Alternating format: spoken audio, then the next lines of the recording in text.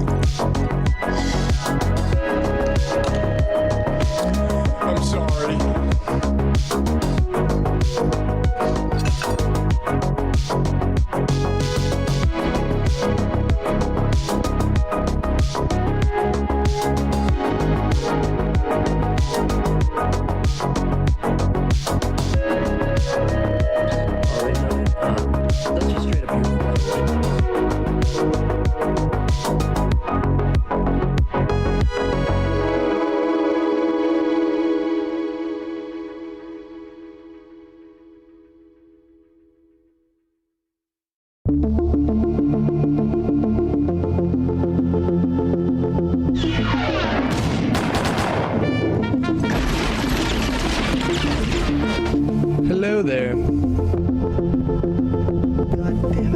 So apparently from the last video, keep the beard, but get a haircut was the consensus. And also don't hold the microphone like this, because it makes me look a little frou-frou. So like a man, I'm gonna hold it like this. This is episode 2 of Camp Hutch, and today's gameplay is gonna be featuring the Moody Swede. This guy's a 16-year-old UK kid, and one of the best snipers on YouTube in my opinion. You guys are gonna love his gameplay. And I got something else on my mind, Mr. Sark. I see you throwing down all these challenges. Well, I got one for you. You and me, one-on-one.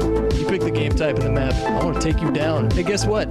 There's your YouTube channel. So if anybody wants to post a message on his profile saying, hey, you and Hutch accept the challenge, I would encourage you to do so. So what do you guys, do I look better? Do I not look like a pedophile Chuck Norris Vietnam veteran at this point, or an alcoholic? Okay guys, enjoy the show.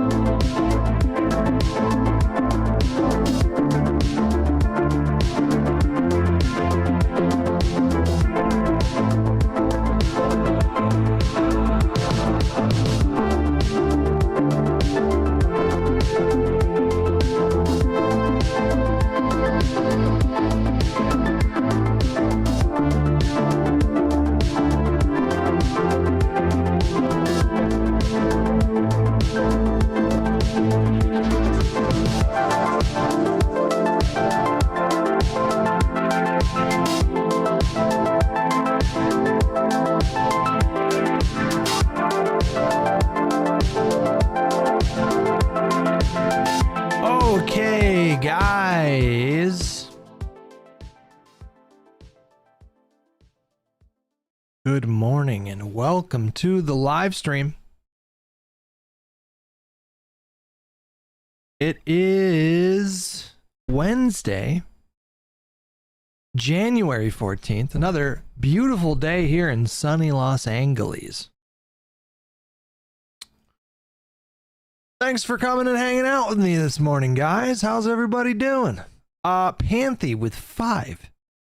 Count them, 5 gifted subscribers. My goodness. Thank you, buddy. Major All, Sham, Dilly, Daily, Lopsided Pixel, Deceit, Dev Off the Rad, Young Jimbo, Jen, Anioma, Nublar Numa, Rokushos, Star Wars, and Bacon, SE4 Dub, Actual Facts Racing, Smelly Armpit, Squeaky Duck Quack. Love you, honey. Kidonic. I won't forget about the thing. Kidonic. Dave, Mystic Maven. Vash 6, Pink 1, Blue, Droopy, Little Boots, West Elm, Caleb, Matt, Hip Hip, Glup. I think I'm good. Little Boots with 5 gifted subs. Little Boots, holy shit. Thank you, buddy. Appreciate that.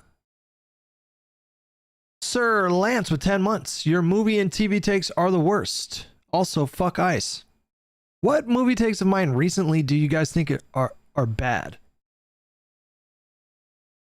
Excuse me?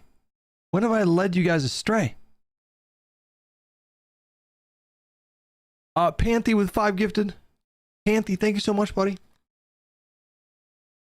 28 years later is not good.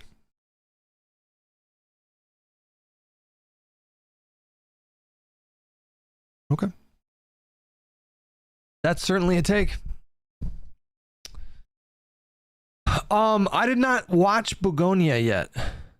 We'll probably we might try to watch it this weekend because it's on my list.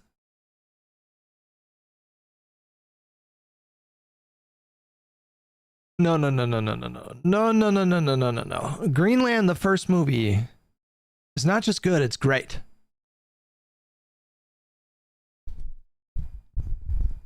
Great. The second one, did you like Tenet? Yeah, I like Tenet. Yeah, probably my least favorite Nolan film, but his worst film is still a lot of fun.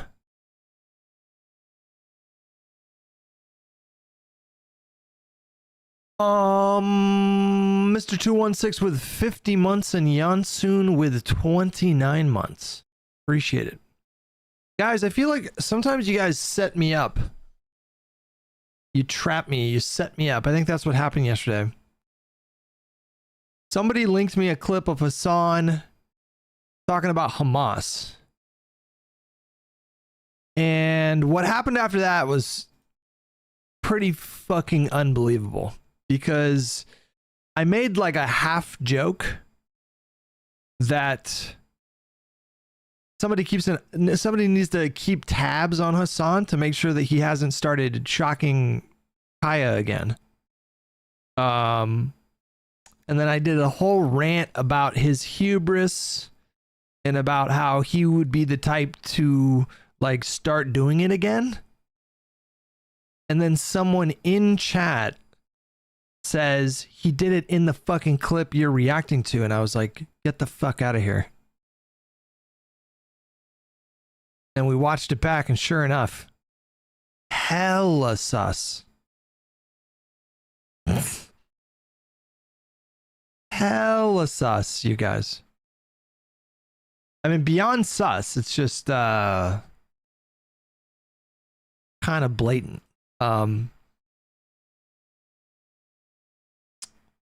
Here's the clip here, right? Here's the clip. This is us reacting to the clip. God, I can't believe the protesters He sees Kaya get up. that are protesting.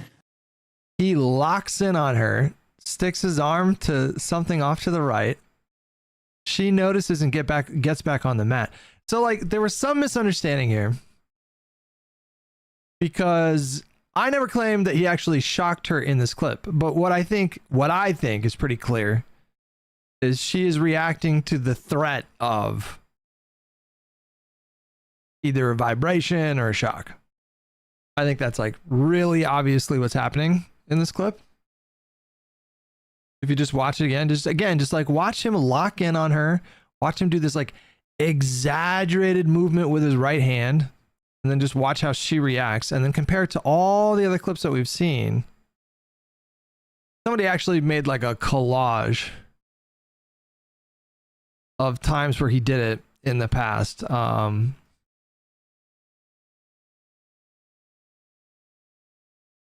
Just to give you like a frame of reference. Seems like everything works. Seems like everything works. God damn it. Yeah, that's good. Everything works. Everything's fast. Reason as to why America. Kaya, please just fucking go. Please Stop. Kaya, please. Get back over there. Go What do is this? It's the same fucking pattern, you know, like he gets irritated, he notices the dog off the mat. He reaches his hand for something, like in all these clips, like reaching. She gets back on the map. People found like a dozen clips of him doing this.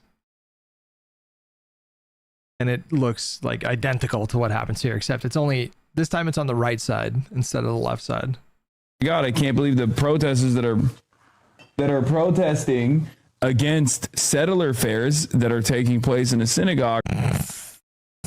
Come on, man. And he sneaks place into the very next sentence. Shut up. Wait, no, I missed that.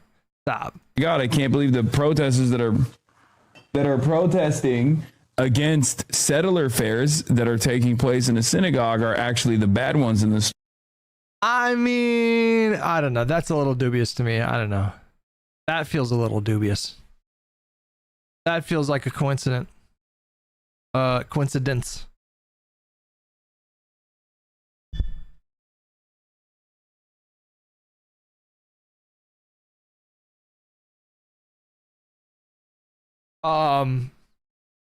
Smodge actually made the clip for that, and then it was on LSF in a matter of like 20 minutes.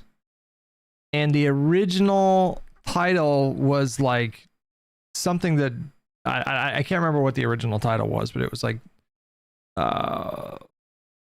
Hassan gets caught shocking his dog again or something like that, which technically was not correct. That's not what I saw. That got taken down. That caused a kind of like a Streisand effect. A bunch of other creators started talking it. Then it goes back up.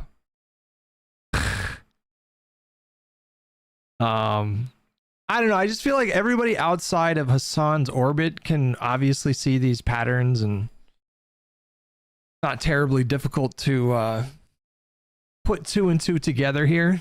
And then everybody that's like in his cult of personality, I just don't get it.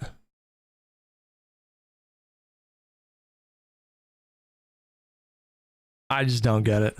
Like the idea that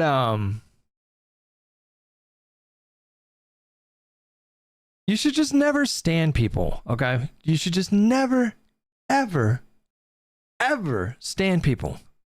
Just don't do it. Just don't fucking do it. Because you do that and then your brain finds ways to avoid certain things and you just look fucking ridiculous.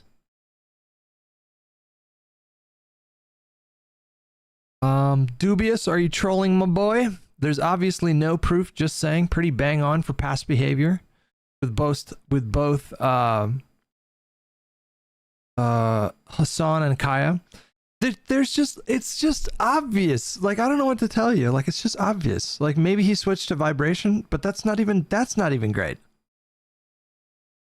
That's not even great.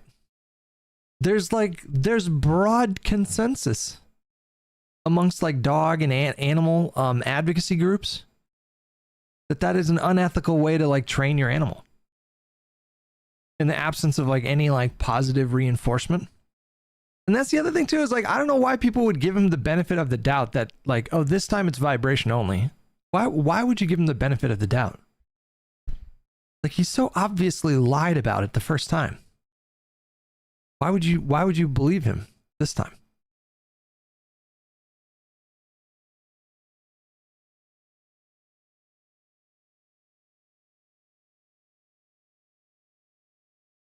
Vibration is fine, I thought. I mean, I don't know. There's like some debate about, when I looked it up, there's like some debate about whether or not vibration is acceptable. There's pretty broad consensus that like shock collars are just generally not good. But in either case, if you're going to use a shock collar or a vibration collar, like in this kind of context, the reason why it's considered unethical is because it just stresses the dog out and you're not giving them any like positive reinforcement. It's just like a fear response. They just become afraid, which is not tight.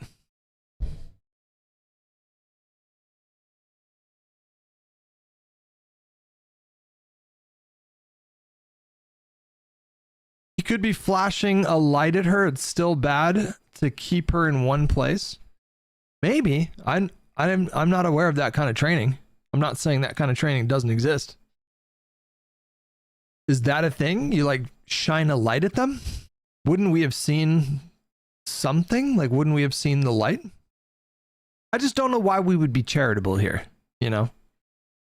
I just don't know why we would be charitable. He fully, blatantly lied about this when it first popped off. You guys know me, like I am inclined to be charitable with people, even really bad people. In fact, I've pissed some of you guys off because I've been too charitable to like Elon Musk.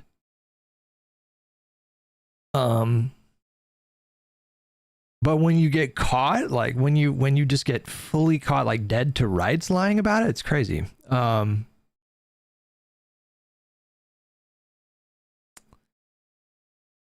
XQC had some thoughts on it.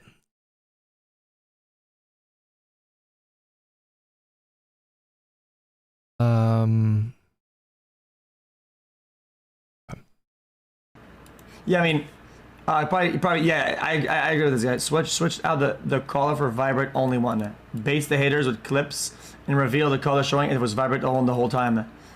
But then this time, the color's a lot lighter, isn't as fat, and the port is not in the middle, and it isn't protruding from the middle part. Oh, no way, dude, that's crazy. Little sides. Yeah, nah, I think it probably is vibrational or whatever, right? I mean, I'm guessing that, yeah. The reason why I don't think this is the case is because he was still live when the clip popped up on LSF, and if he was actually trying to do bait, he would have pulled off the collar right then and there, and he would have been like, "See, boom, fucking idiots!" But he didn't do that. That's not what happened. He just tried to do like, in fact, the way that he navigated it when it happened was, you'll notice he doesn't even deny it. Or I don't know, maybe he did. I think there was like a longer response on his stream where he was doing his whole like conditioning his audience. And I only saw the tail end of that. Maybe he like showed it. I don't know. I feel like we would have seen a clip of that, but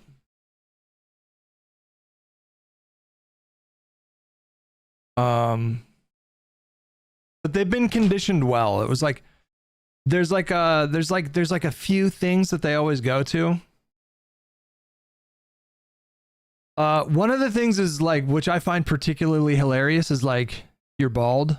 So people come in my mentions and they're like, you're bald. It's like, bro, there are clips of Hassan talking about the fact that he is balding, talking about the fact that he feels insecure about it, and talking about the fact that he uses treatment for his balding, which is fine. Great. Whatever makes you feel good. I don't care. But it's like so clearly just the textbook example of projection. I am 42 years old, okay? I am 42 years old, okay? I'm not gonna lie, the first time I looked in the mirror and I noticed a little fucking ring up here, it kind of freaked me out. I was like, what the fuck is that? Why is that happening? What's going on there? At the age of 42, I do not give a fuck. I wake up in the morning, and do you know how much time I spend in the mirror styling my hair? 0 minutes. 0. I just get up and I start doing shit. It's awesome. I do not care. If you're insecure about your shit, I support it, bro. Body positivity. If Hassan is insecure about his shit and he wants to, I don't know, get hair plants. I don't know if he got those, or use finasteride or whatever it's called. Whatever makes you happy, bro. But when he does this thing where, because I've seen clips of him being like this bald fucking blah, blah, blah. Like, bro, come on. This is just so obviously projection here, man.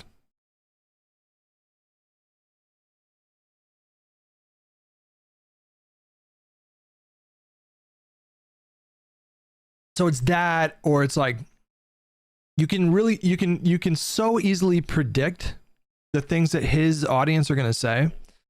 So it's like, you know, you're bald and stuff like that, and then it's wow, you're really spending your time attacking a pro-Palestinian activist like that, you know. There were more than a few people in my mentions, like the literal Gestapo is disappearing in disappearing people in American streets, and you're spending your time talking about a dog collar. So it's like,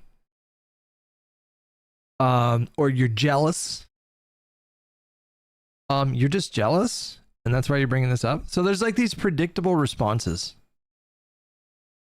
And it's because he says these things on his stream, like in the moment, and then his idiot audience come to my tweets and start like parroting it, like literal parrots. Foggy Monkey with $2. Anna Kasparian versus Pearl Davis debate today. Yeah, we can watch that for sure. There was also a CBS News interview with Donald Trump that I wanted to get to. I still want to get through the Tallarico Ezra Klein interview. Tim Miller was on Piers Morgan yesterday. He got a little spicy. I really want to watch that. And so, yeah, we listen, we're going to try to get through as much as we can today, okay? Games for kids with $20. The thing I've heard from dog trainers is the dog should associate the shock or vibration as coming from the collar, not from you, the owner. When he reaches says place and she associates it with getting shocked, that's bad. I'm a little out of my depth there, but if you just do like a Google search or whatever and just look into like what the various animal advocacy groups say, there's a fucking pretty broad consensus about that kind of training. If I lived in a state where it wasn't two-party consent for recording or streaming like phone calls, I would literally call, wait, I shouldn't say that. I would call a dog trainer and see if I could like extract that out of them. You know, you'd have to find a way to get like free advice, but I would try to find a way to get them to like answer that question, like should you use it in this specific context, you know, like Das Vidani with $2. I stan Nicolas Cage. Don't tell me I'm wrong. I mean, he's a little messy. He's a little messy. That's risky to stan Nicolas Cage. Tito with $5. I think overemphasizing this is ineffective. I think you should focus more on him lying about Dems. Very much disagree about that. First of all, this isn't a tactic. Me reacting to a potentially new collar clip is not a political tactic. It's just content.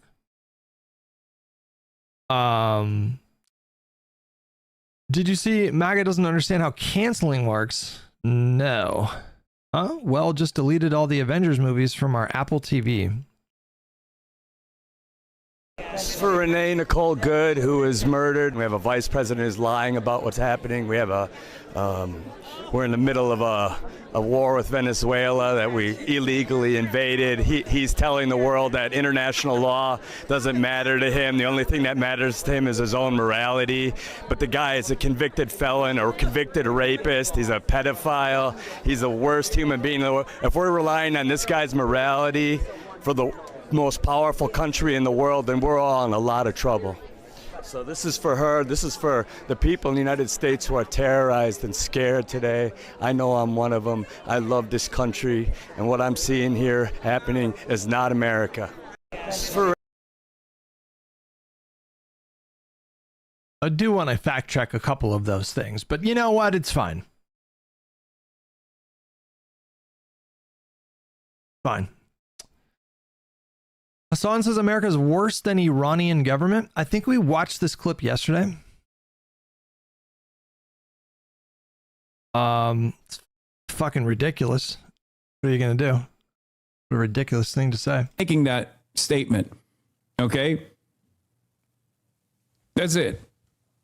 America is obviously still far worse than the Iranian government, even in terms of like the dire economic situation that Iranians are facing is also a direct consequence of American intervention. So every Iranian that is in a state of disarray due to the real dropping in value to zero, or due to not having any sort of fucking, like, due to people not having any sort of commerce in the country, that's all America. That's all American intervention. So they're still worse than even the fucking most. Okay. All right. I can't speak to the economic stuff, but Burnt Bread with $2. Did you see Trump flipping off the Ford worker? I did. Yeah, I did see that. I did see that.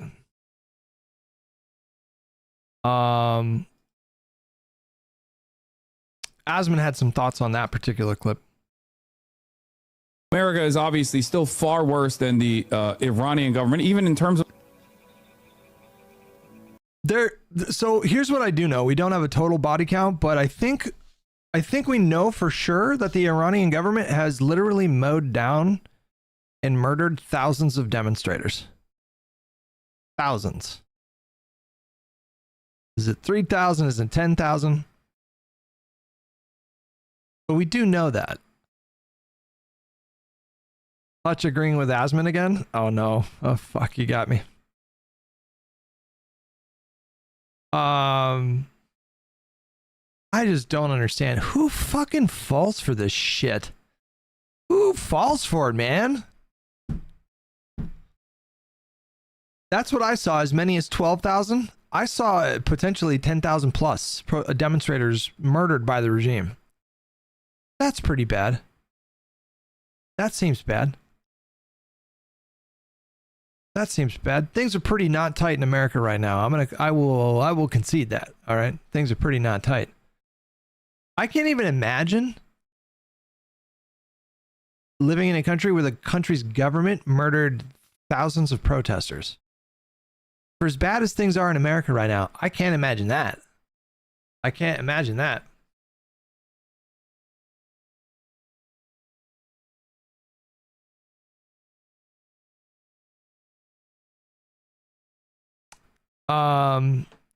Which says nothing of, like, imagine being a woman in Iran. Like, what do women in Hassan's audience, what do they think when he says the American government is worse than the Iranian government? does it not flash into their minds in that moment? Like, does Hassan give a flying fuck about like women's rights?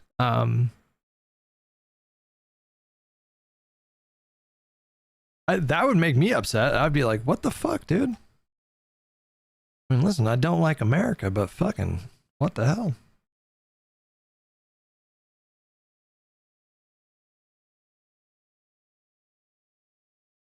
No. That GoFundMe for the Ford worker had it over 250,000. When I looked at it about an hour ago, what's it up to now? There was a guy at a Ford plant who shouted at Trump and called him a pedophile protector, and then Trump flipped him off and said, fuck you. The guy got suspended. WAPO reached out to him. He said he has no regrets. People started to GoFundMe. And it was already up to 250,000-ish when I checked it about an hour ago. So it might be even higher now. Can you imagine if this guy pulls in like $1 million? Can you imagine? Like his impulsive decision to call Donald Trump a pedophile protector while he was on the job has landed him 6 figures. I fucking love it.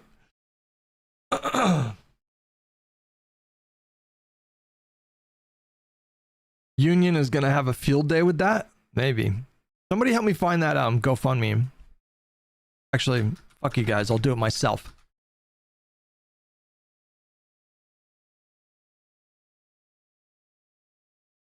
It is up to $313,000, dude.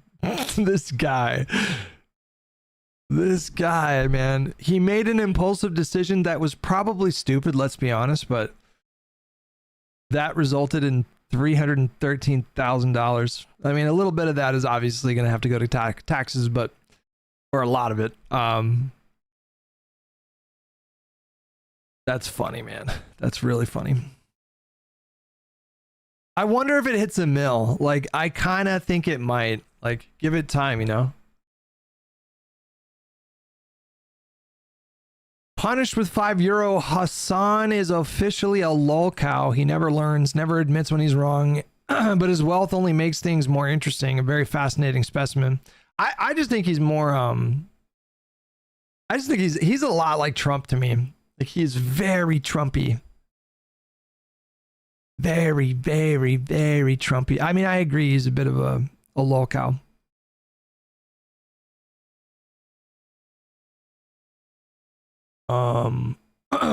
More on Collargate. Asman weighed in on this. Entire media was moved in the direction of, oh my God, I can't believe the protesters that are protesting against. Like, it's so obvious. I mean, come the fuck on. You know, like, it's so obvious. Entire media was moved in the direction of, oh my God, I can't believe the protesters that are protesting against. I mean, against settler fairs that are taking place in a synagogue.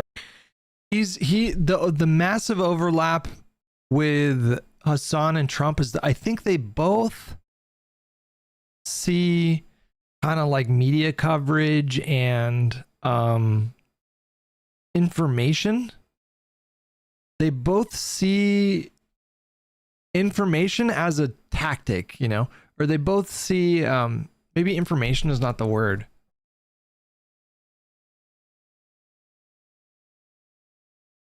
I don't really know how to articulate this. I can kind of like, I have an intuition that I'm having a difficult time articulating in terms of the similarities. Well, I would say, you know, it's about their relationship to the truth. They both, like, neither one of them, I think, values the truth at all. I mean, beyond the narcissism, because I do think they're both pretty narcissistic, but like, neither one of them, like, to me, I think the truth is actually pretty fucking important. You should endeavor to be as honest as you possibly can. There are exceptions. where it is okay or even maybe moral to not be fully honest or whatever. But generally speaking, being truthful and telling the truth and, you know, being an honest person, like these are pretty important virtues, I think. And I think both of them seem to understand that you can convince people of a lot if you can convince people that things that are not true are true, or things that are true are not true. Well, I guess those mean the same thing.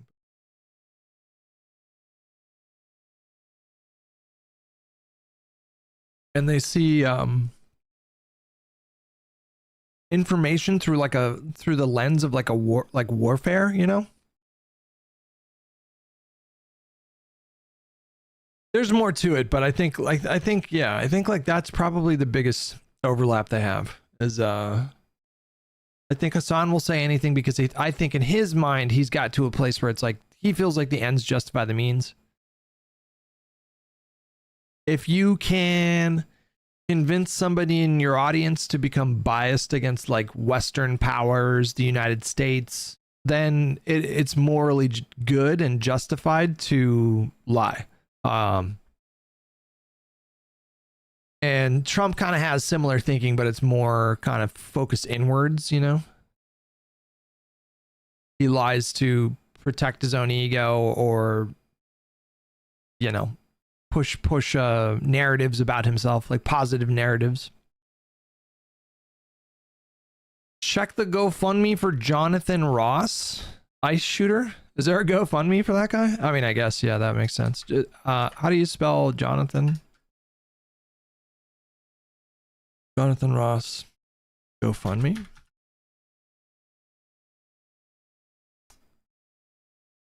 He is at 16,000. The lady who said the N-word got like 10 times more than this guy. Oh, he's at 700,000? Am I looking at the wrong one? There might be a couple scam GoFundMe's going on here, because I just found another one. How hard is it to scam GoFundMe? I feel like it's probably easy to shut that shit down, right?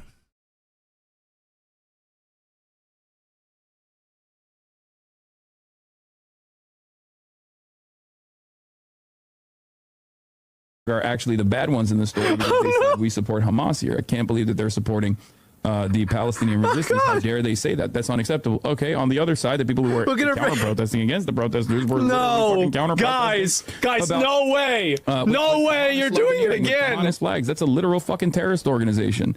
That's a terrorist organization. Oh my God! A terrorist organization in the state of Israel. Like, okay, all right, turn it down. It's truly shocking. I complain about people. Okay, where was it at? How long is the dog there? Designate or ethnic boundary. I don't give a fuck about any of that stuff. Don't ever do that to me. Jesus. It's the dumbest fucking argument of all time. Oh, Jesus. Oh, Jesus. Isolated. The timing of that is so insane. The timing of that is so insane.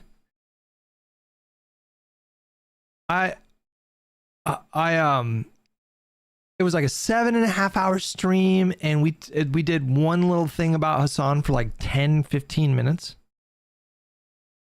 because he said some stupid shit about Hamas and criticizing Mamdani for condemning Hamas, and it was just a throwaway line, like a joke, like a half joke, you know, like, is somebody keeping tabs? I was like, is somebody keeping tabs on Kaya? Is somebody making sure he's not doing it again? Because he's arrogant enough to do it again. He's the hubris on that guy is crazy. He'll do it again, and then it happened in the clip that we're watching. Crazy timing, crazy timing. Like, and that, think about that for a second. Like, it's like 10 minutes out of a 7.5 hour stream yesterday, and then I'm tuning in on a short clip that's like 3 minutes out of a fucking 8 hour stream for him, and the stars just aligned like perfectly in that moment. Like, what are the odds? What are the odds? Like, we absolutely live in a simulation.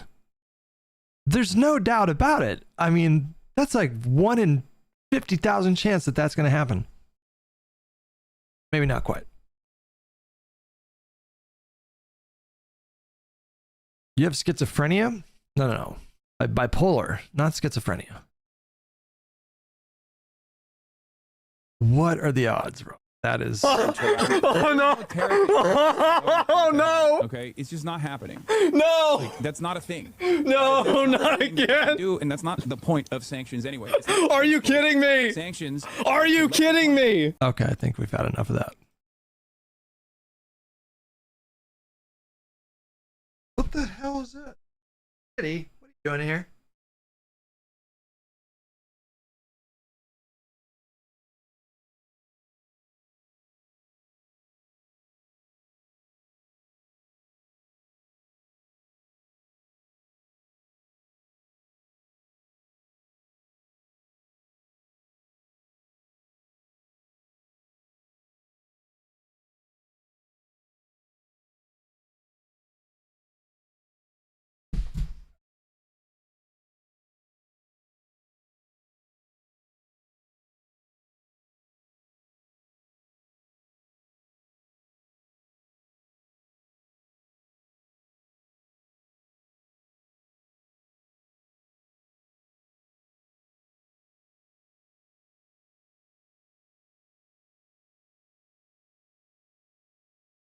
And I'm not. Snipe this comment, please. The usual suspects are trying to do a repeat of last October with even less convincing footage from earlier today. Please nip it in the bud, but this time debunk it quickly. Don't want a repeat of that shit again. If you do it the next day, they will just lie again. What are you talking about? What is the... I don't even know what the fuck you're like the most well-informed critic in the world, and I make mistakes. He's such a liar, dude. He is such a fucking liar, dude. Mistakes for sure, but I'm not out here with no provocation whatsoever calling artists dirty and smelly, because that's just Hutch is doing Dogtober 7 2.0. Okay, dude. Yeah. Uncalled for and so unnecessary. I'm brutalizing. I'm killing Kaya. That's why she's not here, because she's dead. Not because she's on a walk, but because she's been killed. Necessary and doesn't make sense. It doesn't. Notably not a denial. I just want to say, notably not a denial. Benefit anyone, fix anything, or contribute to any kind of net. And I'm not. Snipe this comment. I'm just saying. Just saying. All right, we are not going to spend any more time talking about this, unless, of course, some more clips pop up on Hawk. Let's go to Piers Morgan and Tim Miller. And then I'll let you guys decide. Oh, God. Adam Carolla was on at the same time. And then I'll let you guys decide what we watch after that. We still got the Tallarico Ezra Klein interview. We have a Donald Trump CBS News interview. We got a lot of stuff possibly to get through today. I think everybody made a mistake in this situation, but only one person got executed. I'm a lawyer. I've been trained. I've read a lot about the law of self-defense. This was the angles now for the last week. We're going to skip to this section here. This Nick Shirley kid, bro. How did he... God, he is so dumb. The Tallarico interview was boring as fuck. I mean, that's a matter of perspective, isn't it? Unbelievably divisive story. My view is, having watched this many times now from every possible angle, is that everybody involved made mistakes, but that ultimately that woman should not have been shot dead. And no one can persuade me otherwise. I do not believe the videos collected.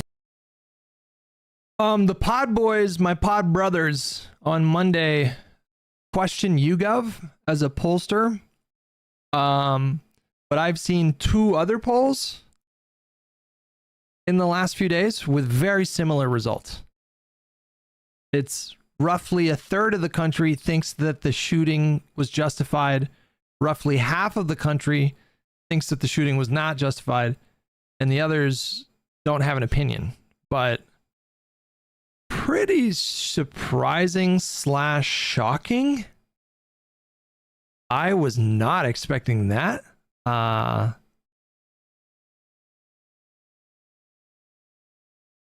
don't really know how to explain that. I wonder if we're at kind of like a flashpoint, a turning point in the country, because it just seemed to be the case in this country that more often than not, the public would grant a lot of leeway to police officers. There's some obvious exceptions here, you know, like George Floyd. That was like a different story, kneeling on somebody's neck for 8.5 minutes or whatever it was. But I thought that in this case, you know, with the car making contact with him, I was like, I don't know. I did not expect those kind of numbers. So I don't know if it means that the public are more clued in now. Like, we're just watching commentary about these things more. Maybe that's what's going on. Like, the people are listening to more podcasts and they're watching more YouTubers and they're just like spending more time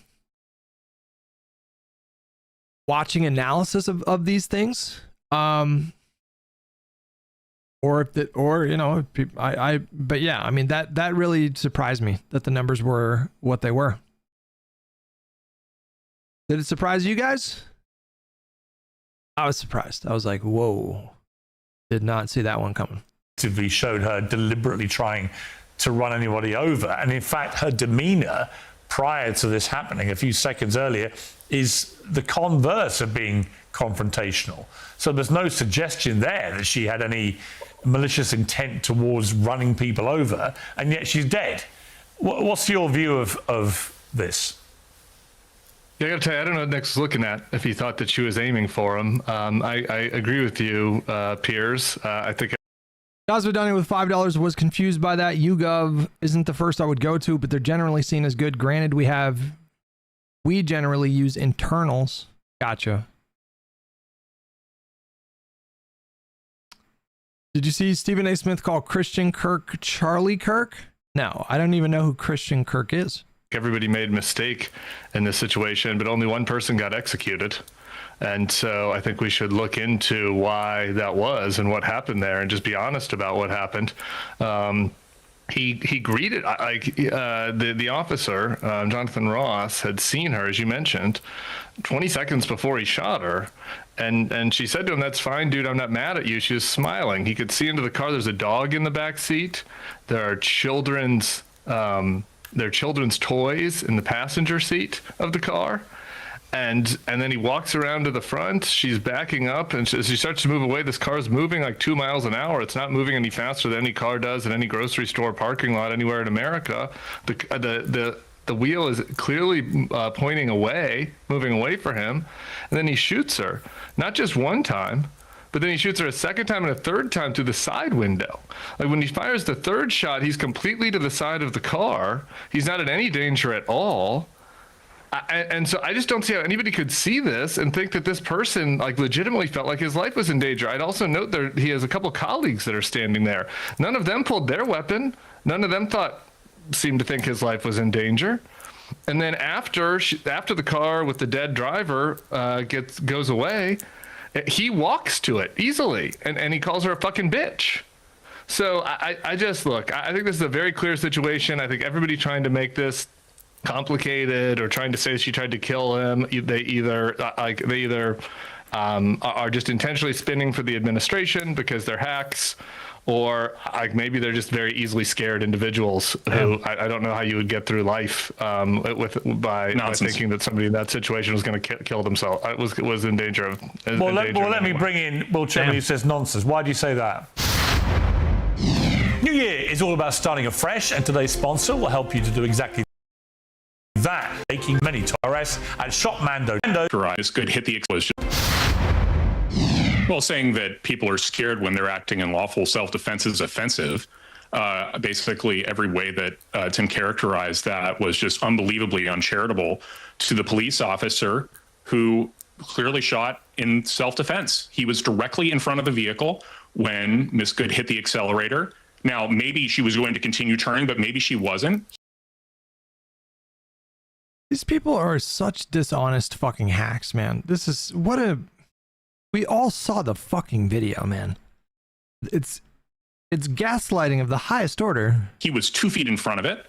And that woman had justified a lawful order to be detained. I mean, we have to understand, before this happened, and that's not, again, not to say that she deserved to be shot. This execution thing is so frivolous because it's not about her being given punishment for her actions. It's about her creating the scenario in which another person felt a reasonable fear of deadly injury.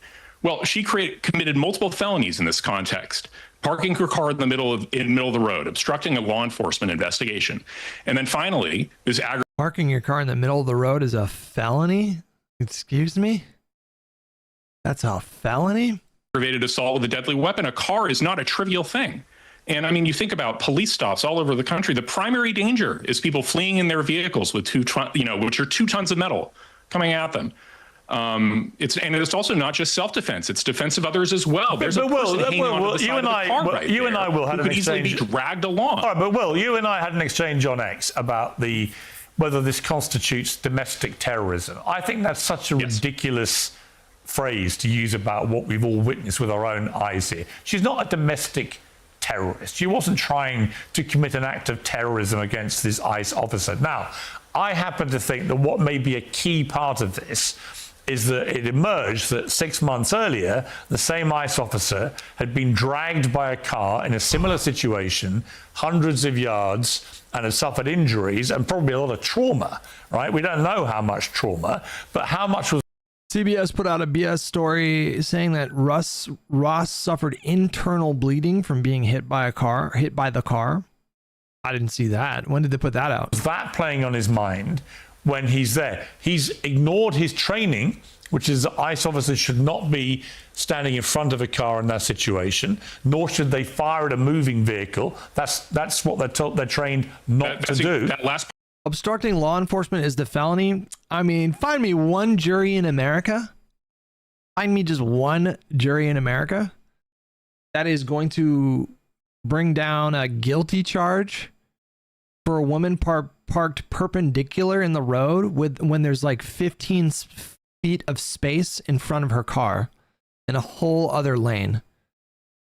I'm sorry. You are not going to get a guilty conviction for a felony charge for obstructing an investigation, especially when the video showed her waving an ICE car to go in front of her. There's no fucking shot that she would be found guilty of anything by any jury in this country. part is certainly incorrect when you are allowed to fire at a moving vehicle in self-defense or in defense of others. Right. If you genuinely think your life is in danger, right? Now the question. So the question is. That's not. I'm sorry. How does firing at a moving vehicle make you more safe? This doesn't even make sense, Piers. Again, she's barely moving. If you shoot someone, as we saw with that car, if you shoot someone driving, I think the point I'm making, Tim, they're going to lean forward and press on the gas. Yeah, but Tim, I'll be dangerous. Maybe they won't, but this is standard policy. The point I'm making is we don't know what was in anyone's minds. I think it's quite likely that what was in the mind of this ICE officer is what happened to him 6 months earlier, right? And it may be that he panicked because he feared the same thing happening again. I'm not excusing or justifying what he did. I'm explaining what may end up being one of the factors involved here. It doesn't seem to me to be irrelevant that the same guy was dragged by a car and could potentially have been killed in that incident 6 months earlier. Well, my point is, everybody is ignoring the original sin. Hold on a second. I haven't spoken yet. Everybody is ignoring the original sin, which was to use a brigade-sized deployment of paramilitary forces to presumably or reportedly or the pretense was to go after the worst of the criminal aliens. Did that happen? Absolutely not. What happened instead? You had this deployment of these masked desperados, 2,000 strong, descending on the community with attitude. There was hostility on both sides from the get-go. And what in the world are paramilitary forces doing enforcing immigration law to begin with? This was a bait and switch. This was using the specter of immigration. I'm surprised they didn't bring in transgender aliens. This was absolutely a fraud. This was a catastrophic failure. What did they get for all this? Aside from the dead Renee Good, the dead woman, what did they get? They say they arrested 500 or detained 500 undocumented immigrants so far in this operation in Minneapolis, in the Twin Cities. 500. How many of the 500 were the worst of the worst? Is it not a fact that 70% of the American people oppose the way this deployment has gone down? The Trump administration set the stage for this catastrophe, this tragedy to happen. The southern border piers, as you pointed out correctly, has been sealed now for months. There's zero influx of undocumented immigrants. So if the supply of the problem has been cut off, isn't it time now for President Trump to use some common sense and some compassion, for God's sakes? Okay, some compassion. Can I respond? Yeah, well, you respond, yeah. Yeah. First, I mean, is there some list of federal laws that federal authorities are not allowed to enforce? You should probably inform them of that. I think that's a little bit ridiculous. And second, if we're going to go to about? What are you talking nonsense? You're talking nonsense. You're basically saying the federal government's not allowed to enforce immigration law. The administration and the agents themselves have discretion. They have discretion. And there is a broad consensus in this country that they want the voters themselves, the people want our immigration enforcement, our ICE agents to focus on criminal threats, gang members, rapists, people that have done like armed robberies, assaults, these kinds of things. And they don't want ICE to focus on people that are in the country and are not committing crimes.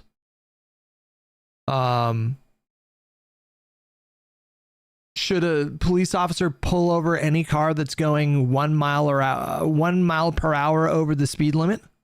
We wouldn't want that, right? So this is just kind of silly, right? Law, because you actually need to bring in large numbers of people. They are allowed to enforce immigration laws. What they are not allowed to is to impose a police state with attitudes and long guns. When did you? I mean, actually, they are allowed to do You that. want to know who's at fault for Hold on a that? second. It's the sanctuary When did you see jurisdictions. mass cops? I don't know how much police work you've done. I've done a lot for the last over 50 years.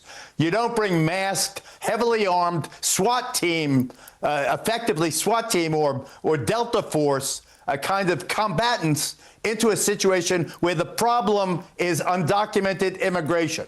If that's the problem, you go and you pursue the normal, ordinary, reasonable, prudent ways of dealing with the social problem. It's immigration. As I said, the supply has been cut off of immigrants. Now's the time. What about the dreamers, the kids brought here at an early age who've been here and committed no crime? Isn't it time for them to get... I think your that specific you're not point, far I want to answer afield. your two Isn't the specific issue points very quick. undocumented immigration? Isn't that what you're talking about? Illegal aliens, so-called?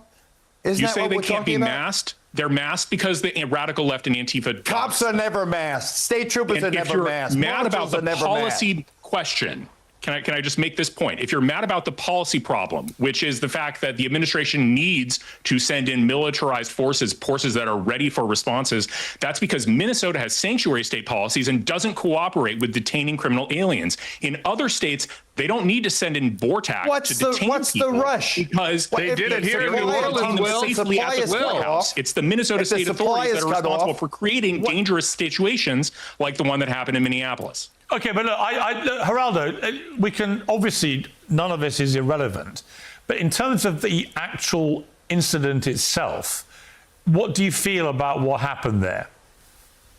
In my heart of heart, and remember, I've covered every war in Central America, every war in Middle East, Afghanistan, 11 assignments, Iraq, 11 assignments. I've seen guns and firing, and you know when to use your gun and when you don't use your gun. That was absolutely an awful. You know what's driving me insane is the lopsided mustache. I know it's stupid, but this side goes higher than this side, and it's driving me insane. Does anybody else see it? This side of the mustache curls up at a higher angle than this one. It's driving me insane. Awful, awful mistake by those officers who aggressively sought to confront, as you peers have clearly laid out. The woman in that car had presented no threatening image. Look at the car. And that's the weapon that makes her a domestic terrorist. That car moving at 2 miles an hour, then 5 miles an hour. The wheels clearly turned to the right. Come on, I'm sick of the excuses. It's one thing to have ideology and be Geraldo is sick of the shit. As conservative as you want to be, but don't make up a situation. What the fuck, Mira? What the actual fuck? You thought I didn't see that? You think I don't look at chat? It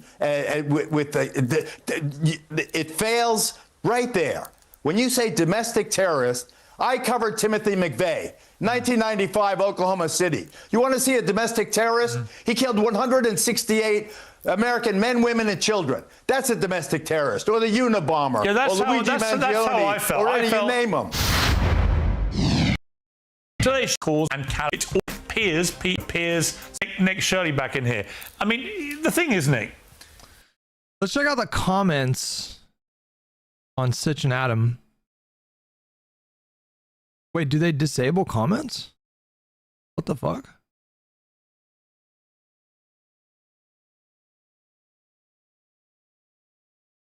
Huh.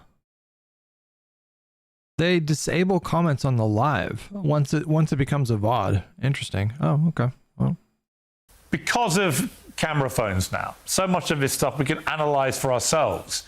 I think that when you see J.D. Vance, Donald Trump and others, and they try and tell us something that we just haven't seen with our own eyes. In other words, they want us to look at a video in a way that just doesn't represent what we watched. No one can convince me that what we saw there was a woman whose demeanor leading up to that was intent on causing harm to that officer and who then wanted to run him over. I've just seen nothing that shows that. Now, if it did, I would say so. I think part of the problem with these stories is everyone takes their partisan political position. the funniest thing with this Nick Shirley guy, and it's so obvious what's happening here. Number one, he is a legit fucking moron.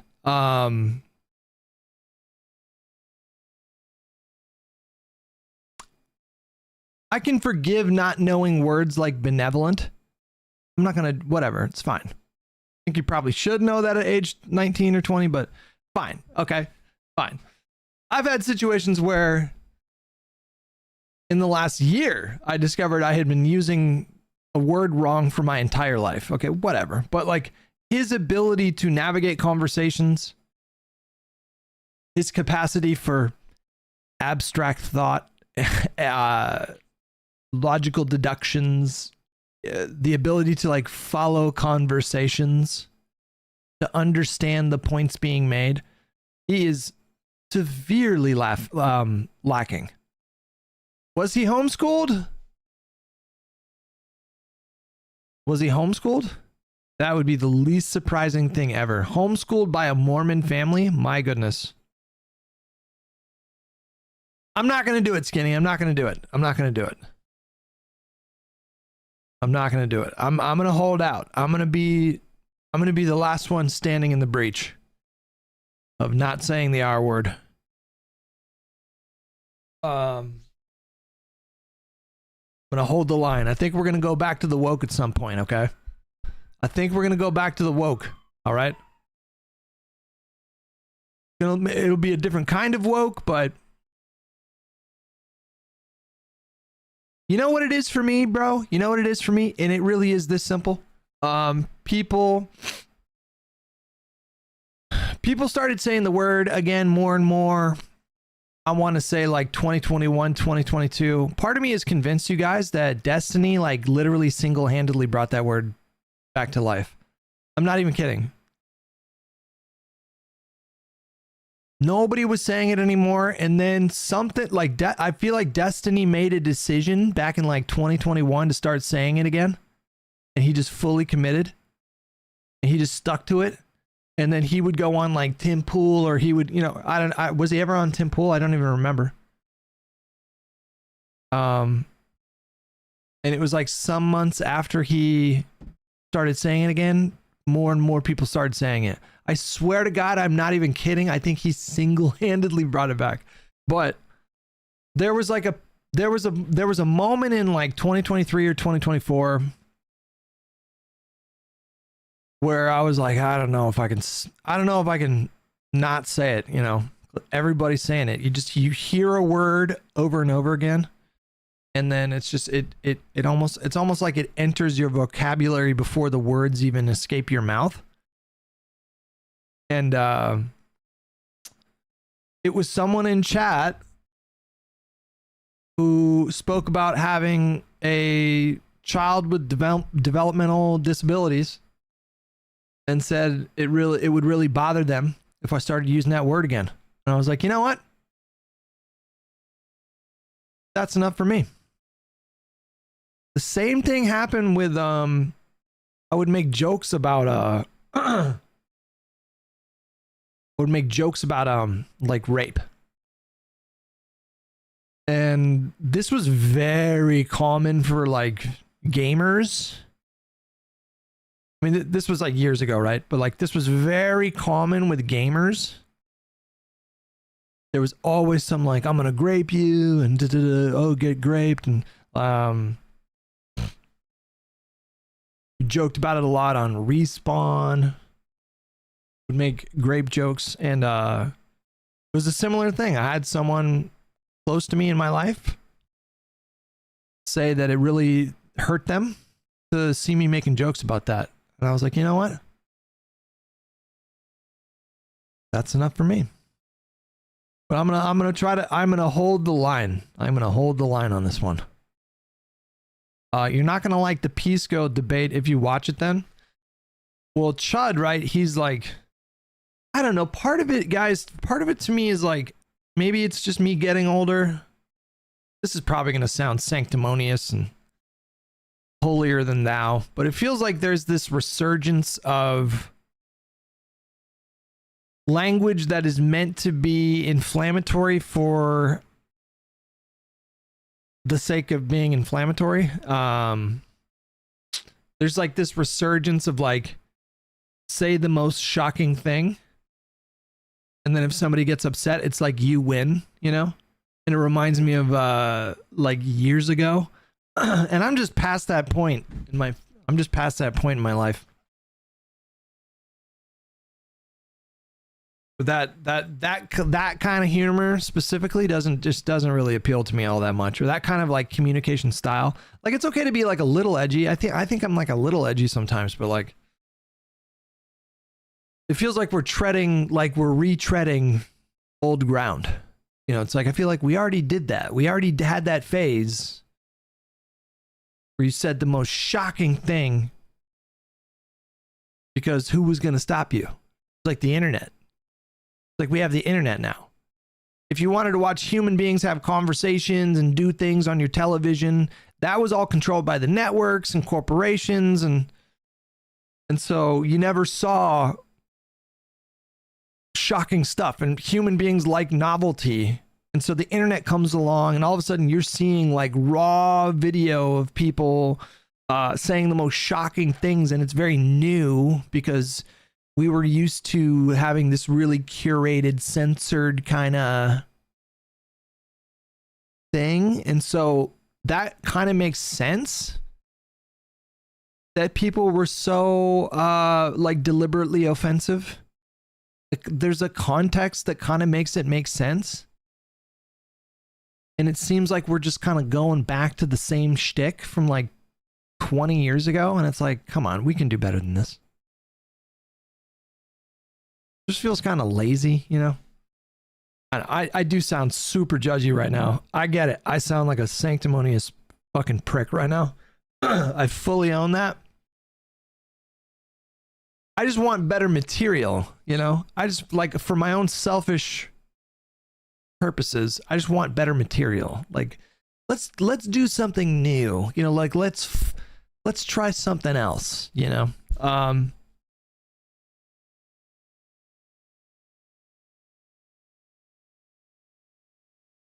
But then, you know, listen, there's like everything in moderation, right? Because sometimes I hear some shocking, super edgy thing, and in that moment I laugh my fucking ass off. So I'm not saying that like it's I'm not saying it can be it can never be funny or anything like that, but it's just like, it's like when everybody's doing it, it's like, fuck, I thought we already did this like fucking 15 years ago.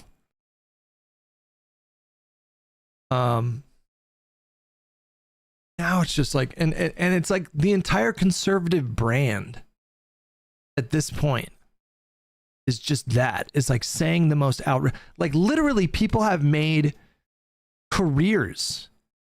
Careers have been born by deliberately just saying the most offensive thing. Like Melanie Mack, this fucking moron.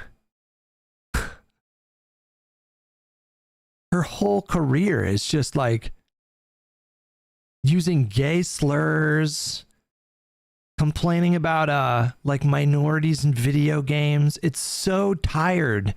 It's so fucking boring, man.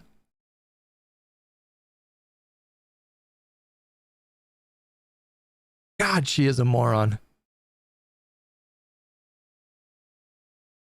Was there not a thing with her where she was like, I don't know exactly what happened, but I think she was like, she was somehow convinced that the experts were lying about how you needed to drink water, like just throughout the day.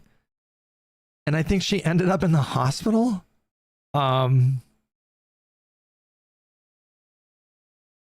With like an IV because she was dehydrated. Flowing Brown with 5 months. Hot food go. Nobody says no. Cheers, buddy. Thank you. Swanee Bird with $50. Oh my goodness. Your decision to not use the R word is a big reason why you're my favorite political streamer, Hutch. I have friends with family who have mental disabilities and they hate when people use the word. Keep holding the line of respectability, my man. Thank you so much for the generous donation. Appreciate that, buddy.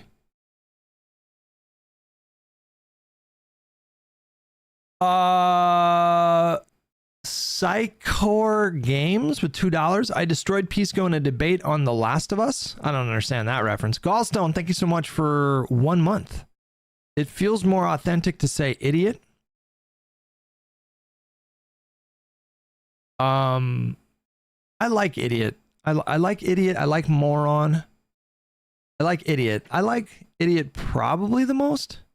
He's an absolute actually, maybe I say moron more. I like them both. I like them both.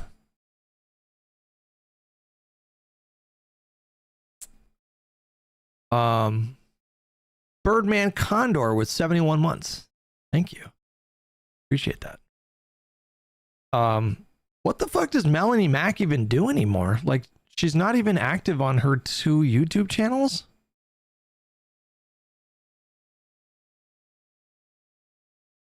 It's just like this, like, I don't know. To me, this is like, she's like a really extreme example of the lowbrow, like zero effort. Like you can have, you know, you can hit it big and connect with an audience and establish a career in conservative media just by employing this strategy of just saying the most outrageous, offensive, insulting, dehumanizing thing. And people are like, oh, it's so epic.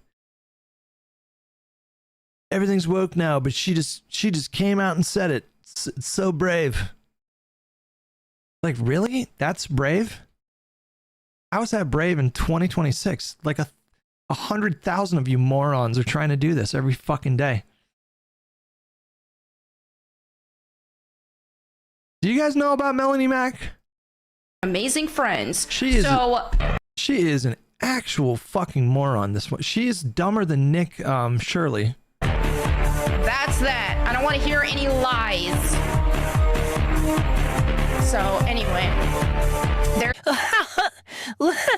Oh my god, this is so pathetic. This is so funny. She's trying so desperately to go back into brain dead gamer girl mode. Just say yay and take the money, but she can't even do it. Oh, I don't know what this is all about.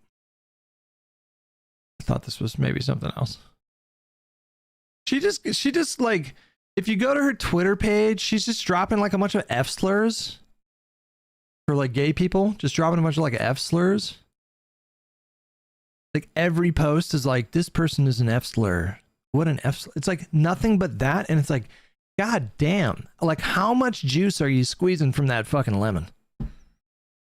How are people still like, oh my God, so epic. She just said it. She just came out and said it. It's also insane that like that is not a word that gets suppressed in X's algorithm or flagged as offensive, but cisgender is. It's just fucking incredible. We live in the dumbest, most absurd times. It's so stupid right now. Everything is so fucking stupid right now. From every angle, you know, like we are just being assaulted with stupidity these days. God damn it, people need to fucking raise their standards.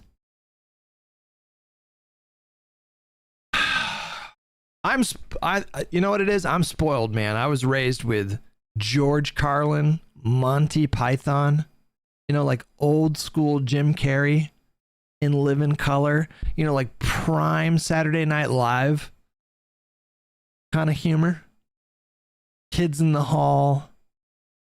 You know, back in my day, things were actually fucking funny. And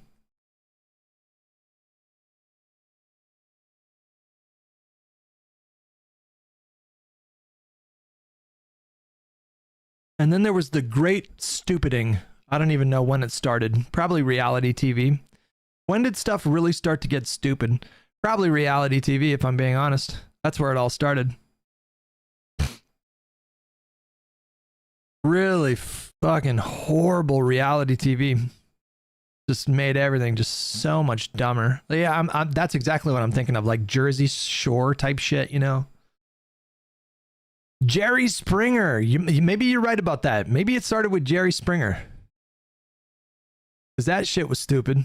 Fake as fuck, too. A lot of that was fake as fuck and, like, obviously so. Yeah, but South Park wasn't dumb, though. I wouldn't say that South Park was dumb. That was pretty brilliant satire. There's layers to it. It's a little on the nose these days, which isn't to say that it's not funny, but it's pretty on the nose. I guess with this administration, you just lean into how absurd this administration is, and you just build off of that. You just build off of that reality and just take it to, you know, like an extreme. South Park is so mild now. I don't know about that. I don't know if I'd call South Park mild. That opening episode of the season, like last year, with Donald Trump like walking around in the desert naked.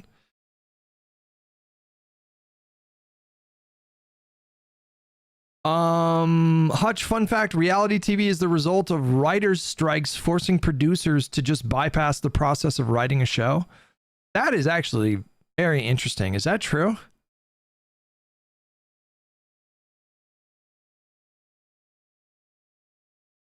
that actually true?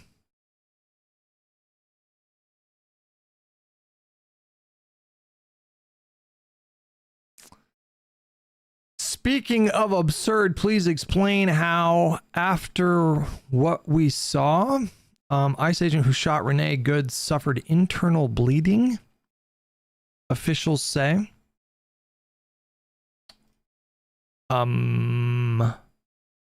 The Immigration and Customs Enforcement agent who fatally shot Renee Good last week in Minneapolis, Jonathan Ross, suffered internal bleeding to the torso following the incident.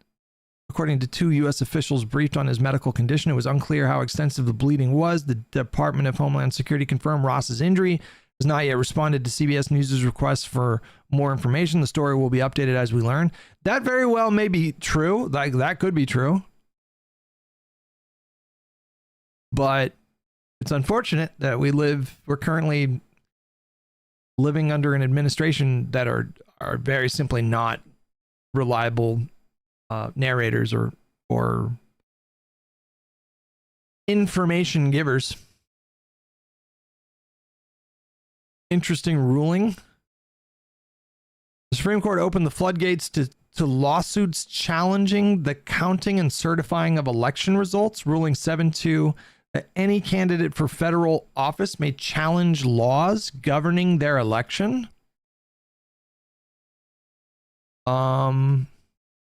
This is paywalled. When did this happen? 8:45 a.m.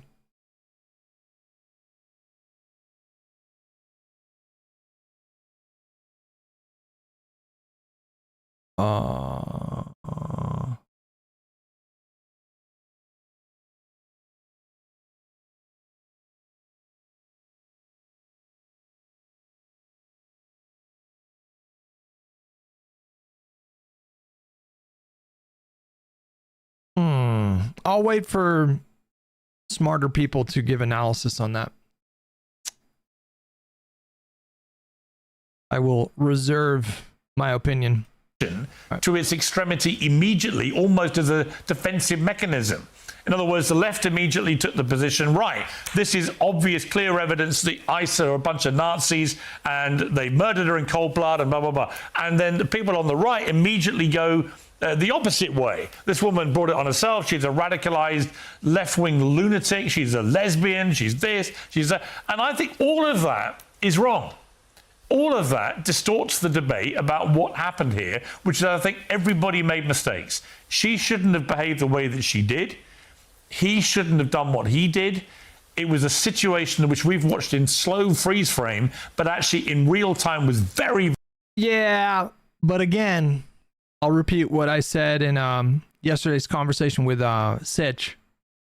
The burden on that officer should be literally 100 times higher. The standards that we expect from that officer literally should have been like 100 to 1,000 times higher than the standards that we have for a civilian like her. Very quick, and I think this guy was suffering from a little bit of trauma from what happened to him a few months earlier. Like, these officers are trained in various techniques specifically to avoid unnecessary escalation or injury or loss of life. They are extensively trained. Well, not ICE. This guy, to be clear, this guy seems like he did have a lot of training. I don't know how much training he had in law enforcement, but I think he's been working in a law enforcement capacity for like over a decade. Hutch, why do you say that? Smarter people to make analysis. I consider you to be one of the most intelligent, thoughtful minds in the space. Be more confident. Now, I'm talking about law. I don't know anything about law. Like, if the Supreme Court comes down with a ruling, I'm looking to the experts. I'm like, okay, I can't tell you if I think if a ruling is good or bad.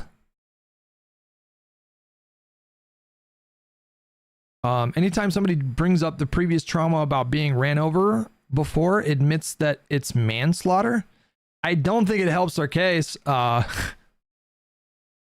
pretty stupid thing to say. And he reacted instinctively, and it may well be he genuinely did fear that he was going to get hurt, but he shouldn't have been in front of the car to start with. That's against their training. So all of it was governed by a series of errors. Why can't it just be that? Why can't we all just be honest about what we've watched? Yeah, it's an ugly situation on both sides, right? You have a lady who's impeding a federal law enforcement investigation. She shouldn't be in the middle of the road. And then if you watch the body cam footage from the ICE officer, he did get hit. And that same officer had been dragged 300 feet beforehand just a few months ago. And so who of us is to say whether or not we felt like his life was at threat? Maybe he felt like his life was at threat, and therefore that's why he shot. And why is that lady impeding a federal law investigation in front and has her car stopped while they're doing a targeted ICE raid? And so obviously there's wrongs on both sides, but you can't justify, no one wants to see a woman get killed, but you can't also say, well, that officer was in the wrong because maybe he did think that his life was at threat. And when we watch the video, it's instantaneously, it's within a few seconds. What is it? This kid, man, is the most unimpressive kid. I didn't even finish my thought from before, but the funniest thing about this kid is that when you watch that interview with Andrew Callahan, it is really apparent and obvious that he regards himself as like a really serious and good journalist. And in fact, my read of the situation is that in that interview with Andrew Callahan, I think his behavior and his rhetoric indicates that he thinks that he is superior to Andrew Callahan. And it's just so funny because he got all of this validation from like his mom, who is helping him with his career in media. He's getting all this validation from his audience. He got a ton of validation and blew up really quickly because of a push from Elon Musk and Donald Trump. And it's really obvious that he took all that attention and internalized it as a validation of his like bona fides. So his ego just fucking exploded. In his mind, maybe it's like, well, I must be right. You know, I must be really good at what I do. Otherwise, why would I be getting this much attention? And he's just like pretty dumb. And he's just like this pretty dumb kid. He's this really unremarkable, not very bright person who thinks that he's like Walter Cronkite. Before and after. I've been telling you guys that Marathon looks amazing now. Did they just post this today? No, this is from a few weeks ago. The game has changed visually quite a bit. Ooh, look at that. Ooh, look at that lighting. Oh my god, I'm horny. Ooh, look at that. Ooh. Ooh, look at that. Look at that lighting, you guys. That game looks good, man. That game looks good. The game looks fun as fuck. Dallas Vidani with $5. Nick Shirley, basically. It's obviously awful and there's blame on both sides. Now I'll go on to put all the fault on the shooting victim. I had the same thought, dude. I had the same thought when I was just listening to this fucking moron. It's like, you can't say something like, oh, you know, we should acknowledge that there was wrong on both sides in terms of the shooting. Like, that's actually a really big problem. Like, if there was a officer using lethal force that resulted in a fatality, and then that officer in the course of that duty had done something wrong, that's actually a big fucking problem.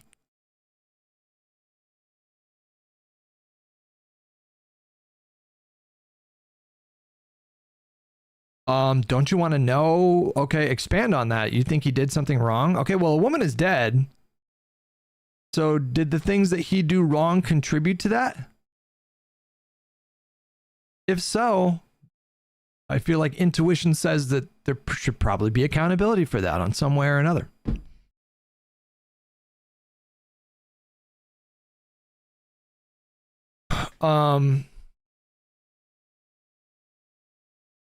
I think my conversation with Sitch yesterday, you guys, listen, I am open to feedback. I'm down for people to criticize me. I appreciate constructive criticism. I don't think, now I could be wrong, but like I don't think that my personality type precludes me from being open to criticism. I very oftentimes appreciate constructive criticism, and it has helped me to like sharpen my own approach to things. I thought I pushed back on Sitch a lot.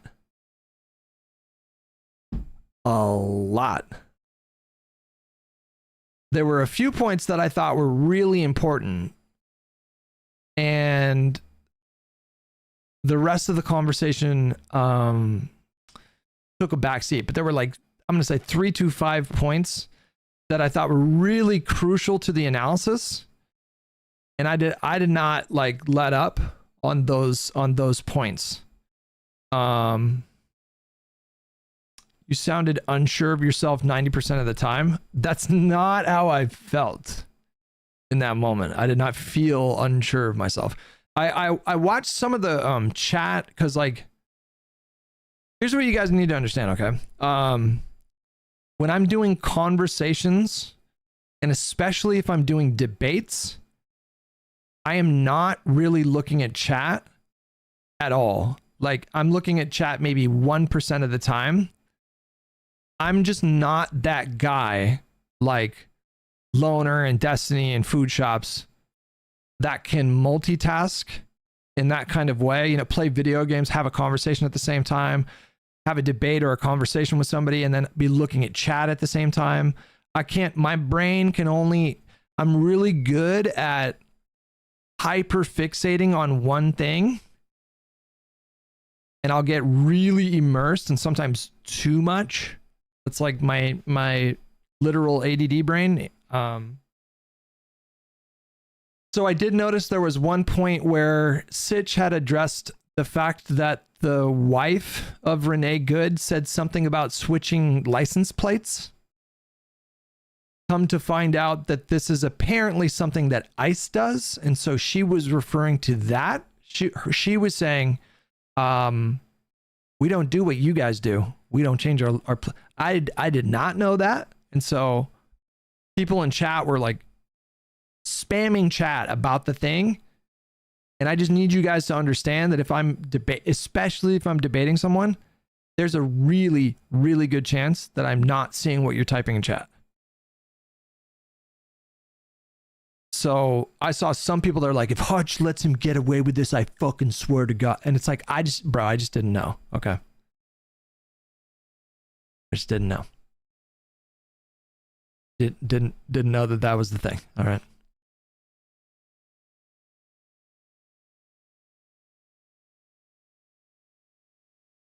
I do agree with whoever in TC said you should start keeping notes on these stories. Use Obsidian Notes. It's great. You guys sound like my fucking wife. Get on my case. You sound like my wife. She's always like, honey, write stuff down like a fucking grown up. And I'm like, no. I'm like Jay-Z. I keep it all in my head. And then I forget like 90% of the stuff. It's all up here, okay? My file cabinet, it's all up here, okay?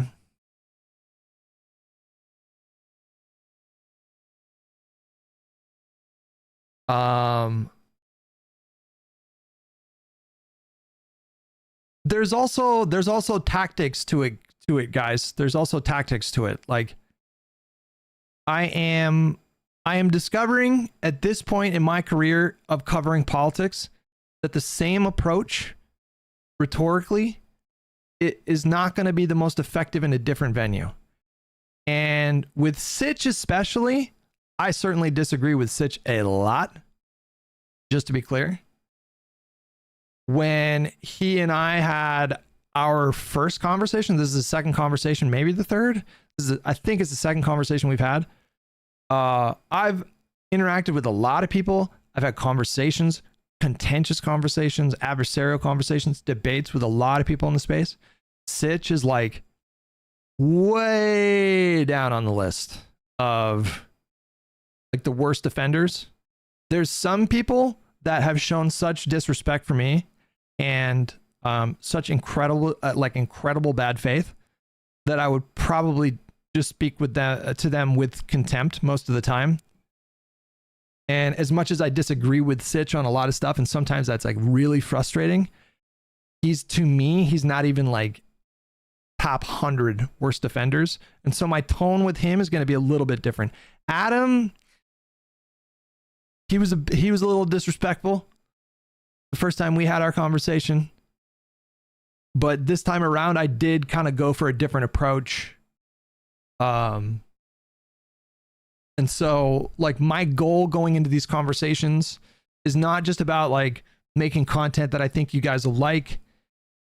I am trying to be more deliberate in my approach to try to convince people in the audience of the person that I'm talking to. And so there's like a different kind of, it's the same thing with like PKA. If you go into PKA and you're like picking a fight about every little thing, that is not, I don't think that venue is that kind of, I don't think that's very effective in that venue.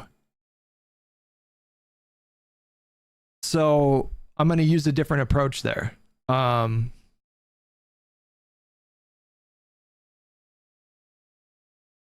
also think that I'm trying to satisfy like a market demand here. Let me put it that way.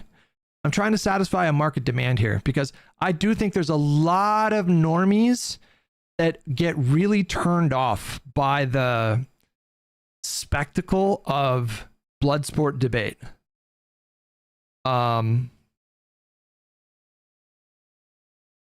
think there's a lot of like, I know that a lot of like people that consume a lot of political content online, the ones that like you guys in chat, you guys obviously probably pay really close attention to politics, you know, follow it on other channels, but a lot of normies are they don't want that kind of like anger and contempt and condescension, and so there's kind of like a strategy there too.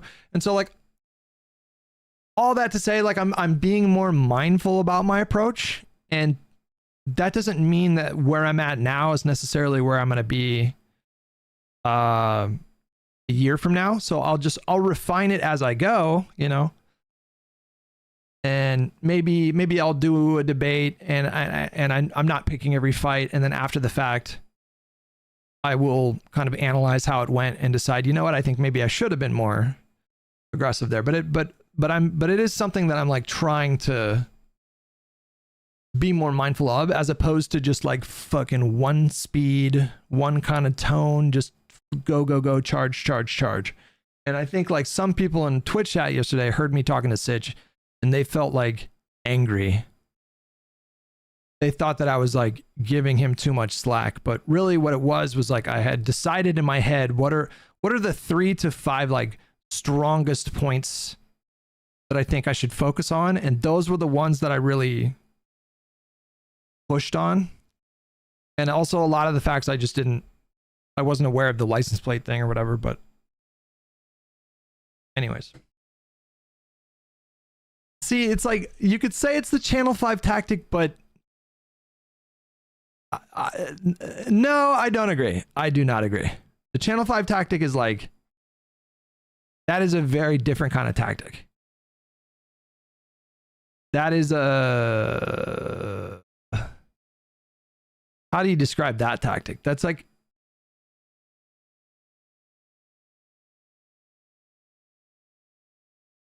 I don't know how I feel about that, man. I don't know. I don't know how I feel about that. Andrew Callahan, that tactic is like, I don't know how I feel about it, guys. Like, I don't know if I agree with a lot of you guys, because a lot of you guys are like, it's all like 5D chess, and he's setting all these traps for them, and the reason he does that style is to like for them to show their whole ass, you know.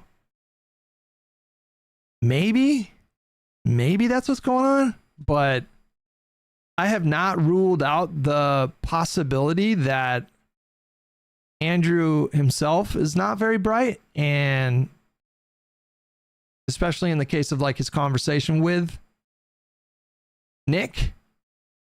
I'm not ruling out the possibility that he genuinely sees Nick or saw Nick before the interview as a peer. Like two brave independent journalists fighting against the corrupt influence of mainstream media and all the populist like blah blah blah. Terry, is it your birthday? Happy birthday. Nice. Hope you do something fun today. Apex about Andrew said he's just drawing a line in the sand and then letting them embarrass themselves by being chill. I just don't know. I mean, maybe I haven't seen enough of Andrew. I feel like I've seen like 20 of his videos. I just don't know if I buy that, you guys. I'm sorry, but I just don't know if I buy that.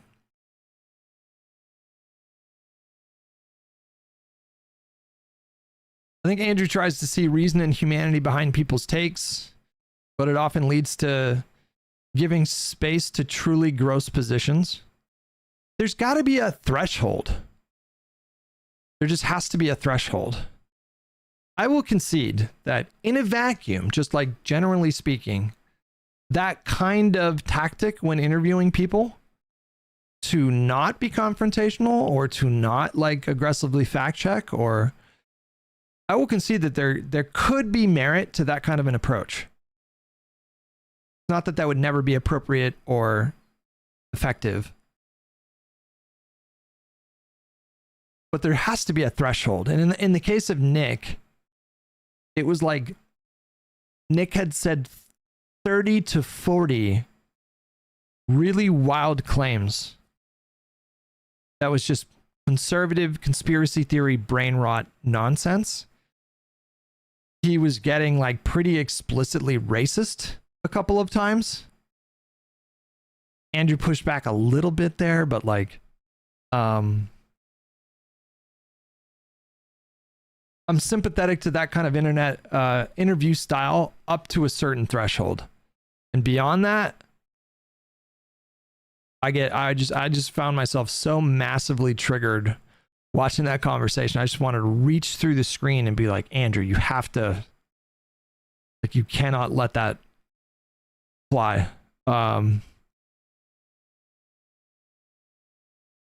Okay, does anyone know? I think I'm done with the peers stuff. Does anyone know what video Josiah was talking? Josiah came into the chat on Live and Learn on Monday and said that Crystal Ball had uploaded a video where she said like the libs were right about everything. Does anyone know what I guess I could just text him.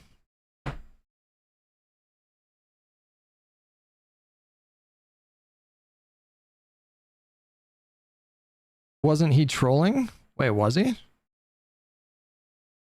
I don't think he was.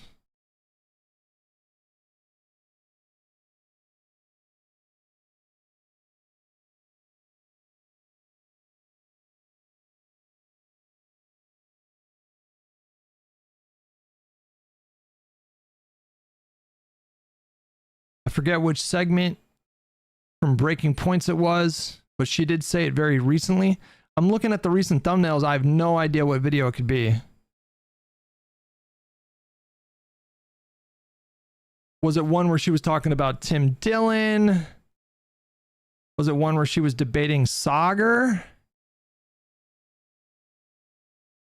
Did she say Psyche at the end of the video? Oh, I have no idea. Pretty sure that was a while ago, like March, like last March. I'm sorry, guys. I just don't buy it. I'm sorry. I just don't. I just don't. I don't care unless you're doing fucking blue no matter who. That's the bar. Blue no matter who, okay? Don't tell me resistance libs were right. They were warning about Trump. They were right about that. Don't tell me that unless you're prepared going into the midterms to suggest and endorse the idea of a straight ticket Democrat vote. Because if the whole premise is like, oh, look at Donald Trump, he's like actually a fascist. He's you know, like annihilating our institutions and eliminating the guardrails and literally doing imperialism and disappearing people on the street. And, you know, don't tell me all that if you're not prepared at the end to say that's why we need to do like straight Dem ticket for everybody in the country. But I just don't think they're going to do that. I don't think they're going to endorse a incumbent Democrat who is like pro funding Israel. We'll see, but I doubt it. I really fucking doubt it. So I just feel like it's empty rhetoric. Bad Company with $5. I just think in this instance, when Nick is getting glazed on every right centrist grifter pod, Andrew has sort of an obligation to push back. Yeah, maybe.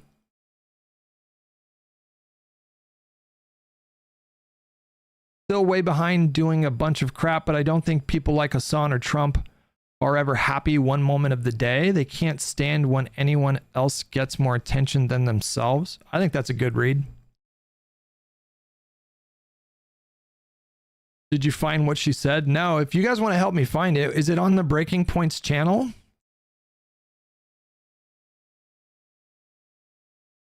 Josiah came into the Live and Learn chat and said, Hutch, crystal ball. You know, I don't know if he said apologize, but it was like, she said resistance libs were right and da da da da da. And like, we did hear Kyle say that last year for sure. But the same thing, the same standard applies to Kyle. Like, I am not confident that Kyle is going to tell people to vote straight ticket. Like, I'm not confident that he's going to tell people to vote blue no matter who, which is really important. Like, really fucking important. Like, if we're going to do this thing where like the libs are right and Donald Trump is like literally a fascist and like he can't have power, then you necessarily have to take the position that like, okay, we have to take their majorities away from them. Both of them. We have to take the Senate away from them. We have to take the House away from them. And in order to maximize those odds, you need to, that's blue no matter who. I don't care if John Fetterman is on your ticket. You're voting for John Fetterman. That's what that means.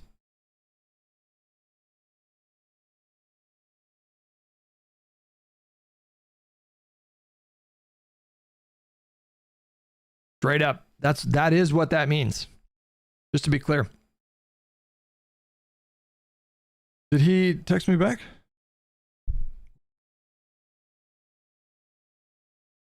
I opened a Breaking Points video and just have to say, goddamn. I'd still call John an idiot though. Same. I don't like Fetterman. I want a different Democrat sitting in that seat. I think that's going to happen. He can't survive a primary. That guy is not going to survive a primary. So we're stuck with him for the next, 2 years?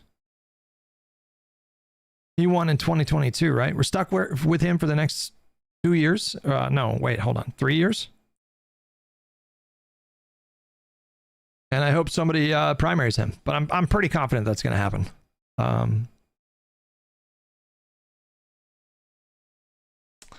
I don't know if he's going to switch parties. I don't know, because he's been pretty...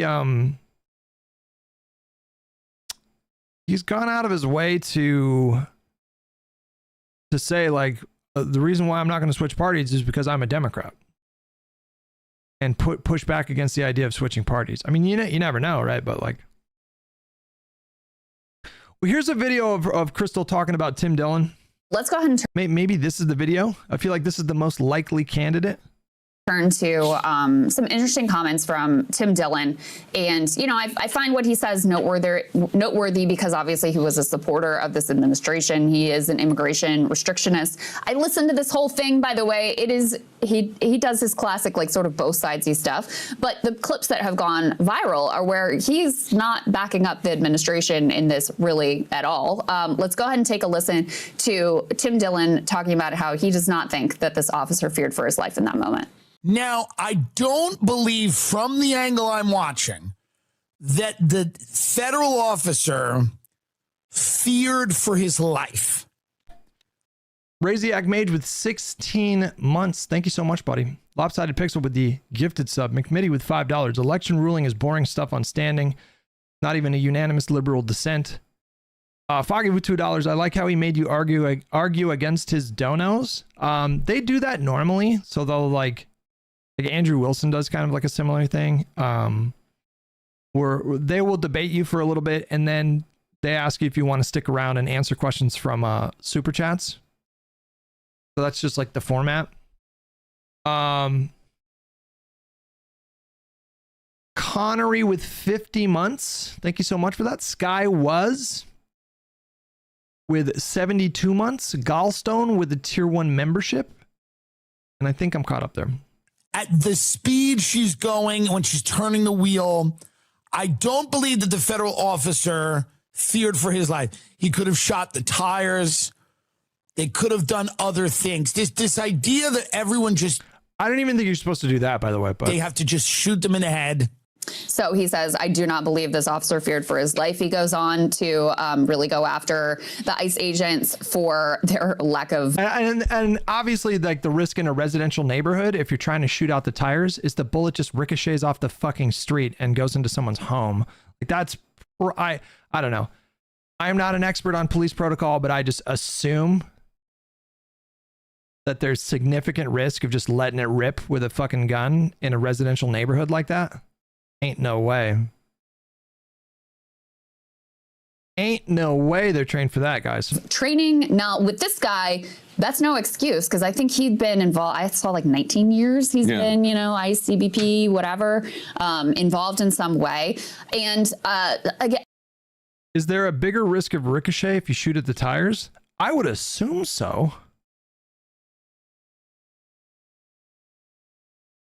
Well, compared to what, actually? Relative to what? I mean, yeah, because you're shooting downwards, So, like...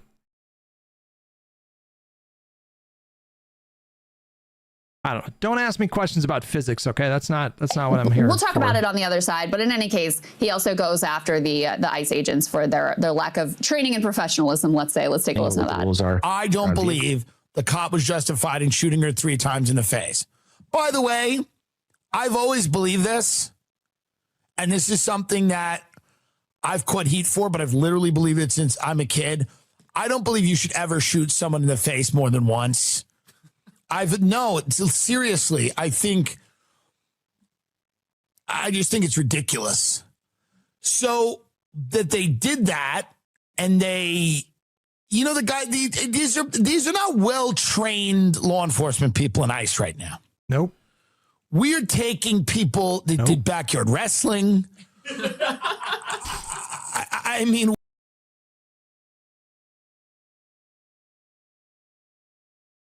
Oh, man. Tim Dillon is probably the most frustrating, we'll say, right-leaning, like anti-establishment populist like podcaster. And the reason he's so frustrating is because holy fucking shit, he is so good at ranting. He's so fucking funny when he's just like ranting. He'll say something that I find infuriating, but it's just like goddamn hysterical. Like, that's funny. We're hiring people that did backyard wrestling. That's a really funny thing to come up with on the fly.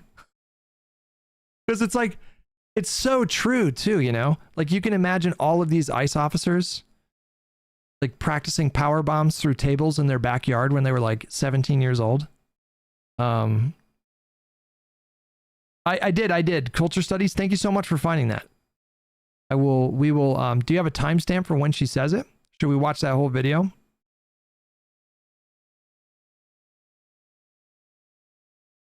.45-ish. Okay. We'll cue that up. I do want to watch some of this video here. We are the people that are in ICE right now this is your cousin who was in backyard wrestling. This is tough.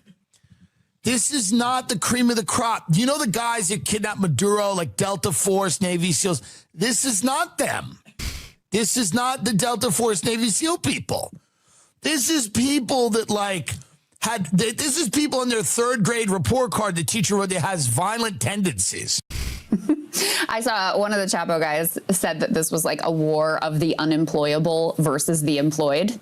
And I thought that kind of nailed it too. But, you know, this guy doesn't have that excuse. And in a sense, I think it's a little bit of Chapo guys complaining about other people not being employable is pretty funny too. Soccer and I in our very lengthy debate talked some about the training as well, which is obviously an issue when you turn loose a bunch of like thugs who have watched this sort of stuff and been like, that's what I want to do. And you give them 47, in honor of our great president, days of training. That's nuts. I can't get over how crazy that is. That is so nuts that they did that. It's so unserious. So profoundly unserious. Guys, should I'm serious, okay? Tell me the truth, okay? Don't give stupid answers. I'm gonna ask you a question.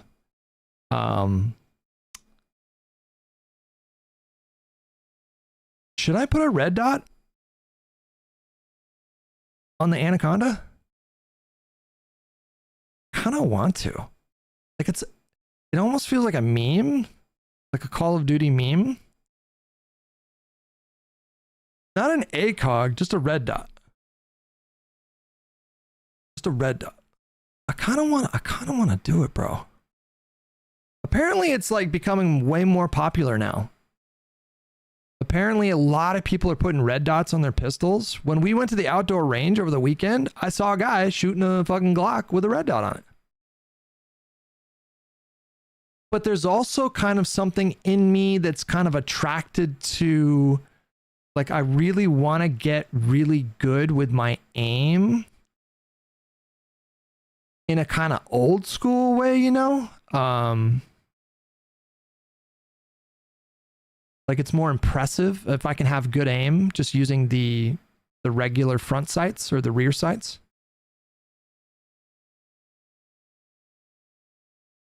Does Hutch have a Discord? Yeah, just type X exclamation mark Discord. There you go. I have a green dot and a flashlight on my Glock. Well, you can't add that stuff to an Anaconda. They did allow for, you can pretty easily take off the rear sight and attach a rail. It's not very hard. And then you can put a red dot on the rail.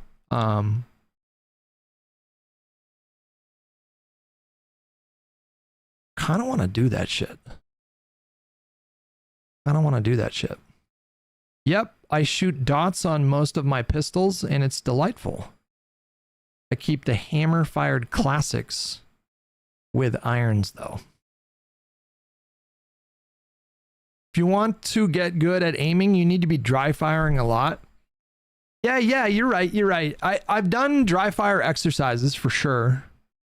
I had to buy snow cap rounds, which are like these fake bullets, fake 44 Magnum bullets, because with the Anaconda you shouldn't be dry firing with an empty cylinder because it can kind of fuck up the mechanical stuff on the inside. But the idea with like dry firing, as I understand it, and you gun people can tell me if I'm right, but the idea of dry firing is you want to you're practicing like a few different things at the same time. You're practicing your grip, but you're also practicing like how you pull the trigger. And something that is like a really common thing that fucks up people's aim is they anticipate the recoil and then they kind of shift like as they're pulling the bullet or pulling the trigger. And then obviously that's going to kind of throw your aim off a little bit. And so the idea of dry firing is like, when you pull the trigger and the hammer goes down, like your sight has not moved. Like it's still on the target. And I've been doing that a little bit. I also switched to the Weaver stance. There's an isosceles stance where your feet are planted shoulder width apart and both of your feet are forward and you're kind of like hunched over a little bit and leaning forward a little bit. And I found it difficult with this gun because it's such a fucking heavy gun. But then with the Weaver stance, you're putting your non-dominant foot forward and you have your shooting hand more extended, or your shooting arm, and then your supporting arm is more kind of bent. And I felt like it was easier to like support the weight of the gun doing it that way.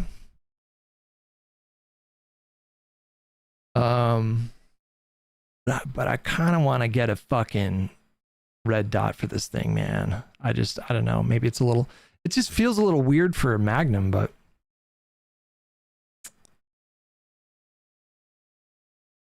show every stance. I don't know. So there's one other stance besides the Weaver stance that it's a slightly modified Weaver stance, but I think those are the 3 stances. Does the gun feel like a second cock? No. It's just a cool gun, man. I was like, it's a cool gun, bro. I took it to the range, pulled it out, and my buddy saw it and was like, whoa. It's absurd. It's just an absurd revolver. It's so stupid that was my first gun, but it's awesome. But it's so stupid that was my first gun.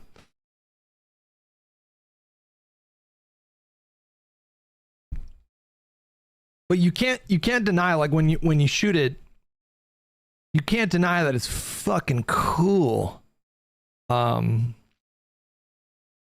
It's just fun to shoot that gun. You're like, whoa, this is a powerful gun. Don't attach reticle sights to pistols you plan to carry. The bumping can throw your sights out of alignment.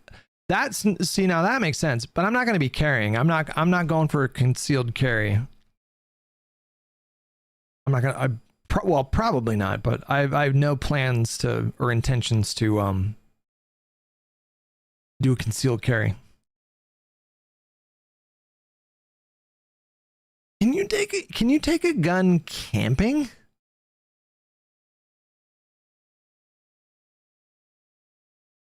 What are the laws about that in California? If you go camping, can you bring your gun?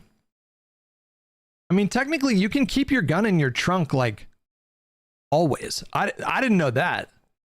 It has to be unloaded in California, and it has to be in the back seat. But technically speaking, you can just keep your gun in the trunk, like, 24 hours a day.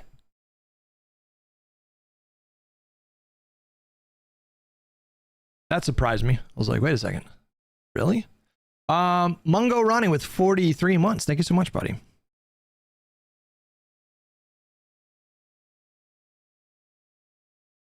Cops carry red dot sight on their service pistols. They seem happy with them. I think this is a solved issue. Did you guys see the guy that I stopped yesterday who had a gun? This fucking king. Did you guys see this guy? I love these ICE videos of people talking shit to these fucking thugs. Did I bookmark it? Can somebody help me find that, please? There was a video of a guy, and I think it was in Minnesota, and it was like 3 officers were detaining him, and they found a gun, and he was like, yeah, so if I got my fucking paperwork for that, bitch, I'm a fucking citizen. Can somebody help me find that gun? That video on Twitter.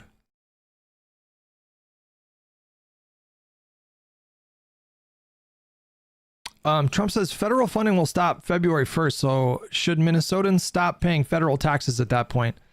I would not advise that. As somebody who is experienced with not filing your taxes on time, I would not recommend that.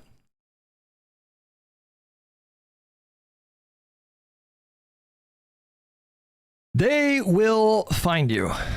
I promise you that. Maybe if you lived off the grid, maybe if you moved into the wilderness of like New Mexico and just lived off the grid with no cell phones or anything. But they, listen, here's what happens when you don't file your taxes, okay? It might take a couple years. It might take 2-3 years. Okay. But eventually, you're going to get a letter in the mail. And it's going to be a thick envelope. That's how you know it's serious. That shit is going to be a thick envelope. And they are going to type out in a letter, this is exactly how much you made on this year and this year and this year. This is how much you owe. This is how much you owe in penalties. And this is how much you owe in interest. And the penalties and interests are going to be like 30% of your total liability. They do not fuck around. That girthy envelope.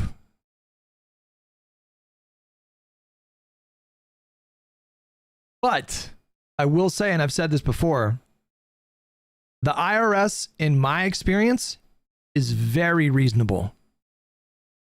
That's my experience. Very reasonable. Sent the crystal link via Discord. Somebody else just linked that to me, but thank you for doing that, buddy. Is it the one where she's talking about Netanyahu? That's the one. Yep. Thank you, buddy. Masad Ayub books and YouTube channel. Write this down. The IRS is reasonable as fuck. You're going to have to start a payment plan. You will have to start a payment plan. You will have to start right away, but they don't make it so that you're destitute. Pay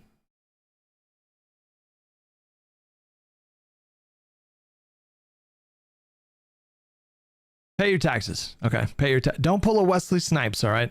Don't do it. Here's the video that I was talking about, this fucking guy.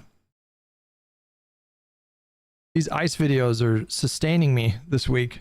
Get the fuck on the car. Before you get fucking arrested. Get the fuck on the car before you get. Now that's fucking assault. All I need is gonna get fucking tased. Look at this. Look at the smile. You know, the confident self-assuredness. I fucking love America. Okay. Don't fucking move, or you're gonna get tased. Because you want to be an idiot. I'm not moving. Because you want to be a fucking idiot. You're a fucking pussy. You're a fucking bitch. And you're gonna learn the fucking hard way. This guy, bro. This guy. They both know if this fucking coward was not wearing that mask, if he wasn't authorized by the state to use force and arrest people, and it was just them squaring up, he knows that this guy here, this fucking jack, like, I don't know if he's jacked, but he's a big boy. He's tall, he's big. Would have beat the living shit out of this guy. You're gonna learn the hard way? Are you fucking kidding me?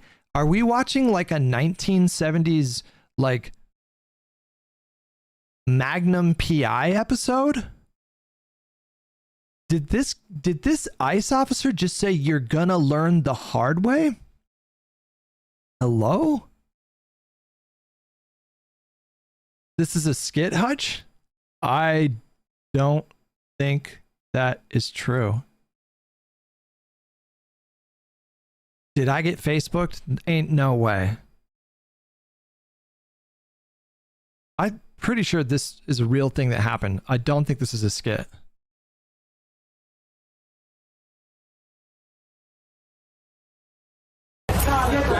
Get the fuck on the car before you get fucking arrested. Get the fuck on the car before you get. Now that's fucking assault.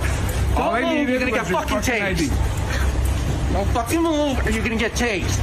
Because you want to be an idiot. I'm not moving. Because you want to be a fucking idiot. You're a fucking pussy. You're a fucking bitch, and you're gonna learn the fucking hard way. I can understand why people think it's a skit, because this guy is acting like a caricature. It's like hard to imagine somebody this unbelievably cringe. I can understand why people think like, no, this isn't real, because he's just not acting like a real person. It's just so silly. I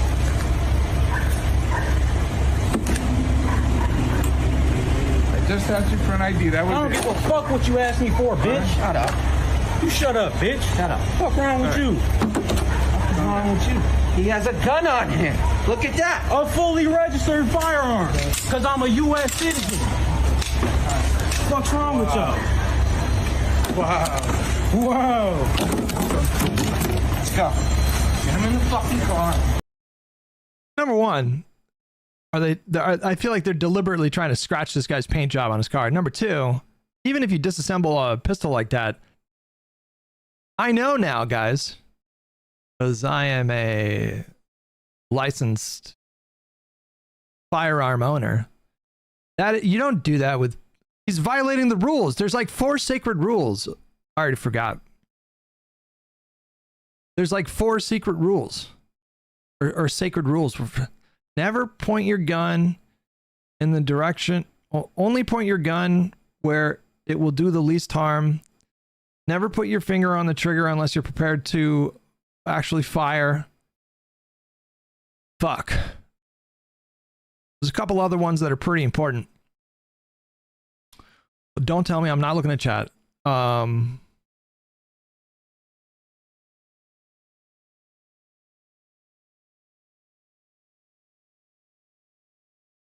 damn it.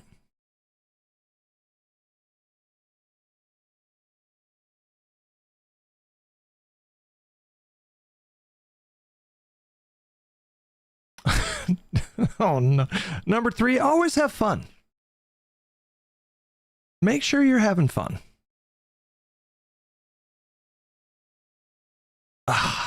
Maybe there's one about storage. God damn it.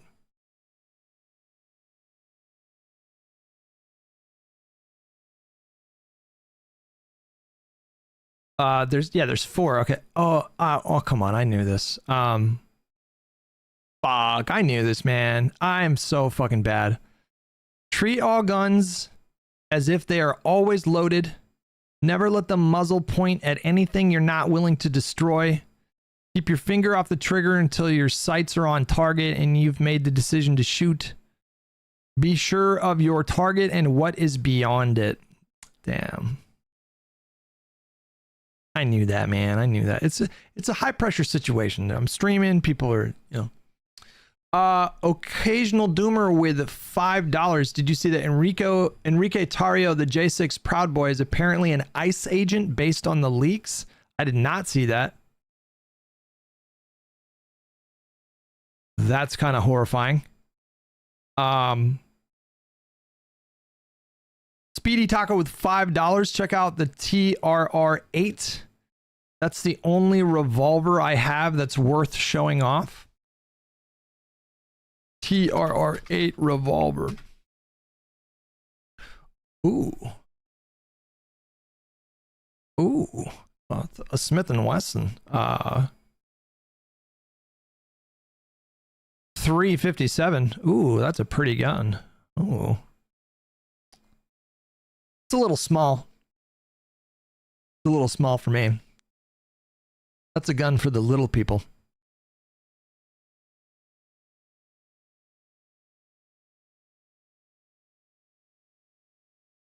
For the smaller people. I'm a bit of a... Yeah, I'm a bit of a size queen, yeah. All right.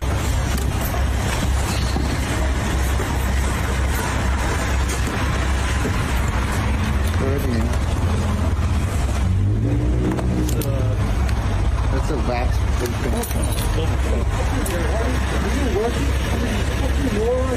No, I'm teasing. This is this is a beautiful gun. I just like revolvers, man. There's something about them. I just like them.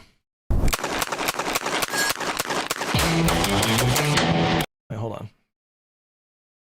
And this model comes equipped with... That's cool. That's cool. You can spec this out. You can put a flashlight on it. A synthetic grip and a 5... Is that an 8-shot? 8 rounds in the cylinder. Okay, all right. Inch barrel length. The way the gun comes out of the box, it's weighing in at 34.7 ounces. However, they do include equipment rails. So depending on what you mount onto those... 8.74 ounces. How much does mine weigh?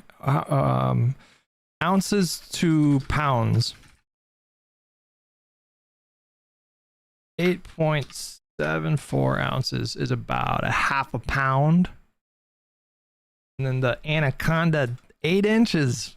Anaconda Volt 44. 8-inch weight is 59 ounces. Oh, wait, what? This is 59 ounces.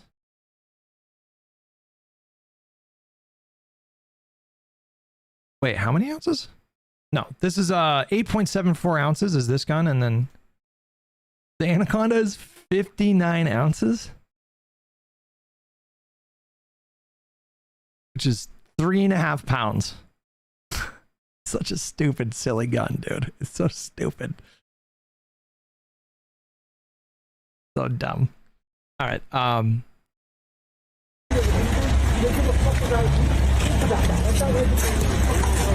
that right? Maybe you're right. Is that fucking right? Maybe you're right. You just got fucking smoked. What would you have to do to say, you this is who the fuck I am. I want you to let me the fuck alone.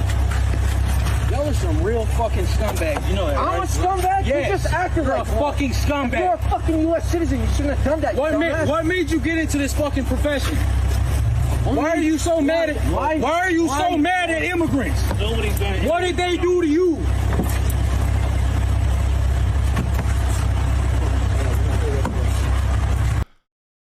I posted my favorite guns I own in Discord pics.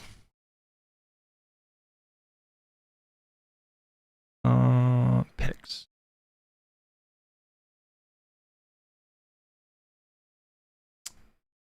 Oh, fuck. What the fuck? What am I looking at? You own a Rattler from Discord, from Arc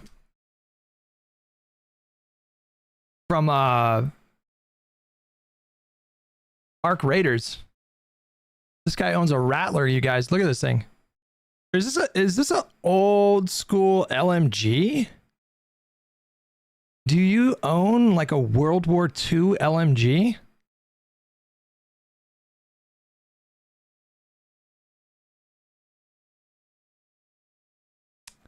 This is an MG42? That's a World War II gun, right? What the fuck? How much did you pay for this thing? What state do you live in that you can just buy an MG42? Hello? That is a crazy pistol. What is this gun? What the fuck? Or is this an MP7? From Modern Warfare 3? With a folding stock and a suppressor and a holographic?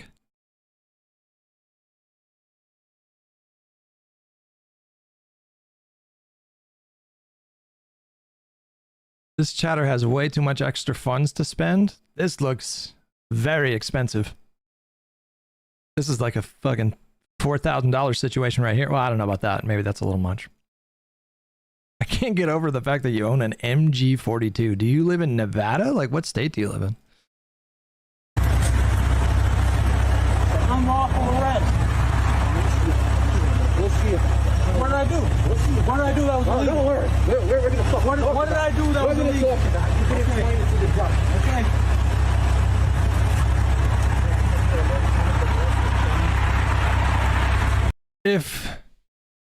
If an ICE officer asks to see your ID, do you have to show them? Do not have to show their ID. When approached by ICE officers, U.S. citizens have the right to remain silent and do not have to show their ID unless they are lawfully detained. If detained, they must show a form of identification, such as a non-expired state ID, state-issued ID, or tribal ID. If an ICE agent does not accept their tribal ID, they can request to speak to a supervisor. It is crucial to remain calm, ask if they are free to leave, and if detained, to show ID to establish citizenship while asserting the right to counsel and challenge wrongful detention afterwards. Can ICE detain anyone and ask for ID? Yes. Okay, well that's an insane loophole. Yes, ICE agents can detain individuals and ask them for identification. They have authority to detain U.S. citizens for non-immigration offenses under certain circumstances, such as when they have probable cause or are conducting investigations. However, individuals have the right to remain silent and do not have to answer questions unless they are being detained. If detained, ICE agents must show a form of identification such as a non-expired state-issued ID or tribal ID.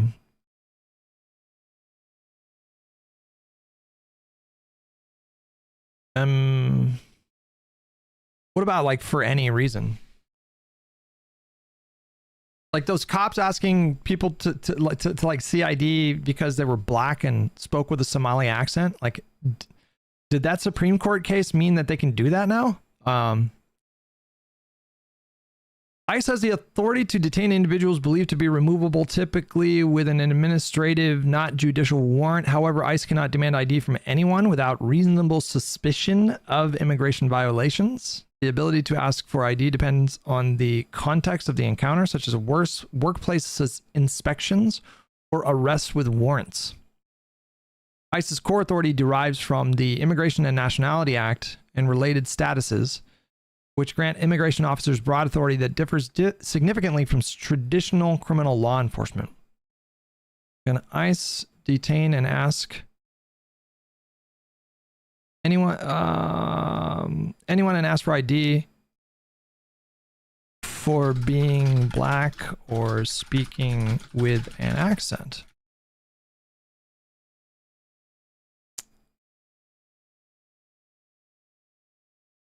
Leaving aside border checkpoints, immigration officers have power to consensually question anyone, just like police officer does, but to detain someone, even briefly, they require individualized suspicion that the person is violating immigration laws. But then there was that Supreme Court case from September. Supreme Court said ICE can stop you based on race, accent, job, and location.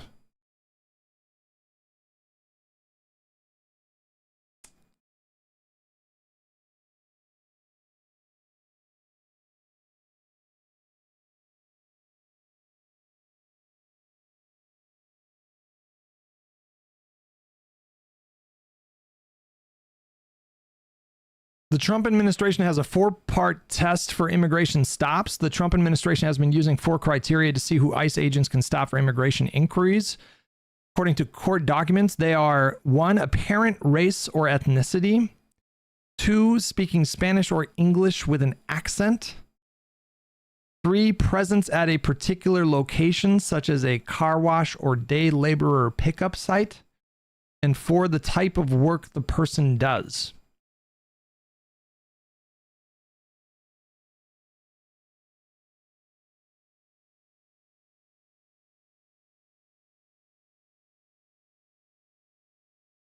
The justices who sided with the Trump administration in the 1-paragraph decision did not address this issue.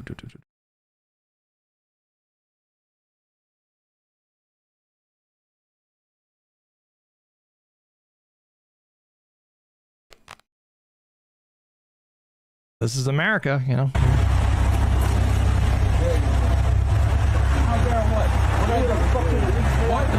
I didn't reach for anything. I reached for my whistle. Oh, he had a whistle.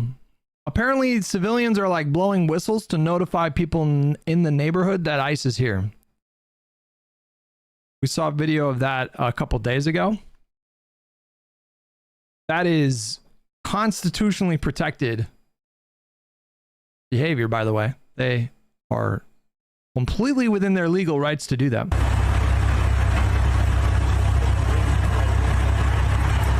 Y'all are grown men picking on fucking families, bro. Picking on families. You're picking on families.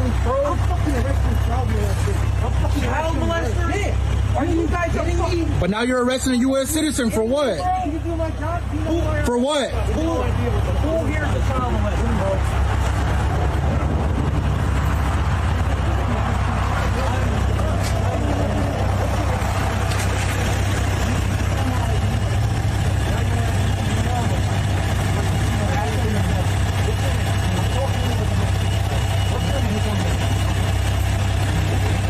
If ICE was focused on arresting child molesters, nobody would have a fucking problem with that. Maybe like 2 hyper online lefties, like in the entire country. But I would assume the vast majority of even the most hyper leftists would not have a problem with arresting, detaining, and deporting child molesters. If that's what they were doing, we would not be having this conversation right now. But everybody can plainly see that that is not what they're doing. They are rounding people up based on nothing. Their accent, the color of their skin. It's insane. And there's reports coming out saying that many of them can like barely read and write, and you just turn them loose and have the vice president say, you have absolute immunity. Like, that is a problem. That is definitely a problem. But I also think, in a sense, the training, like the fact that this man has been on the job for years, for like many years, I think in a sense the training is also the problem, because clearly, again, the way he operated here, it's not just him. It's not. I think Democrats should not just focus on affordability. I think there's an opportunity right now politically. There is so much momentum away from support for ICE right now in the country. It's actually kind of nuts. It's kind of jarring when you consider the fact that immigration was the Democrats' probably number 2 biggest liability behind the economy and inflation. To go from that and then a year later, some of these trends are insane. Let me show you like visually what it looks like in terms of the public opinion shift on ICE. Wait, now I can't find it. I thought it was tweeted from this guy. It's a crazy line. Oh, do you have it for RCP right here?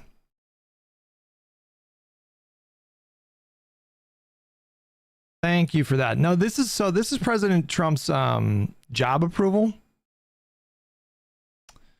RCP includes a few more kind of partisan right-wing polls in their aggregate. So theirs is a little bit higher than like G. Elliott Morris's, for example. But it's kind of like a similar kind of picture. Like, this is the former 538 guy, and then this is RCP.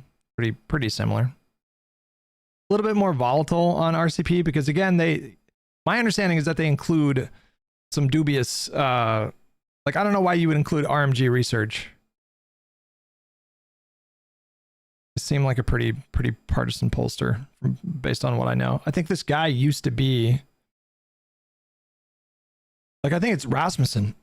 I think it's the Rasmussen guy. Like, the actual Rasmussen guy left Rasmussen and then did RMG research. Like, yeah, they have like a Rasmussen in their aggregate. That's a little questionable. That's a little questionable. They've never been a terribly reliable pollster. Dems immigration policy hasn't changed in the last 30 years. The GOP has gone right. Well, if anything, the Dems have gotten softer on immigration. With like DACA. I mean, Biden, when he was running on 2020, one of the things he was running on was to do I think a 6-month moratorium on deportations. He wanted to just like halt everything that Trump was doing to give them time to like establish new protocol and criteria and policy. And you know, Joaquin Castro. Is that the right Castro? Which Castro ran for president in 2020? Was it Joaquin? I'm pretty sure. House rep from Texas. He was running on decriminalizing border crossings.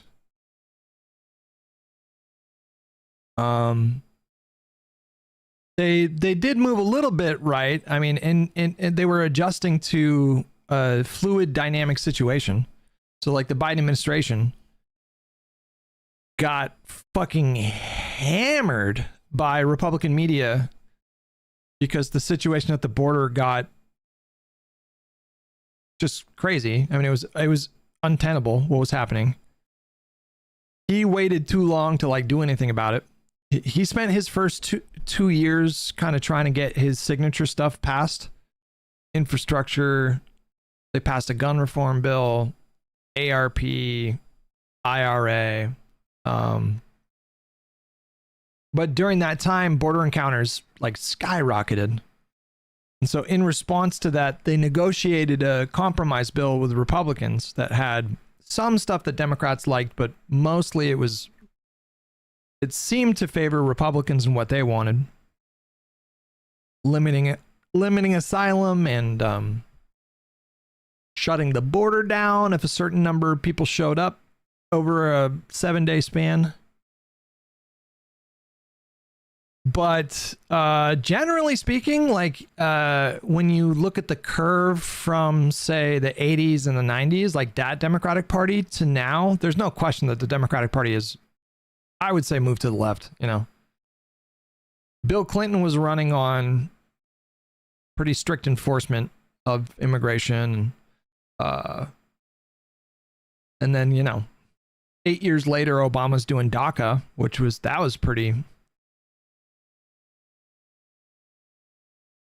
was pretty woke. That was pretty awesome. DACA. Drow Slayer, thank you so much for 9 months. Appreciate it.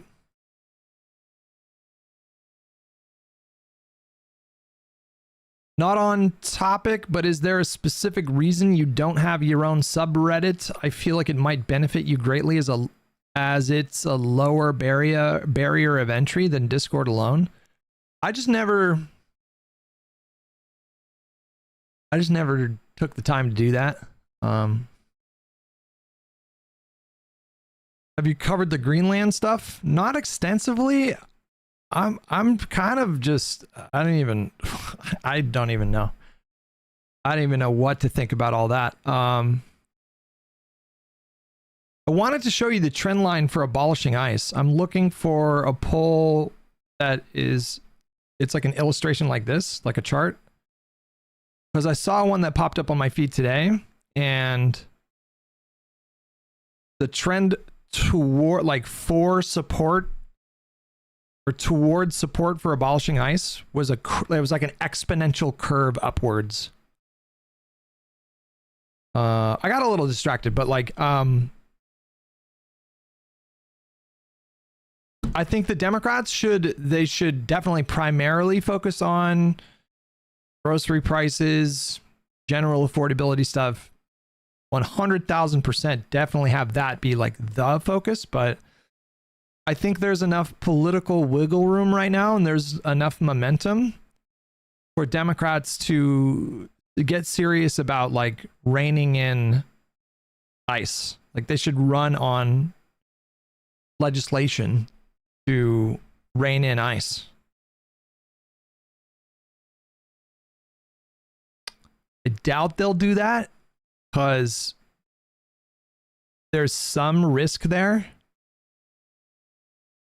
in terms of like playing into a Republican stereotype about like being soft on immigration and they just want to open borders and so you do have to be thoughtful and careful about what kind of policies you're proposing. But I think there's a lane right now to tap into the anger and to actually fit that into your platform. Like especially right now, like it's so bad optically for ICE right now. It's so bad. It's so fucking bad, and I just think that this is just rank incompetence. It's political incompetence. Like the administration and Trump, they seem to think that it strengthens their position to feed their base, like their rabid base, which are not all Republican voters. Like only 60% of Republicans think that the shooting was justified. I told Esme that last night, and her reaction was like a negative reaction, like, oh, that's depressing. I can't believe that many Republicans think that the shooting was justified. And I was like, that's one way to look at it. But another way to look at it is like the Republican Party is a fucking death cult right now. And it's really difficult to get them to acknowledge reality or be reasonable or break from Trump. When I look at these numbers down here, I'm like, damn, only 63% of Republicans think that this was a justified shooting. That's probably a really bad sign. And then that contextualizes these numbers, I think, a lot more, specifically independents, you know? Only 23% of independents think that the shooting was justified. So there is an opportunity right now, I think, to capitalize on the anti-ICE sentiment that is currently like skyrocketing right now. And so anyways, yeah, so Donald Trump, he seems to think that there's some kind of tactical or political benefit to like surge ICE to Minneapolis, which maybe you could argue that like maybe he's kind of being rational in that he, you know, obviously immigration was a big strength for his campaign in 2024, but I don't think Donald Trump is good at adjusting to a dynamically changing environment. I think he kind of gets stuck. And so what's happening is they surged 3,000 ICE agents to Minneapolis. These are inadequately trained, unprofessional thugs. Everybody has cell phones with like 8K resolution now. Everybody is filming them. And so now every day we're being inundated with dozens of videos of ICE officers acting on a spectrum that ranges from wildly unprofessional to completely unacceptable, perhaps illegal, like levels of excessive force, escalation. And this is just like a huge optics L for ICE right now. And they did it to themselves, thinking that it would benefit them. They thought that this would be like a slam dunk for them. And it's backfiring. Clearly, somebody help me find this fucking poll. There's a poll where it shows visually how support for an opposition to abolishing ICE has changed over time. It's a crazy... I can't seem to find it, man. There's like a visual graph that shows it, and it's just a straight line up. I don't know. I can't. I'll try to find it, but like it's risky. I will say that it's risky. I don't think they should run on abolishing ICE. I think that's probably dumb right now, but who knows? Maybe that changes. Did you guys see that support within Venezuela is pretty overwhelmingly the Venezuelans support Donald Trump getting rid of Maduro? I don't know if you guys saw that. Not the most surprising news in the world.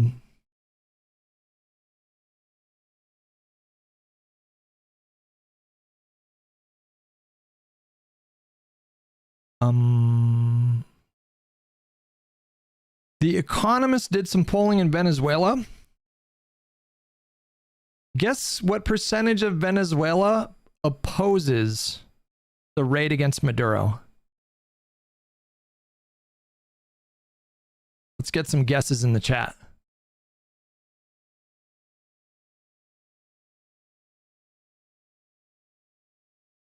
What percentage of Venezuelans do you think oppose the raid on Maduro?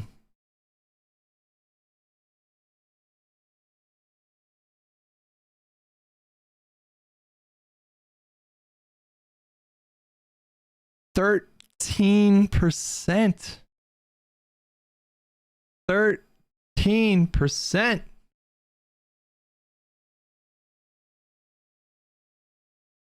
Only 18% oppose some form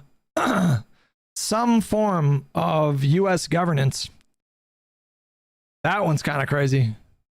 I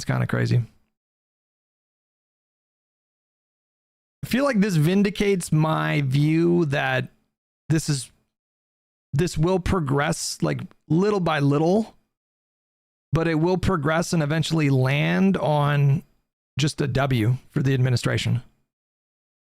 Very kind of similar situation to the Iranian bombing. The move to 70% of Venezuelans believe their economic situation will be better in a year. The people in Venezuela seem to overwhelmingly support the U.S. effort to get rid of Maduro. I don't know if there's specific questioning on like, would you support America, seizing control of your oil? I don't know if they asked that question, but at least for now, Trump's decision to do that was really popular with Venezuelans. Maybe that implodes. If it gets chaotic and people's material conditions don't improve or get worse, then you could see that shifting really quickly.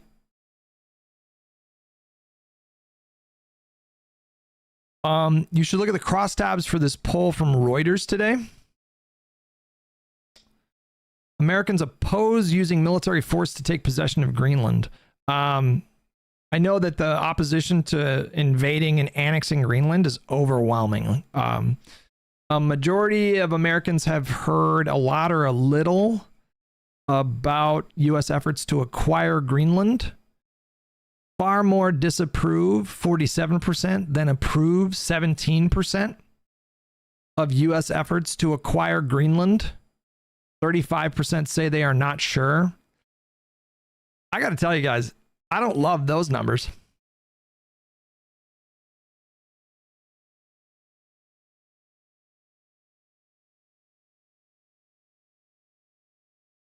A third of the country says, you know what? I'm not sure. I don't love that. I do not love that. Bald man, Control F, immigration. There's a table. Oh, wait, hold on. Immigration. You know what? I don't know. There's no immigration in this poll. What are you talking about?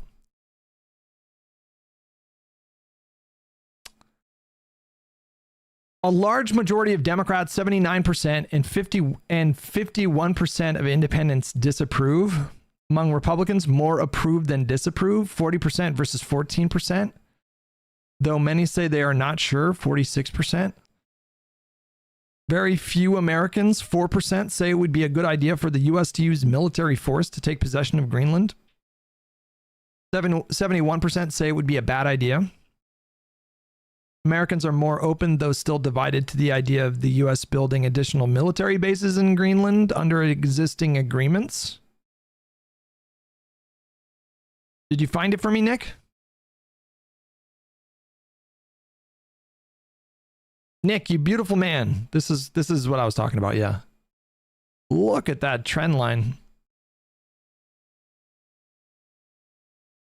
Kind of hard to show you guys.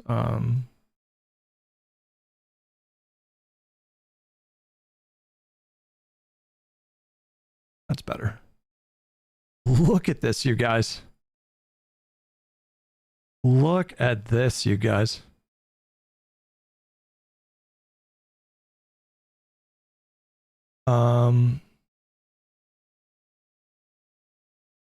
So during 2020, actually 2019 and 2020, support for abolishing ICE was ticking up.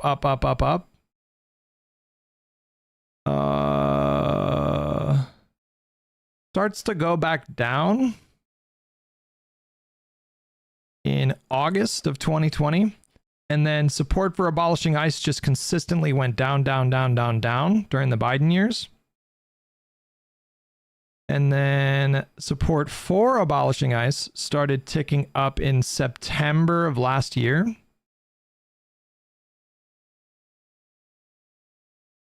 And yeah, YouGov had a poll showing a slight plurality of voters supporting abolishing ICE. I'm a bit skeptical of that. That's the only poll that I've seen with support for abolishing ICE being more popular than opposition. But it is notable. Like the trend cannot be ignored and is demonstrated across multiple polls. You wonder if it will plateau and level out or if it will continue to rise, but yeah. Magic Me said this graph is an absolutely scathing indictment of Democrats' messaging.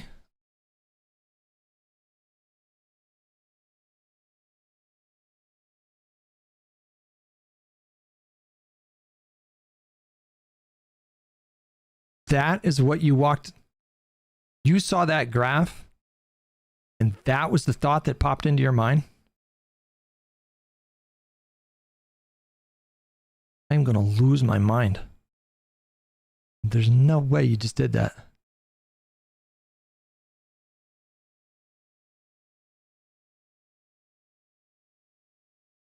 You're baiting me. You're baiting. We need to dispel with the notion that the American electorate are mindless automatons that can be manipulated, and it's just a matter of finding the right messaging. We need to get rid of this idea. And what you guys need to start thinking about is how dynamics shift constantly.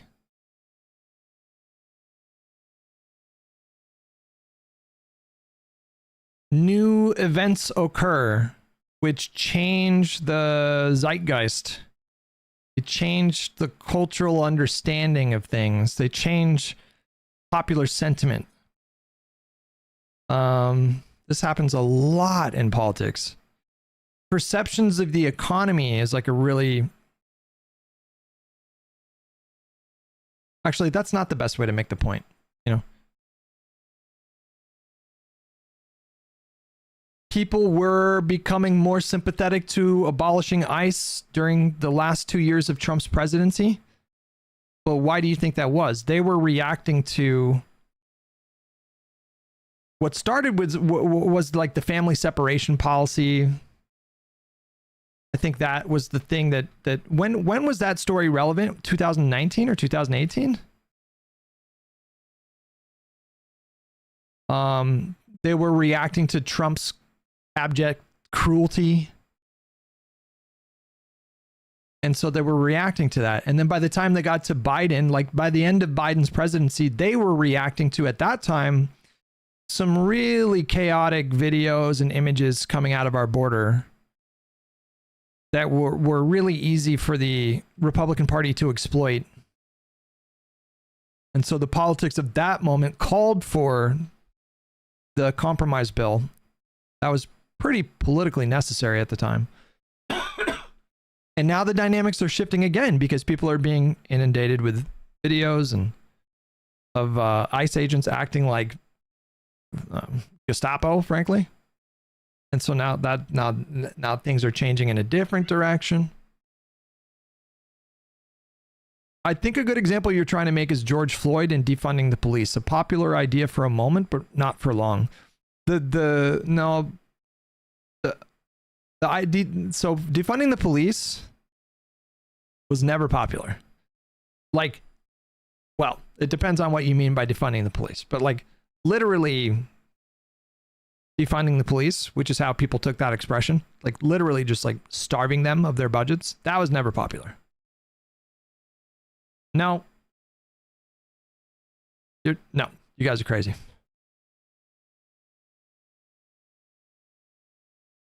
That was never popular. It was for like 2 weeks? No.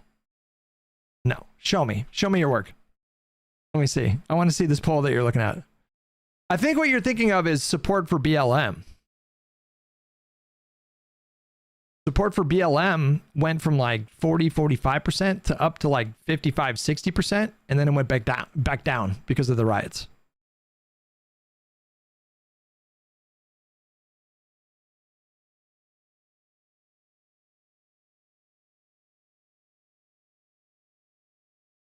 But this is a trap that I think and I love Pisco. He's my boy. Love Pisco. He's my boy. Pisco's my boy. I love Pisco.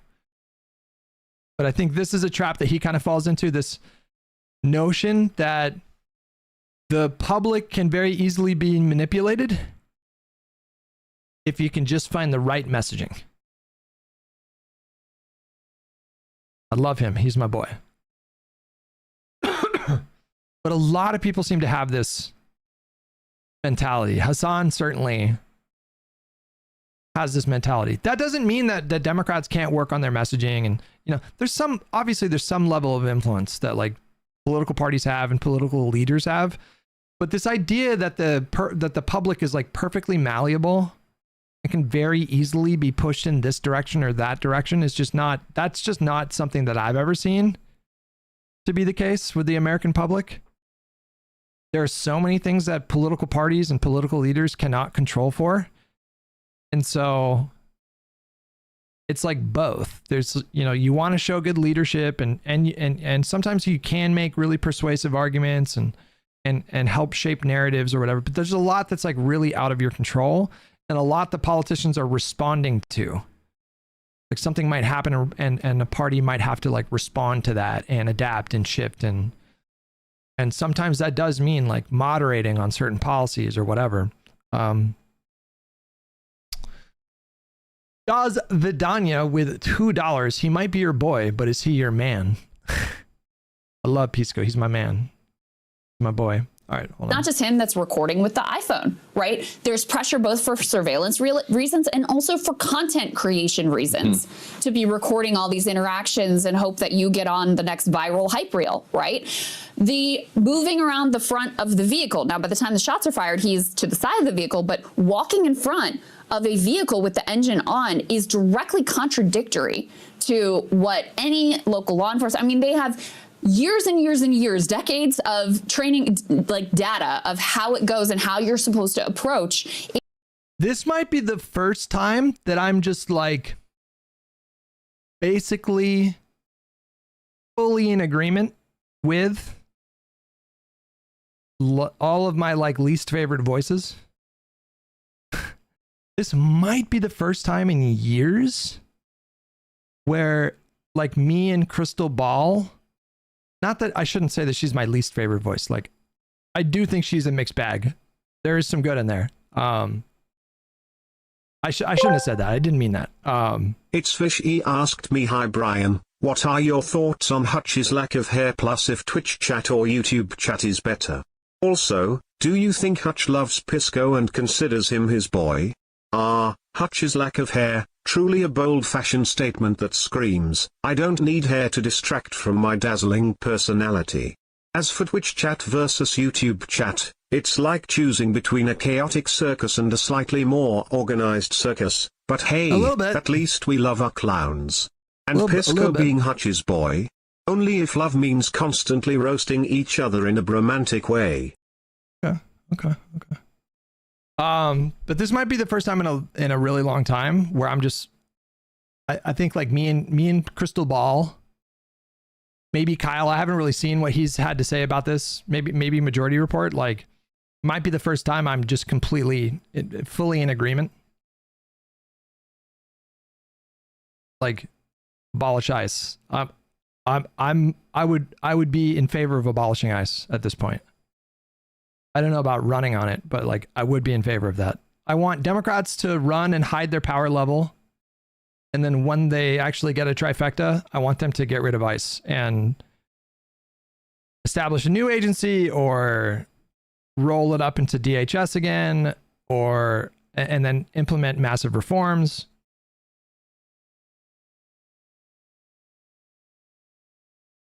I'm like fully in the tank for that at this point. In a situation where you've got a vehicle where the engine is on, and that Oregon says, Hutch, if people aren't easily influenced by messaging, how do you explain MAGA? Everything they do is about messaging. You have to separate partisan actors, and I think you need to make a special case for Trump, because there's like partisanship where, you know, if someone is partisan Democrat, or partisan Republican, they're just much less likely to disagree with the party line on certain things. But in the case of like Trump enthusiasts, there's no way to sugarcoat it. Like, these are pretty much cult members. MAGA is pretty much a cult. And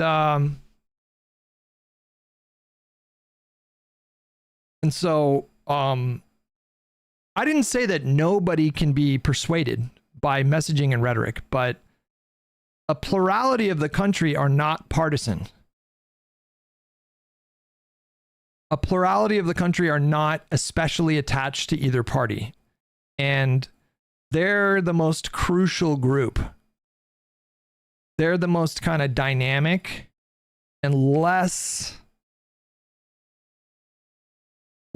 prone to be kind of manipulated or persuaded. You're saying they are clinically insane. I do think there's like kind of like an element of insanity to MAGA. I do think that, unironically.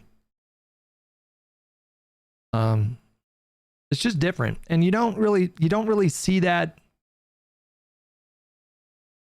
I mean, you definitely don't see that kind of cult of personality in the Democratic Party. Like, we have rock stars, you know, like we have, you know, the lefties have their kind of preferred politicians that they'll like heavily stan and, you know, like spread the viral clips and stuff. They really like Mamdani, but they're turning on him. Bernie Sanders, you know, he's got kind of like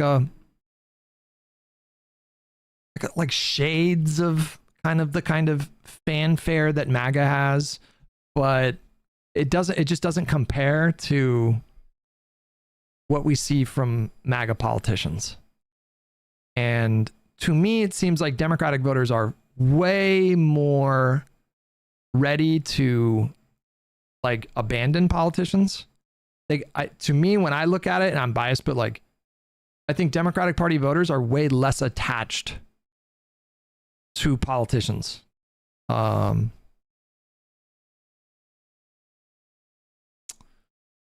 do you got here, Smudge? Mike Johnson tells me he opposes adding additional guardrails or accountability for ICE after the killing of Renee Speaker, the president is meeting tomorrow with Venezuelan opposition leader Maria Machado. Do you have any plans to meet with her as well? I don't. It's not on I don't think it's on the schedule. I haven't looked ahead in my defense, but I think I believe our Hispanic caucus is hosting her and maybe some other members, so I'm not sure. Mr. Speaker, a lot of Democrats are saying that they want to add riders or oversight to ICE funding in the Homeland Security bill. What are your thoughts about doing that? I think there's a lot of Democrats playing games right now with national security and with law enforcement, and I think it's dangerous.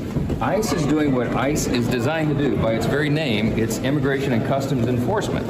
They are enforcing federal law. They're going and getting dangerous criminals, sometimes in sanctuary cities where they get too much resistance. And we've seen the tragic consequences and effects of that. So I don't think we need to be cutting funding right now. I think the American people want the law to be enforced, and I think we need to let law enforcement do its job. Ooh, it's like you're kind of like attaching himself to a sinking ship here. That line worked for them. This like, we're the one that's like tough on crime and we're the one that want to protect you from criminals. Like, that worked for them. Has worked for them for like years and years and years and years. But in this moment, the ICE is more of a liability, in my opinion. to the Republican Party, and I think they need to be careful about like how much in the tank they want to be for ICE. That is contrary to any of those training books. Yet, what you see is this is done, the same maneuver is used in many, many instances where they try to block in the Okay, let's actually go to the breaking points. So this is the video where the idea that this is the video where Crystal Ball apparently does some kind of mea culpa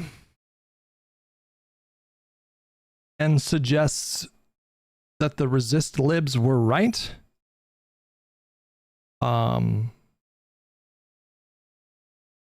Josiah wanted me to watch this.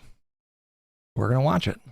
President Trump on Air Force One was asked about whether or not Iran has crossed a red line yet. It's interesting. If we were just talking about a protester being killed in Minneapolis, Trump seems to have more concern for protesters being killed in Iran than he does here in the United States. Setting that hypocrisy aside, let's listen to Trump's back and forth with the press about whether or not he's about to start bombing Iran, I guess, in the interest of peace or something. Let's roll this. They called yesterday. Iran called to negotiate. Yesterday. The leaders of Iran called. They want to negotiate. I think they're tired of being beat up by the United States. Iran wants to negotiate, yes. We may meet with them. I mean, a meeting is being set up. But we may have to act because of what's happening before the meeting. But a meeting is being set up. Iran called. They want to negotiate. And so we know that the foreign minister from Oman recently went to Tehran. There's some reports that he delivered some type of a message from the United States. Iran is responding, saying they want to get back into the Iran nuclear deal. But obviously, if you go to war against us, that will make those negotiations a little bit more difficult. If we can put up D1, according to the New York Times and other outlets, Trump has been briefed. Ooh. SE4 Dub said, I like Ryan. He's good faith, but pretty ignorant at times. Ooh. I think Ryan Grimm is unfettered brain rot. On new options for striking Iran. He has laid out what he has said is a red line, although it's not entirely clear what that red line is. It is if protesters are killed under certain circumstances, but not other circumstances, because some of these protests have veered into not just like riots, but like armed attacks on security forces. Iran has said, I think, more than 100 members of the security services have been killed. You've seen some, and you're seeing videos of that circulate. Police officer killed and set on fire. A nurse was killed. A firefighter was killed. There are reports of the beheadings of like government security services. Meanwhile, you have at least 500 protesters killed at this point, and arguably probably thousands at this point.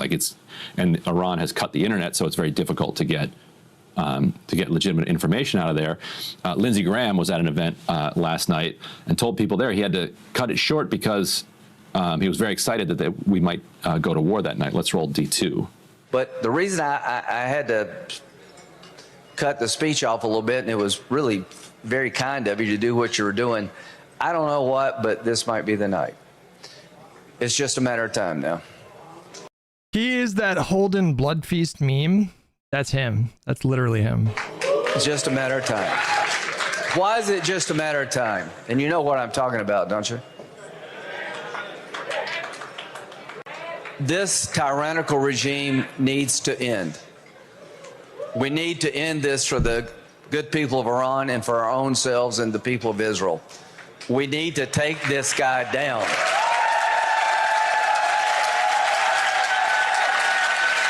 He needs to leave standing up or laying down.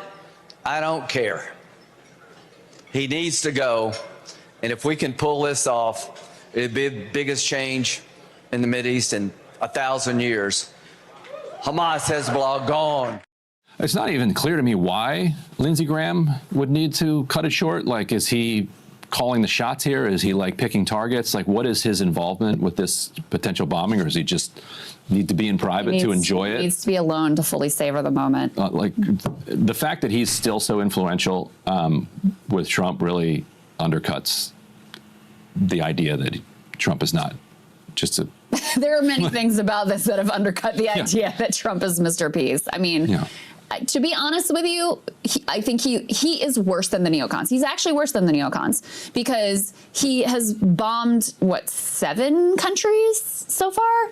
And, you know, any of the, like, at least the neocons felt the need to, like, build up some sort of a case, have some sort of legitimacy with the American people.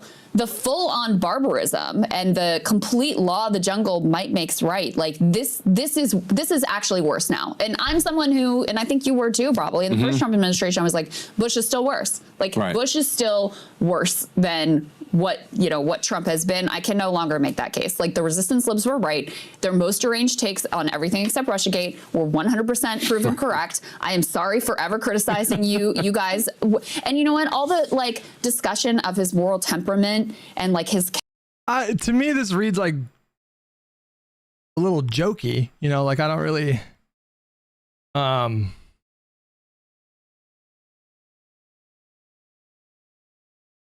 Again, my bar is like, I feel like these kinds of things, these kinds of statements to me are, there's like a couple of ways that this could go down, and it really just depends on their rhetoric this November and in November 2028. If their rhetoric is back to the same old, what's the word? Not indifference, but if their rhetoric is back to the same old false equivalencies and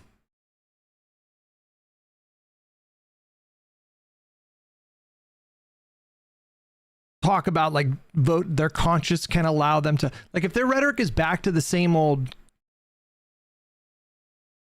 what word am I looking for? There's got to be a particular word for this. By the way, the libs were right about Russiagate, by the way. I'm just saying.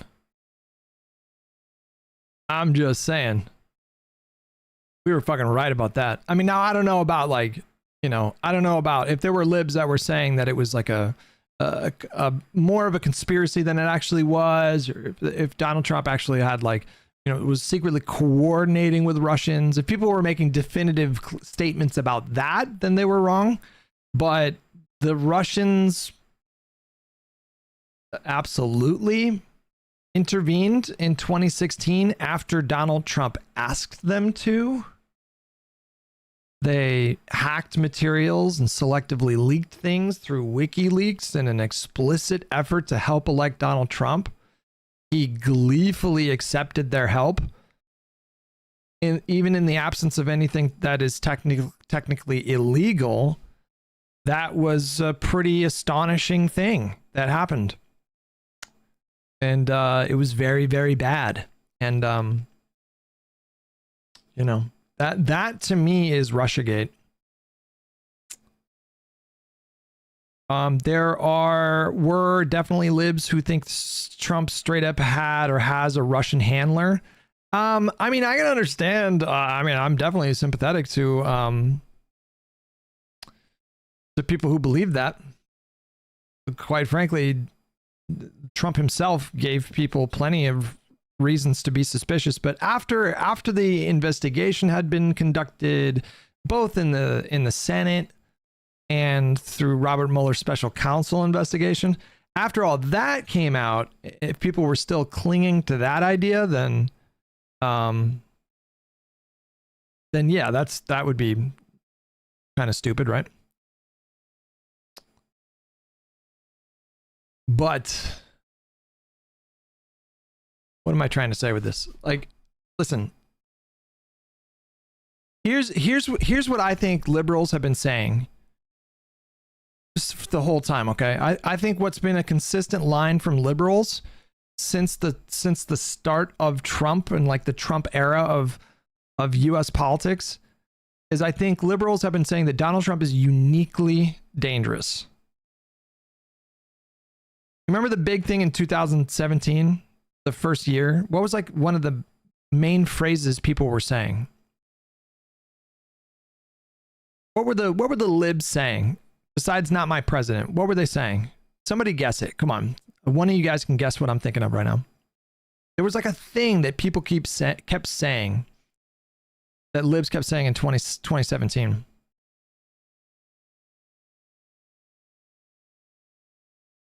No, come on. No. The libs. Forget it. I'll just tell you. They were saying this is not normal. You remember that? Don't normalize Trump. This is not normal. And so that was kind of the primary claim from liberals at that time. And back then, if you ask me, that was like leftists at their worst, in my opinion. When Hillary lost, they acted positively gleeful. They saw that Donald Trump, they felt like it was a fuck you to the Democratic establishment. And on top of things, they were saying, well, actually, Donald Trump is not even that much of an aberration. He's actually kind of normal. When you think about it, he's not that much different from Obama.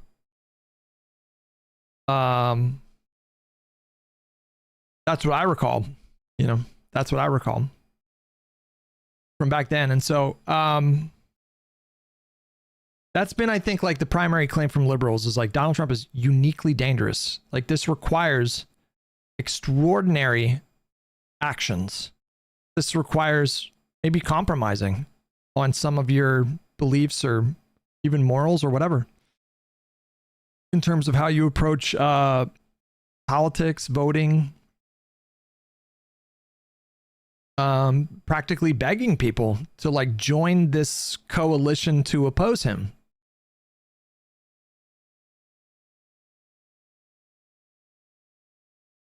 And that has been resisted pretty consistently from leftists throughout this entire time. And so if we get to November of this year and Crystal Ball is saying, look, I hate the establishment. I hate the idea of supporting Democrats who support funding for Israel. I hate the idea of the party moving right in any kind of way, or I hate the idea of like helping to elect moderates, but Donald Trump is dangerous. And if we can take away his ability to do legislation, and if we can implement systems of accountability with political power that we would get from having controlling majorities, we need to do that. It has to happen. And so to that end, I think you should, this is just what I'm saying. This is like this is the basement. This is just the floor of acceptable rhetoric, in my opinion, for political engagement. You need to tell your audiences that they should be voting blue no matter who. That's the fucking floor, you guys. So if we get to November and she's doing that, great. If we get to 2028 and the Democratic primary voters decide that they want to nominate a moderate as opposed to AOC or Ro Khanna, the same thing applies then, because I don't think this ends with Donald Trump. I don't think once he's gone, we're out of the woods. I think for the foreseeable future, the Republican Party is utterly compromised. It's probably going to take them years, if they ever come back to any semblance of normalcy or decency or non-fascism. And so if she does those things, then great. I will take her statement here in earnest. But I'm skeptical.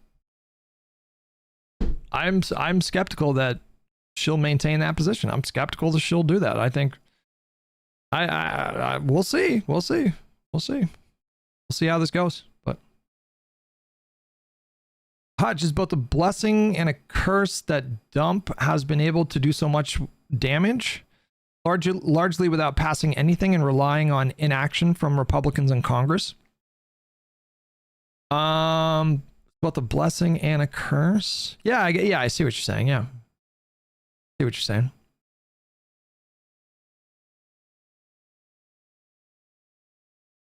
Yeah, has there been a single piece of legislation passed this term yet? Well, yeah, the one big beautiful bill, and then they have like procedural stuff that they pass. You know, obviously budgets get passed, but you know, I think more importantly than taking away their ability to get any legislation done, we can use the majorities that we have in Congress to be a massive headache to the administration. We can subpoena cabinet members to testify in front of Congress. We can impeach, not just Donald Trump, but we can impeach cabinet members. We can impeach judges. We can impeach judges as well. But if we give them majorities, we know what happens when we give them majorities, and they're the opposition. We saw how the 2019-2020 term played out. They had subcommittee hearings like every fucking week and were grilling cabinet members. And I think that this time around, they'll do that even more. And so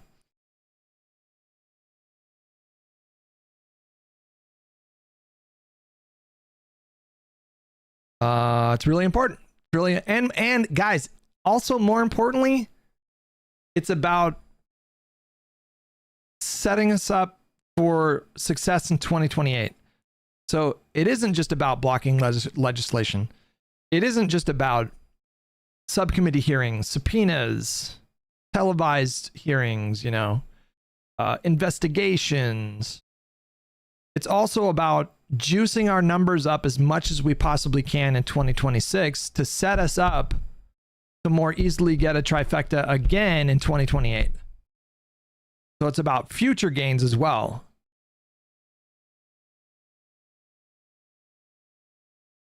If just a couple Senate races that were close in 2024, if just a couple Senate races had gone the other way, it would have been so much easier for us to take back the Senate this time around, which is doable, but it's like a pretty tall order. Maine is definitely doable, though you should never count Susan Collins out. She's just probably the Republicans' greatest asset in the Senate in terms of her ability to win races in Maine. Ohio is competitive, but definitely doable. Alaska, I feel great about Peltola in Alaska. I feel really good about her announcing. I think she can absolutely win that seat in Alaska. And Texas is going to just be tough. Texas is just going to be that's going to be a really tough race. But like, if we would have just if we would have just defended 2 more seats in 2024, then I would be telling you guys right now, I think our chances are great to take back the Senate. But now we gotta draw like a gut shot on the river, or you know, with 2 cards to go, we got like the turn in the river coming, and we need to hit a gut shot. But it's doable, but it's not going to be easy. So, anyways, where else does she go in this conversation here? Character, which I also used to sort of like roll my eyes. And no, you were correct. Like that actually that ended up mattering a lot in terms of the conduct of his presidency. So yeah, completely vindicated. You know, that first clip we played about where Trump is like, you know, maybe we'll talk about a deal. I would love to believe that's the case, but we've now had multiple instances where the possibility of diplomacy has been used as a pretext and a cover for a bombing campaign. So you can never, like, this could be yet another Trojan horse. Oh, we're going to extend the arm. Oh, now we know where all of you are so we can murder you. You know, that, like, you just can't rule any of that out ever. Not to mention in that same clip, he says, well, we might have to take action before we can get to the negotiation table. And there's also the thing where he's like, okay, yeah, we're doing a lot of war, but we're really only going to do it in our hemisphere. That's what America first means. Just doing the war here. So, okay. I'm still thinking about Taylor on PKA. I'm still thinking about that. I'm kind of mind blown by that. Because his whole thing was he was anti-interventionist. He would always call himself, "Oh, I'm super anti-interventionist. I'm isolationist." He would call him that. And then we take over Venezuela. He's all about it. I'm like, huh, that's interesting. Didn't you call yourself anti-interventionist? And he said, I'm anti-interventionist unless it benefits us. And I'm like, I didn't say it on the pod. I don't even think I thought it on the pod. But after the fact, I was thinking about that. I'm like, that just means you're an imperialist. That's all that means. You're literally an imperialist. Like, that's what that means. Like, if you think that it's good foreign policy to, invade a country, depose their leader, install a puppet regime, or annex that region, seize control of the natural resource, you're just an imperialist. That's what that means. So it's like, that is kind of the opposite of an interventionist, is definitely the opposite of an isolationist.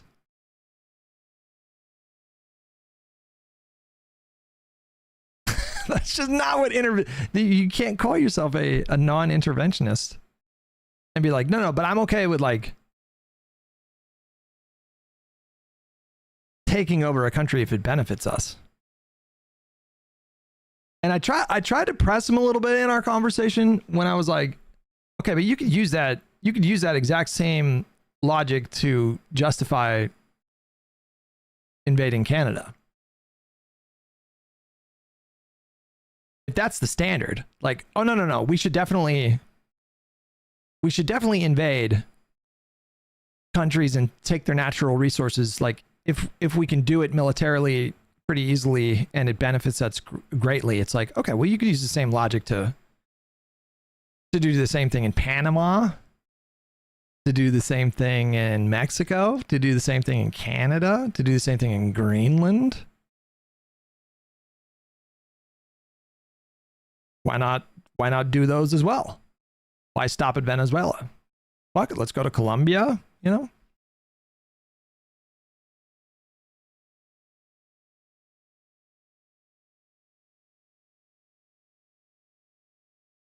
I found that to be like very jarring. Because I do recall, maybe not vividly exactly what he said, but I do recall having gone on PKA in the past, having had conversations with Taylor where he definitely called himself an anti-interventionist. And I feel like he had been saying that for years. Like, not just like once or twice, but like literally for like years, for like 5-6 years. We did do that in Panama. No. I realized, but fuck it, do it again. Why not, right? Like that's a pretty major shipping port down there, right? So it would benefit us. I'm sure we could probably easily do it.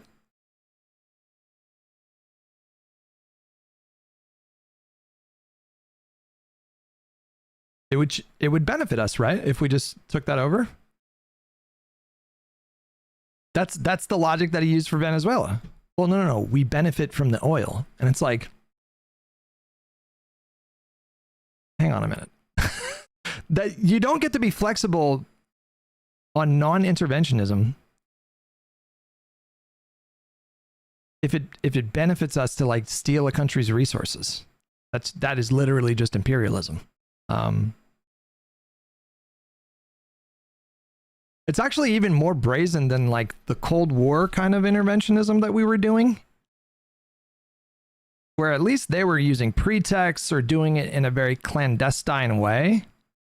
This is just out in the open saying, okay, yeah. Oh, they have a lot of oil?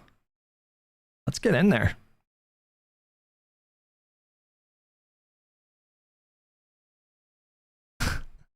It's very flexible. Very, very flexible principle. Okay, I do want to check in with Majority Report real quick because I have not checked in on them in a minute. They made a video about Schumer called Schumer Must Go. I agree, by the way, but we'll see if we have the same reasoning.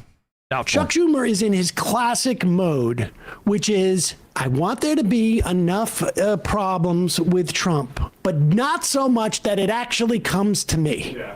Chuck Schumer is like the guy or the kid who's playing baseball and is sitting out in the field, and he is just sitting there going, please don't hit the ball to me. Please don't hit the ball to me. Please don't hit the ball to me. Please don't hit the ball to me. That's what Chuck Schumer's doing. The problem is that, like, you're the only person in the field. Like, the ball, if the ball's hit, you've got to deal with it. I hate analogies. Have I told you guys that recently? I think we should put a just blanket ban across the board in political commentary, just a ban on analogies. Get rid of them. They're not helping things. And he's so except for my analogies. Mine are good, but everybody else's, it got to stop. Desperately, like, Chuck Schumer went to bed every night for the past 5-6 weeks saying, please let there be no controversy until we get to this government shutdown vote. Please let there be no controversy until we get there. I don't want to be forced to actually exercise any of the leverage we have. Yep. Now, the House just passed an appropriations bill. Instead of doing it like in one big reconciliation thing, because they want to avoid that, they passed partial appropriations for, like, I think it was like the EPA, Interior, a couple of other agencies. More or less, there's definitely some cuts, but more or less, the equivalent of a continuing resolution. Rejecting Trump's calls for more steep cuts. But there still remains all the tricky things where the Democrats might have some disagreement with the Republicans. Particularly DHS. DHS is not in this, is not a Department of Homeland Security, aka ICE, obviously, not in this agreement. And so you have the President of the United States just essentially, kidnapping another leader of a different country so that we could move the oil executives in and get their resources, which, of course, I think, Schumer was like, well, it's not the way I would do it, but we have now DHS shooting people dead. You have one. Wait, Vishy. Vishy. If you guys didn't know, in my YouTube audience, I assume most people in the Twitch audience know, Vishy is a staffer for a congressman. Vishy, you had a very strong anti-government shutdown 2.0 position. And I did want to get your opinion on that. Same with Das Vidania. I would love to hear your guys' reasoning on no shutdown this time around. I am pro shutdown within certain limitations. I think there would be a political benefit to that, but maybe there's some angle that I'm not thinking of.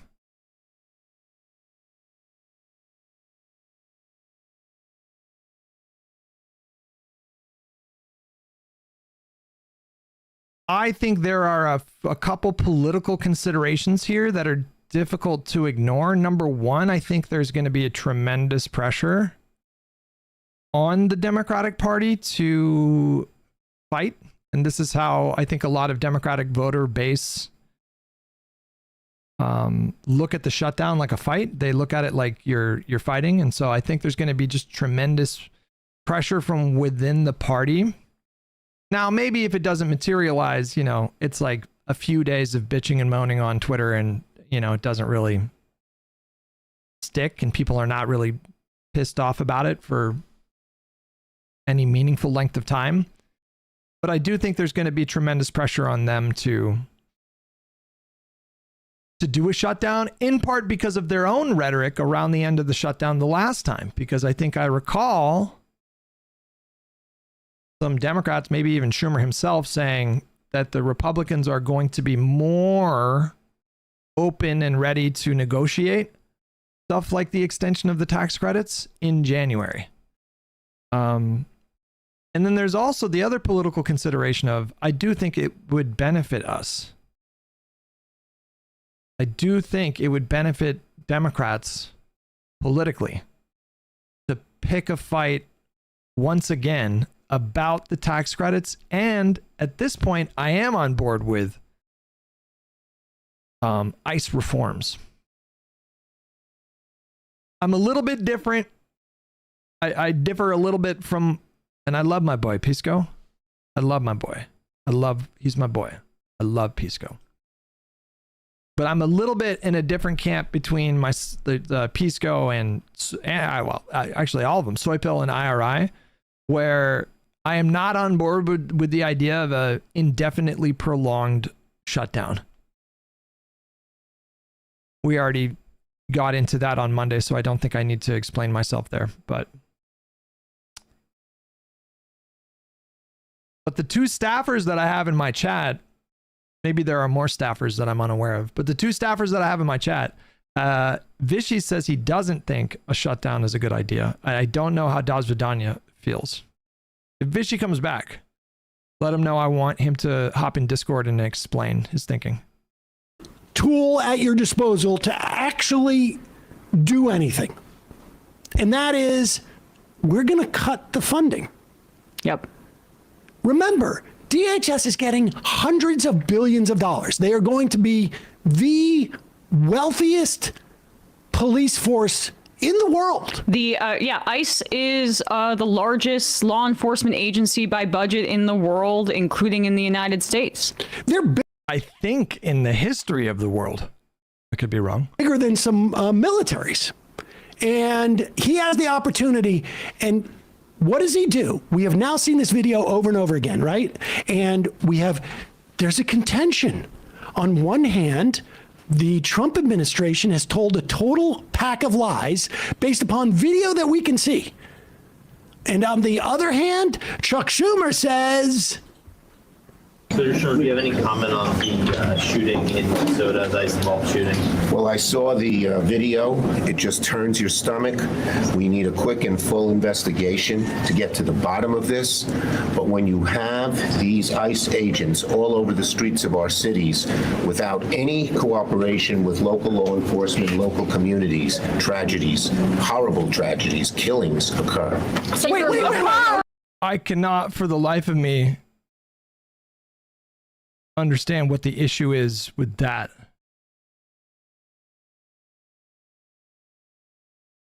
Jen Wink with 10 gifted memberships. Thank you so much, Jen. Thank you. I appreciate it. So generous of you. What is the issue with what he just said? I don't understand. Whoa. Without stomach. Says they're pissed off that Schumer said this. Senator Schumer, do you have any comment on the shooting in Minnesota, the ICE shooting? Well, I saw the video. It just turns your stomach. We need a quick and full investigation to get to the bottom of this. But when you have these ICE agents all over the streets of our cities without any cooperation with local law enforcement, local communities, tragedies. Oh, I see. I missed that part at the end there. Yeah, I don't love that. Don't love that. I agree with them. Horrible tragedies, killings occur. Wait. We need to get to the bottom of this.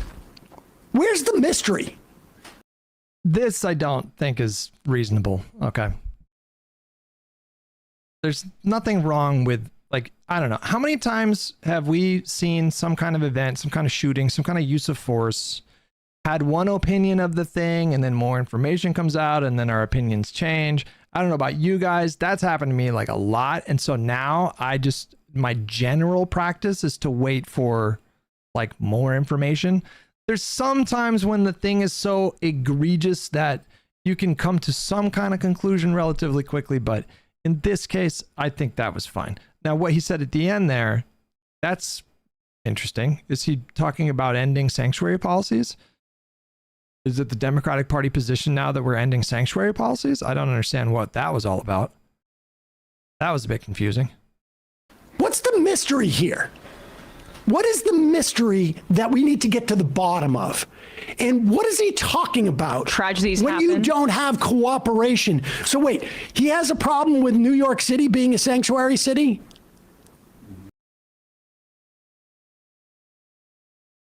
I'm not used to this, okay? Because like I'm now in full agreement with well, not full agreement, but I find myself very, very much aligned with Majority Report and Crystal Ball this week. Like what is the law? Wait, is this a problem? That's pretty frustrating to hear Schumer say that. What the fuck? That was what you thought to say in that moment? What is he looking at polls and he's like super concerned about? I don't know what Problem that was of all a about. lack of cooperation. Wow. From Minneapolis PD. If they had cooperated, what? Like, what the hell is he saying? Is he not aware that there is a paramilitary, 2,100 paramilitary fighters have been dropped into Minneapolis, a city of, what, 450? Hutch, my man, what's the fucking investigation going to show? Cool your jets. We actually, investigations are pretty fucking important and can add really crucial context. The investigation could wildly support my own judgment and probably yours that this officer did not make good decisions and that those decisions led to that shooting. What the fuck is an investigation going to show? I generally speaking, you should want like as much information as possible.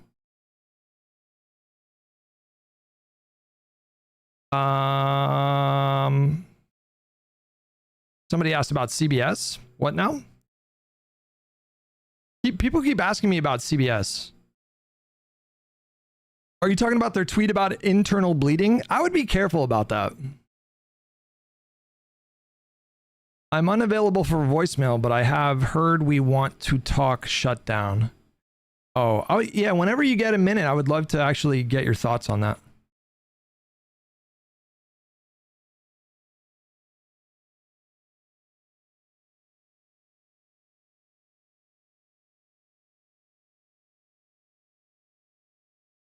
I feel like he's just referencing the recklessness of ICE. Well, that was a very confusing way to say what he had to say. Because you do hear that and you're like, wait, it sounds like he's blaming Minnesota. That's what it sounds like. Maybe you're right. Maybe he meant like something else, but that's a very strange way to make your point if that's the case. 50,000 people. Dems are saying ICE should always cooperate with state law enforcement, as blue states have always done. So Schumer's statement is more like, I told you so. He's saying this is what happens when Trump and ICE goons act unilaterally. And Chuck Schumer says... Senator Schumer, do you have any comment on the shooting in Minnesota, the ICE-involved shooting? Well, I saw the video. It just turns your stomach. We need a quick and full investigation to get to the bottom of this. But when you have these ICE agents all over the streets of our cities without any cooperation with local law enforcement, local communities. Oh, you know what? I think you're right. I think he's saying ICE is not cooperating with them. That certainly would be more tonally consistent. Otherwise, it kind of doesn't make sense. We'll listen to it one more time. I think he is saying that. I think he's saying that ICE is not cooperating with them. Senator Schumer, do you have any comment on the shooting in Minnesota, the ICE-involved shooting? Well, I saw the video. It just turns your stomach. We need a quick and full investigation to get to the bottom of this. But when you have these ICE agents all over the streets of our cities without any cooperation with local law enforcement, local communities, tragedies, horrible tragedies, killings occur. So here's why I think he is saying that he's making the point that ICE is not cooperating with local authorities. The reason why I think he's saying that is because he said with and not from. That would be a very different context. If he said, if ICE is operating in these cities without any cooperation from state and local authorities, then that would put the onus on them. He said without any cooperation with the local authorities. I do think that's what he's saying. However, I do think that his phrasing was not good and confusing enough to, I feel like their reaction, it's kind of justified that they thought what they thought. I thought the same thing when I heard that. So I think that's kind of on him. Maybe there's a situation with them where it's like when you're a hammer, everything looks like a nail. But yeah. Paramilitary fighters have been dropped into Minneapolis, a city of what, 450,000 people, who are masked and seemingly have no accountability to anyone. And the problem is there's a lack of cooperation from what? So it's not from, though. That's the thing. That's the thing. That's the thing. And I suspect their own internal, like, strong anti-Schumer bias is probably coloring their, maybe if that bias was not so intense, that they would be in a better place to correctly understand what he's saying. Like, has he ever said anything about sanctuary cities being bad before? I don't recall. I can do a little cheatsy doodle here.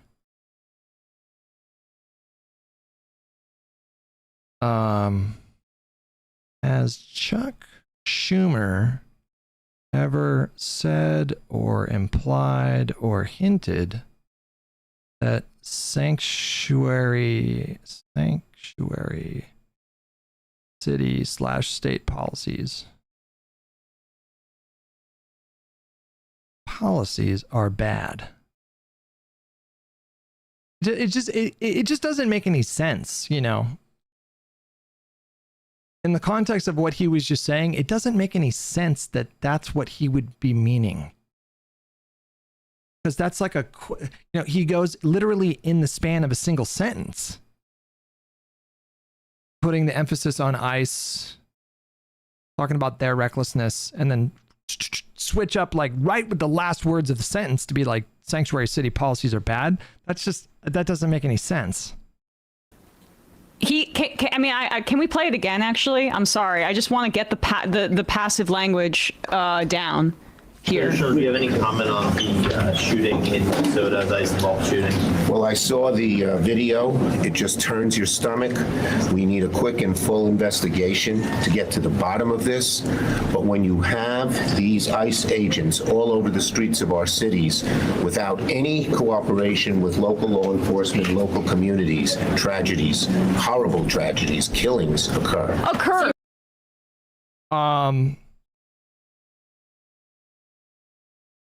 Now, listen. Regular disclaimer, ChatGPT, etc., etc.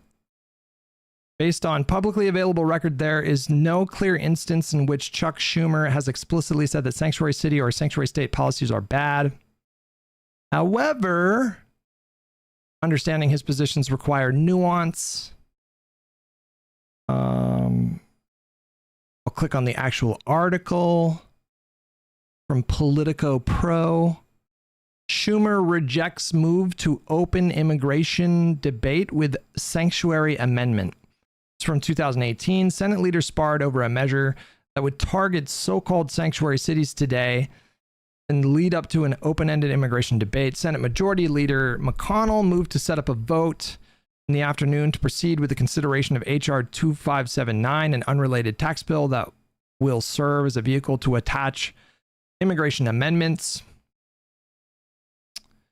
So the Republicans wanted to target sanctuary policies, and Schumer rejected that.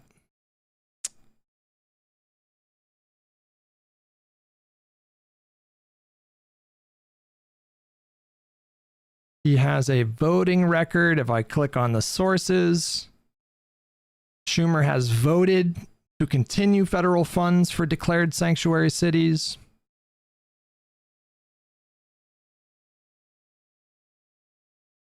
So if there are some quotes from him or other votes that indicate something otherwise, it's not showing up in this summary, but he does have a record of defending sanctuary policies in his capacity as Senate leader. You know what? They're getting mad at him for using what they call passive language. Like, these kinds of shootings happen. They're like getting salty about that. I think that's a bit nitpicky. Without any cooperation with local law enforcement, local communities, tragedies, horrible tragedies, killings occur. You know what? It's not a coincidence that he sounds exactly like some sort of Israeli official describing. No! There's no. Oh my God. What do we. No. What's the. I saw a meme pop up on my feed one time and it was so good. It was like, forgot what the illustration was, but it was like, the caption was go in there. Or it's like, get in there, go on, make it about Gaza.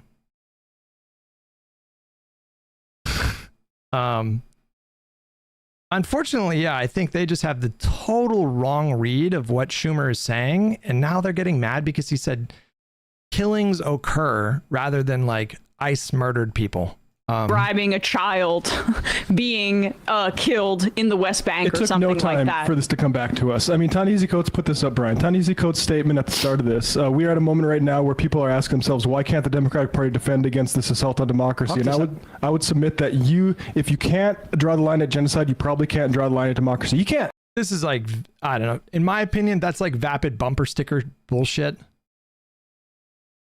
I really don't even understand what it means. I really don't even understand what it means. It's just, this is something that just like sound, like I feel like they like, it's not even a particularly, it's like I don't know. It's just a silly kind of like bumper sticker talking point is what it feels like. You can't. And Chuck, like like, I feel like democracy in America would obviously be much, much, much, much, much healthier if Kamala Harris would have won and if the Democrats would have won majorities in Congress. Like, would Ta-Nehisi Coates even disagree with that? Would he seriously disagree with that? If we would have given them power, that democracy, just general American democracy, would be healthier? But he does this line here and invokes genocide.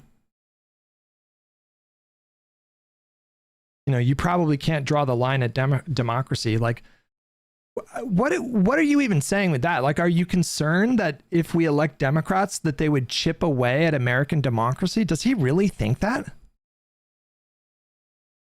Does he actually think that? What would that even be based on? And they're treating this like it's this profound thing. And it's like, what are you even saying? Schumer will never be able to. And I mean, that's unbelievable. Lack of cooperation with local law enforcement. He's basically criticizing the city of Minneapolis. No, I mean, I get it. I'm like half and half here. I get why they got the wrong interpretation. Because it is a little confusing. And it maybe could have been phrased a little bit better. But she said it right there. Lack of cooperation with local law enforcement, not lack of cooperation from local law enforcement. And leadership there as well for essentially saying that cops should be more coordinating with ICE. That's the problem here, not the fact that they are functionally as a. Watch the full video. It was clip chimped. Do you have a you mean this full video or the full video of Schumer? Can you link me the full video of Schumer? New Melody Sheep video. Do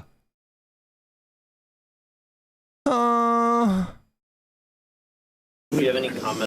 Oh my fucking God. Yeah, Melody Sheep, yeah. What's it about? Ooh, 2 hours ago. What is it? What's this? Did life come from space? Oh my God. We're going to fire this up on the fucking 75-inch QLED downstairs.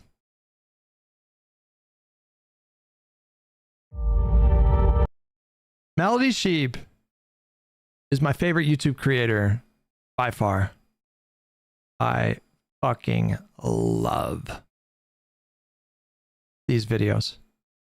Swanee Bird with $5. Even Emma knows that Israel comparison and this entire argument is bad faith. Watch her shift around after she stops talking, clearly uncomfortable. No, I don't think that they're being bad faith. I think they're being a bit delusional. I wish I loved anything as much as Emma hates the Democratic Party. You know? Like, I don't know if I love Esme as much as Emma hates the Democratic Party. I don't know if I love pizza or masturbation or arc raiders or my pets as much as Emma hates the Democratic Party. Like, that burning hatred that she has is potentially only rivaled by Hassan's burning desire to keep his dog in place for several hours at a time.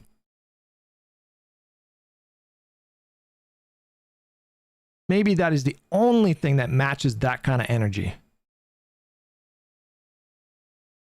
I wish I loved anything as much as Hassan loves the idea of making sure that his dog stays on a little mat for extended periods of time. And I don't know what that says about my relationship with Esme, because I love Esme. Couldn't imagine my life without her. Best thing that ever came into my life. Arguably saved my life. And I don't know if that love compares to Emma's hatred of the Democratic Party. That's the one thing you got to understand about her.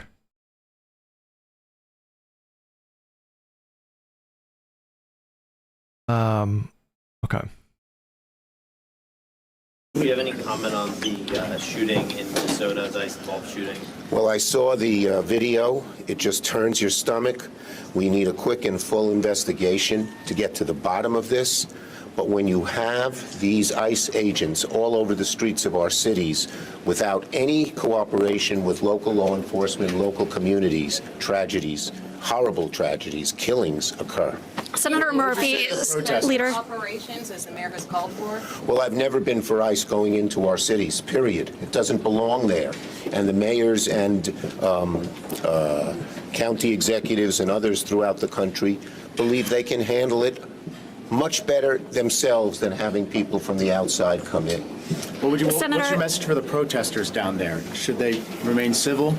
Well, of course, there should never be violence, but there should be, protest is an American right, and when things like this happen, people feel the need to protest, and they're right to do it. We salute them doing it. Yeah, in the full context, it would obviously, I think it would obviously make no sense if the point he was making was that local authorities are bad for not cooperating with ICE. That obviously doesn't make any sense if he 10 seconds later says, I've never supported ICE going into these communities. This is not the first time. To be clear, we're all human beings, and I think we've all been Facebooked by our own biases or by just deceptive video. I think we've all done that before, but this is not the first or even the second or third time that I've seen the Majority Report crew jump to these kinds of conclusions. Do they ever correct themselves when this kind of thing happens? Like, if this were me, I'm just saying, if this were me, and I put out a video where I really confidently asserted something, I would, and then that thing ended up being wrong, I would at minimum address it in like a follow-up video. and make my position clear, I would change the description maybe, like at minimum. But if it was something like this much of a confident, like, I don't think they're trying to strawman him. I think they're genuinely confused. So I'm not going to ascribe malice here. I don't think they're being malicious or bad faith or dishonest. I just think that they have a completely incorrect read of what he said. And if it was something like this, I would private the video. Personally, I would private the video and make a follow-up to say, you know, yesterday's programming, we said this, this, and this. We now have more context. I will try to seek out the full context and things later on. But she does this. I've seen her do this so many times, dude. You guys, I've seen her do this so many times where it's like a fucking 20-second clip. She did this with, do you guys remember when she did this with Jeffries? You guys remember that?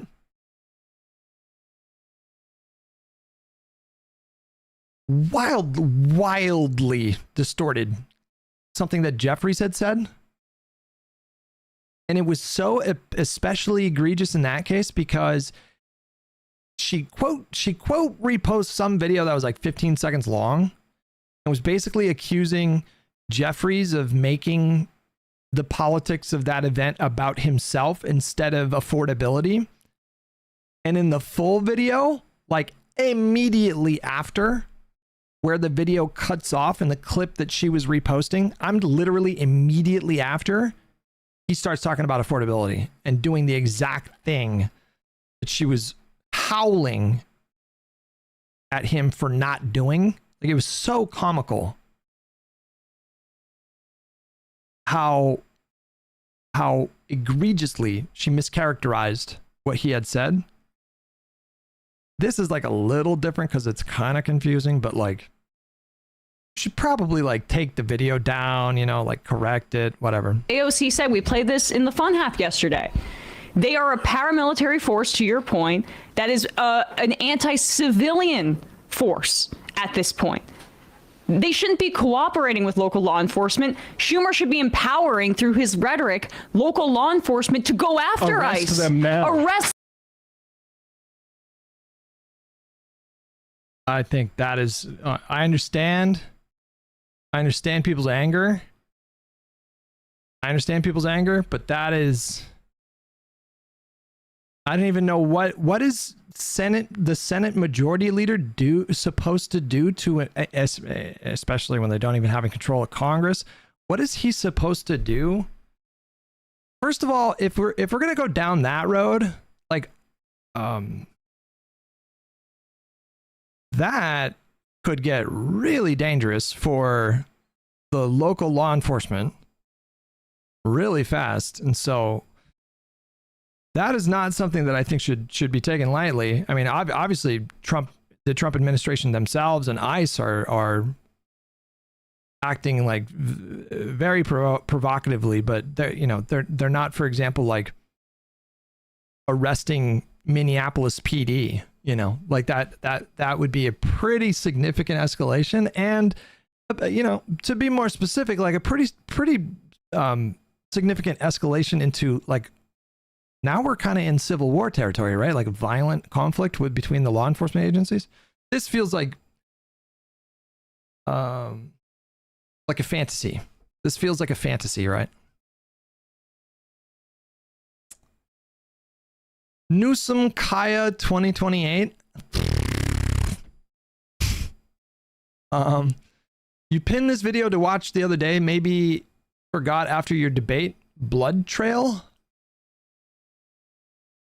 Keep holding it down for the libs. MAGA Zoomer defends Trump's insane Minnesota shooting statements.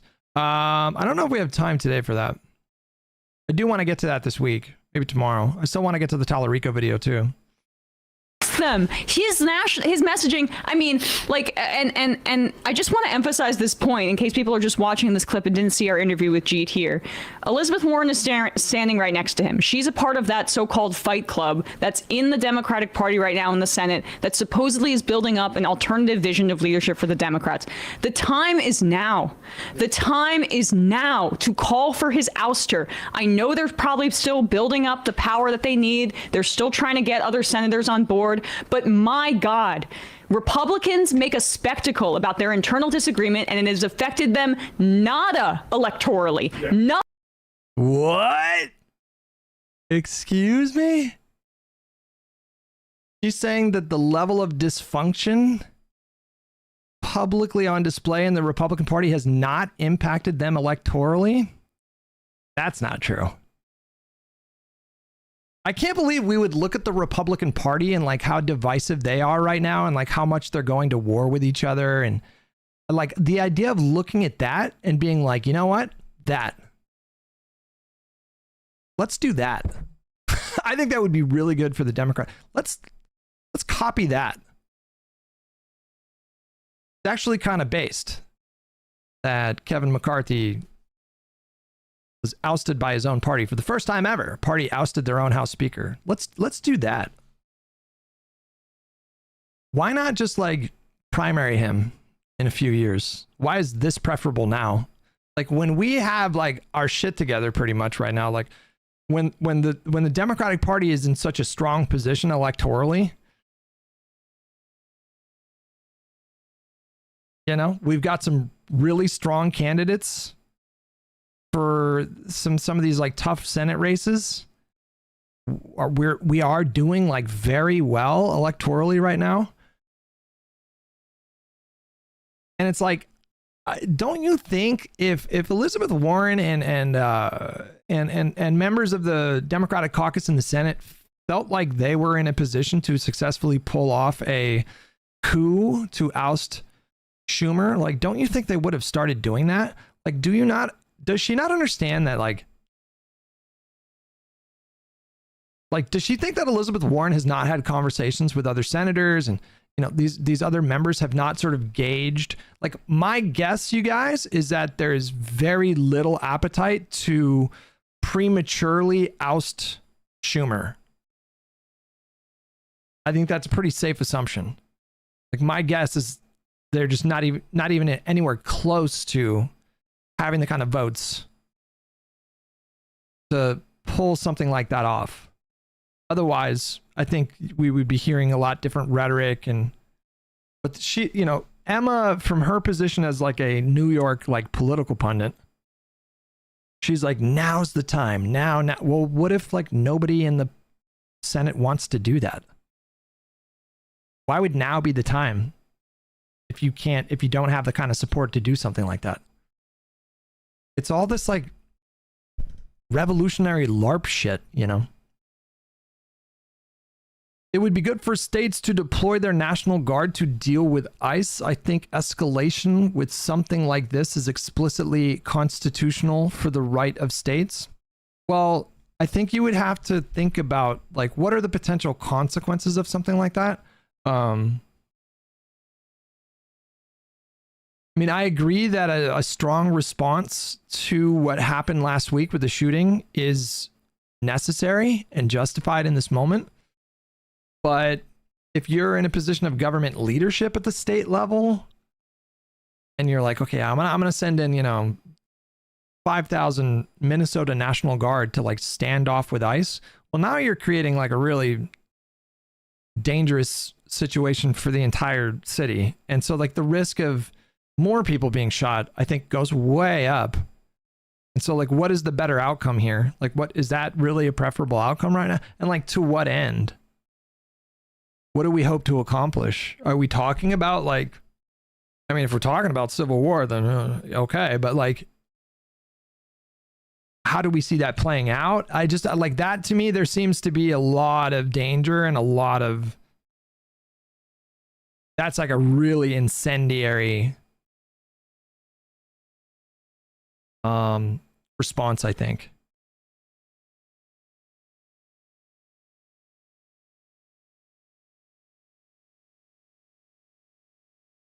Emma actually believes in what she says, unlike Hutch. Well, you can believe things that are stupid. You can believe stupid things. Believing things earnestly is not a virtue unto itself. Like, we wouldn't say, good for you for believing in the things that you believe in. What if you believe that, you know, vaccines don't work? We wouldn't say, oh, good for you, right? Daz Vidani with $10. Even if you oust Schumer, you probably end up with a leader they wouldn't be happy with. Think a Booker type, not exactly saying him, who can fundraise well and is broadly respected in the caucus. Hey, Daz Vidani, thank you for the $10. Appreciate it, buddy. Thank you for all the donations. I love you. You're the best. If you ever have time to hop in on a call, I would want to hear your opinion on whether or not the Democrats should pursue a shutdown. Vishy says no. I'm curious to see what you think. And if you ever wanted to hop in the Discord and share your thoughts, I would love to speak with someone who is like connected in DC and probably more aware of the politics, the political angles. You should probably say you believe the things that you say. I can be a very sarcastic person, but I definitely have earnestly held beliefs. Shouldn't have to say that. You guys know that. I will defend those beliefs. I don't care if those beliefs are unpopular. I don't think I'm a contrarian, but I genuinely do not give a fuck. I will be one person in a room of 100 insisting that Aquaman was a solid B.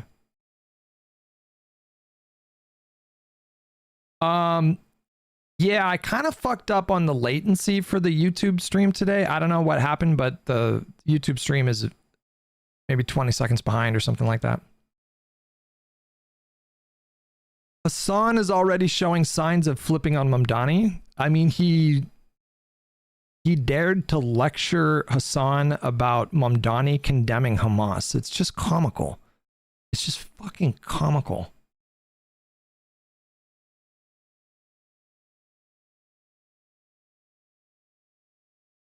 There's an analysis that I think is so spot on, which is that the Hassan kind of wing of left-wing politics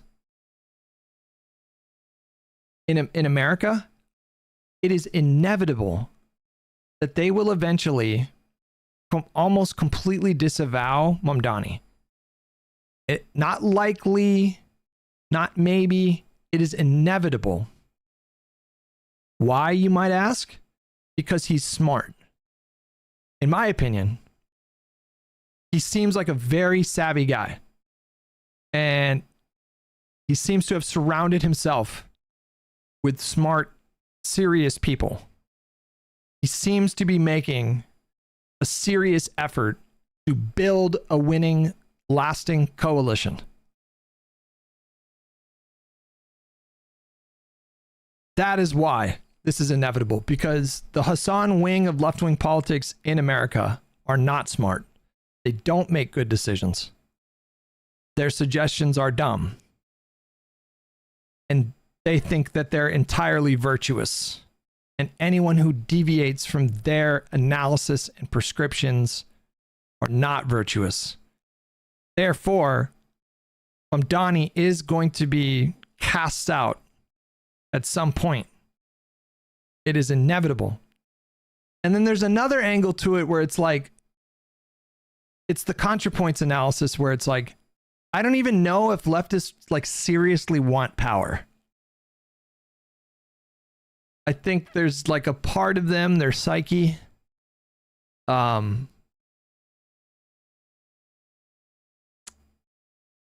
like, I think they like being in that state of conflict and friction and tension. I think they like being in the framing of like oppressed and oppressor, just permanently staying in that kind of framework. I think it's like alien to them to step outside of that. They're like kind of like addicted to that, you know? They're like addicted to that friction. And any kind of movement towards like effective governance or sturdy coalition building, any kind of movement towards that sort of threatens the chaos and instability of that like friction and tension. I don't think they want that friction to end. I think that's where they're comfortable.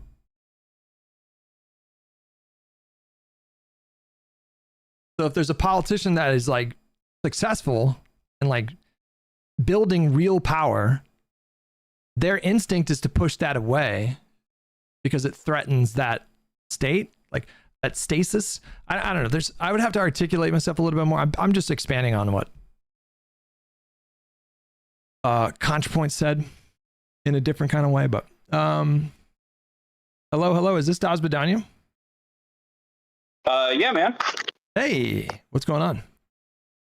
I'm good. How are you doing? I'm good. Got a lot of energy these days. It's nice. You got to feel the energy, man. Yeah. You know, it's midterms. It's, you know, I was going to make a joke about how calm I am, but no, we're just one of the even years are the least calm years out of any of my years all the time. So I'm sure it's probably, yeah, I mean, like this year's already kicked off with a bang, and I just feel like this year's gearing up to be really insane. Yeah. So the Democrats fundraised the Republicans last year. So that's a good sign, because fundraising in the beginning of the year last year across everywhere was like pretty down. And then when it looked like Dems were doing better in the elections, a bunch of the institutional donors started to open their wallets again. So I think there's lots of reasons, obviously, including the wave we saw last year, to be optimistic. Yeah. Well, Vishy, he is very strongly opposed to the Democrats pursuing a government shutdown to try to force another discussion of the tax credits, and maybe perhaps there's some chatter about like ICE reforms. Where do you stand on that? I would talk to Vishy about this because I think I see where he's coming from. I disagree. But I disagree mainly because I think Democrats shouldn't take things off the table. But I do want to say something. I dropped this in the YouTube chat. I'm a campaigns and elections guy. Obviously, I keep up to date with what's going on the Hill. But I don't roam the halls of Congress. That's not real. I know what goes on there. I keep track. Obviously, I have connections there. But like, I think Vishy's probably significantly more connected there than I am. Okay, fair disclaimer. My stance is I just don't think Democrats should take things off the table. And if there's a winnable fight they can have around the shutdown, they should keep that on the table. But like, I think what I would say, and this goes back to, I was thinking this and maybe saying this during your live and learn conversation. I think the disconnect I see between where I am on that and like your podcast co-hosts, whom I love, they're my boys. Who you love, they're your boys. Maybe not necessarily your men, but your boys. Mm-hmm. The reason I think the shutdown last year was successful for Dems is that, yeah, there was political advantage to doing it, but it was seriously focused on the issue of restoring the ACA subsidies. Yeah.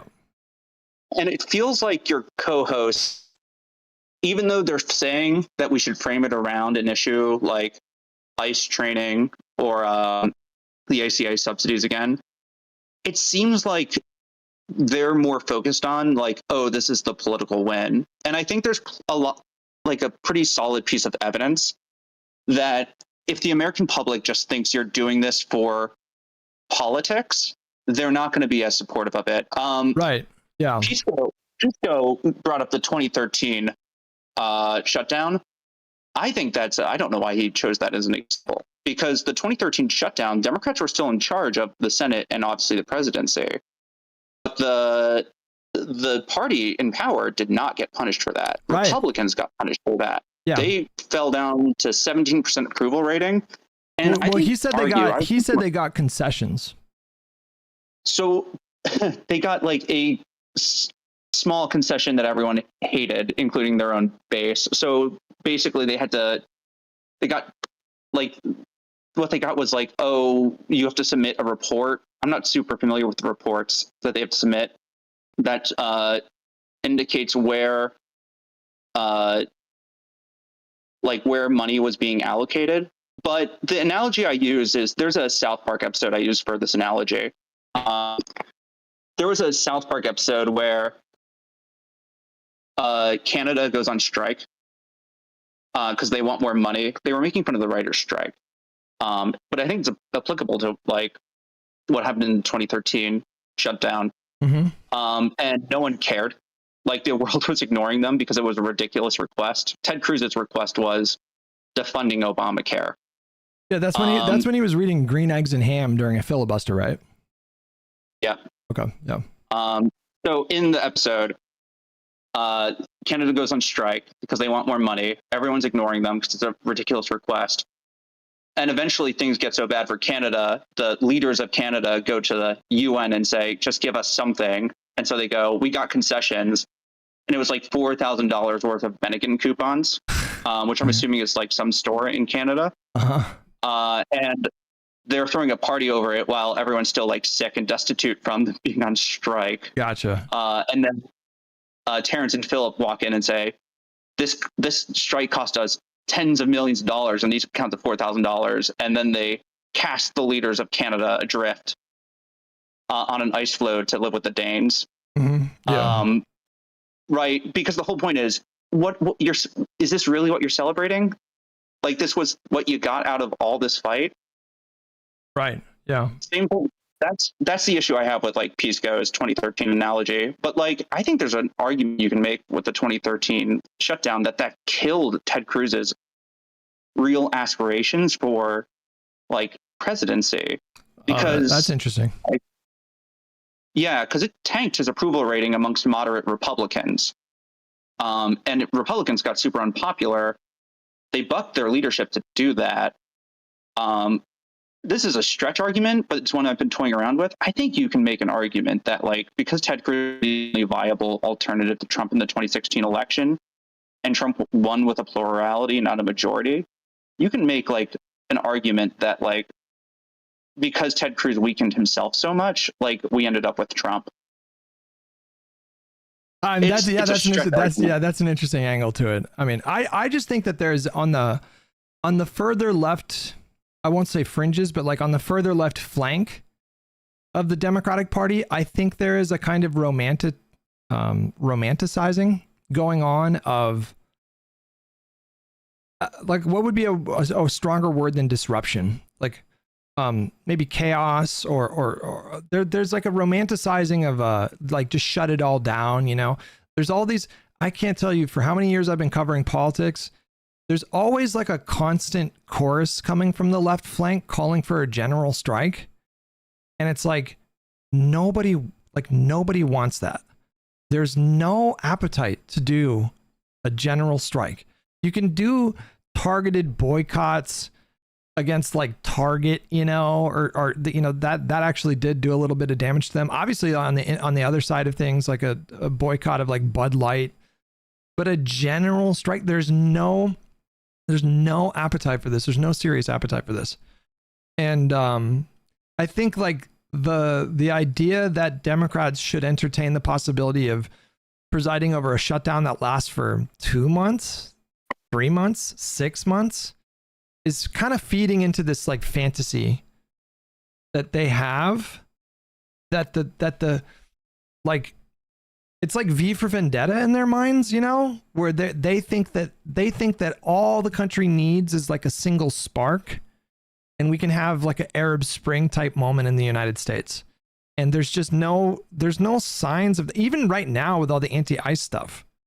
Like there's definitely a spirit that's kind of awakening in the country right now, but we're so far removed from general strike or like literally shutting everything down And I'm not even saying that that will never be necessary, or I would never support that, but of course, that's what I feel like is happening these days. And so when we talk about, I mean, I think you made an interesting point about why the shutdown during the first time, why it was successful is because it was so surgically targeted on an issue that was like really salient and impactful for voters with these premiums going up. And if you draw that out for like 3 months, then it's no longer about that policy. It's like you're just trying to cause as much chaos to hurt the administration as possible. And I think American voters will catch on to that at some point.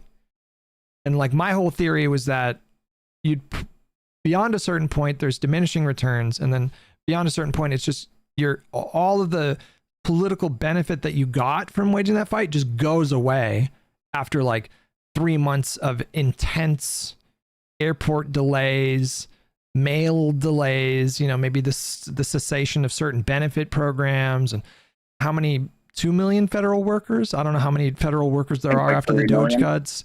And like it's going to cascade at a certain point, and everyone is going to feel the impact of that shutdown at like month 2 and 3. Everyone's going to feel that in like really impactful ways. And at that point, the public is just going to be like, I don't give a fuck who ends this. I'm going to be mad at both parties until it ends. Like that's, I feel like, the inevitable outcome of that. But the people who, go ahead. I think that's reasonable. Like we've never had a shutdown go on that long. And I think there's like, I'm struggling to think of like, I will be honest and say I'm struggling to think of like examples of like when something goes on that long where people start to hate it. Yeah, same. But same. It was difficult for me to think of like, I don't know how to kind of. Yeah. There is kind of one, and that's Israel. It's Israel-Palestine. If you recall that blueprint poll I sent you about like if they had to construct a good candidate, and in that poll, like pro-Israel and pro-Palestine were super low. Oh yeah, I do remember that. Yeah. But people were tired of that issue. But even then, that's like a foreign policy issue, and that was about building the candidate. I think the thing that like sometimes I get frustrated with, like your podcast co-hosts, is that whom I love and whom you love. They're my boys. Yeah, they do be your boys.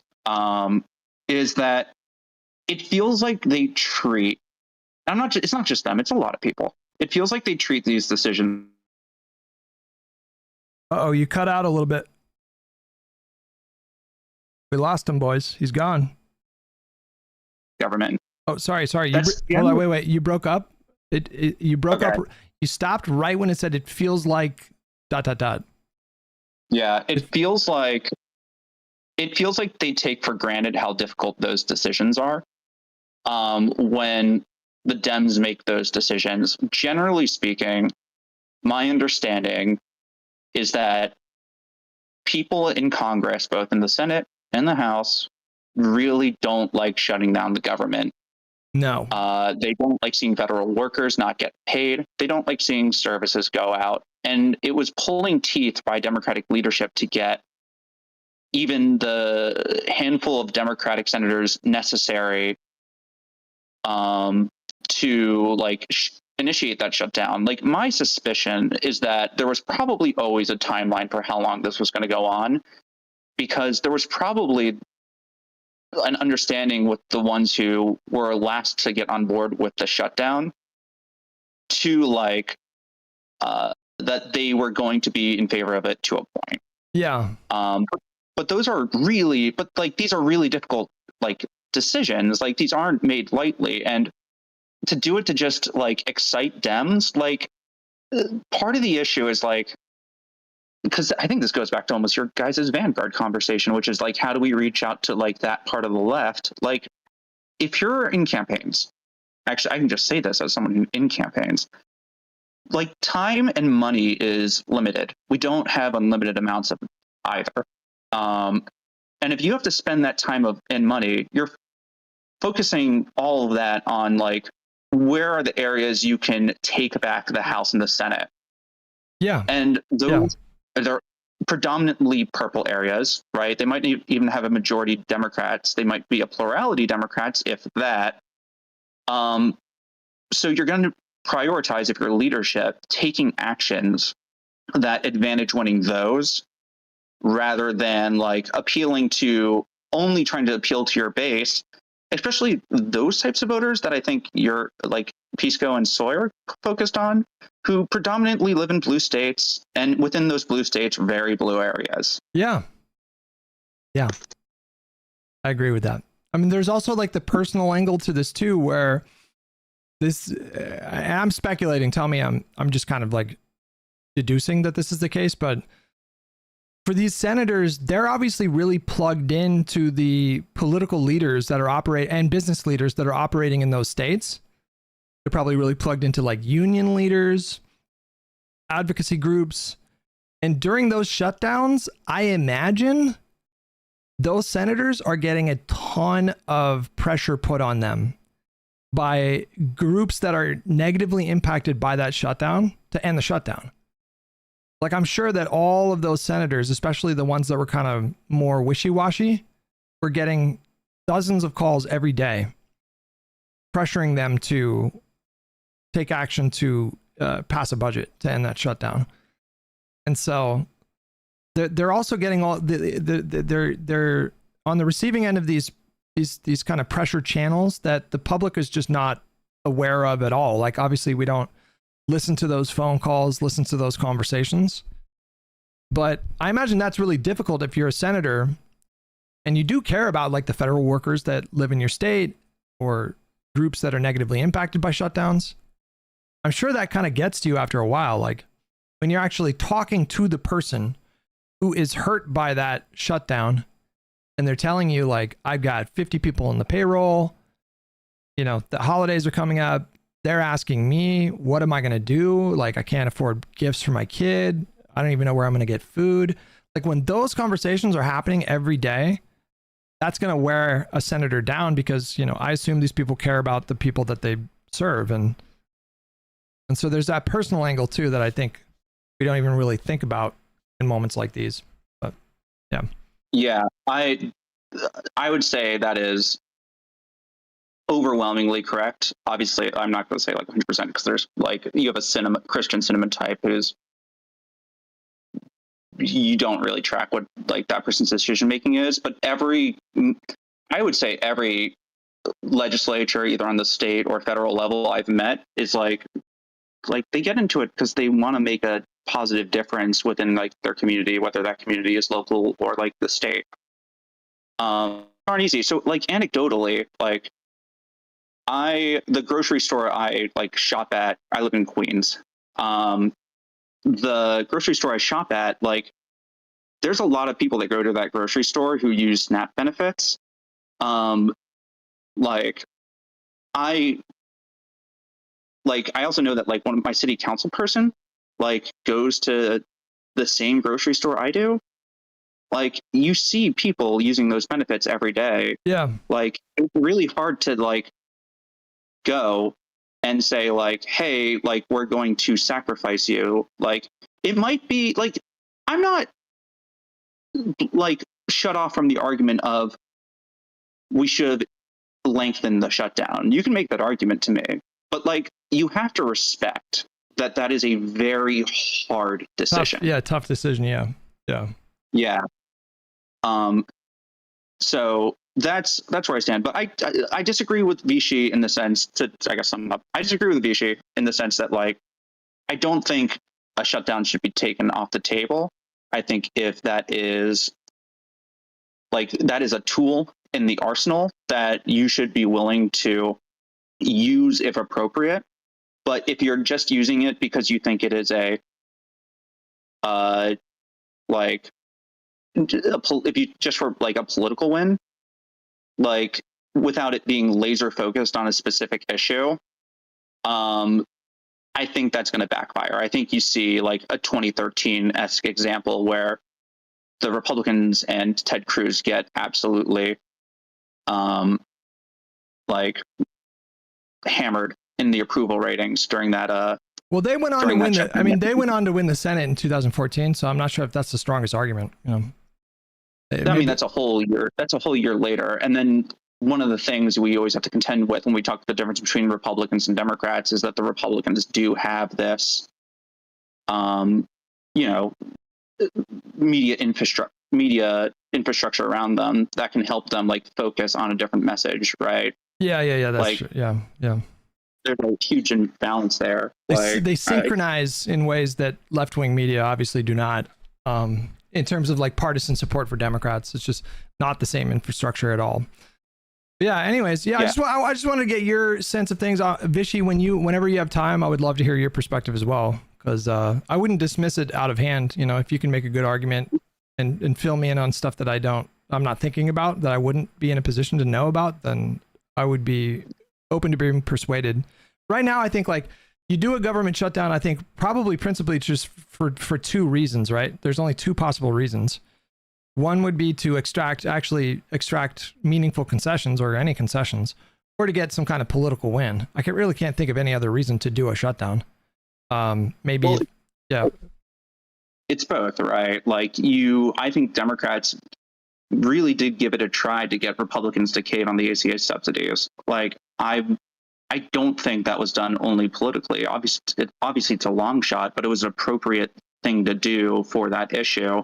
But you know, you can get a policy win, or a political win. And I guess to do the 2013 thing again, I think the political win Democrats got from this last shutdown fight, was a significantly bigger impact than the policy win the Republicans got in the 2013 shutdown.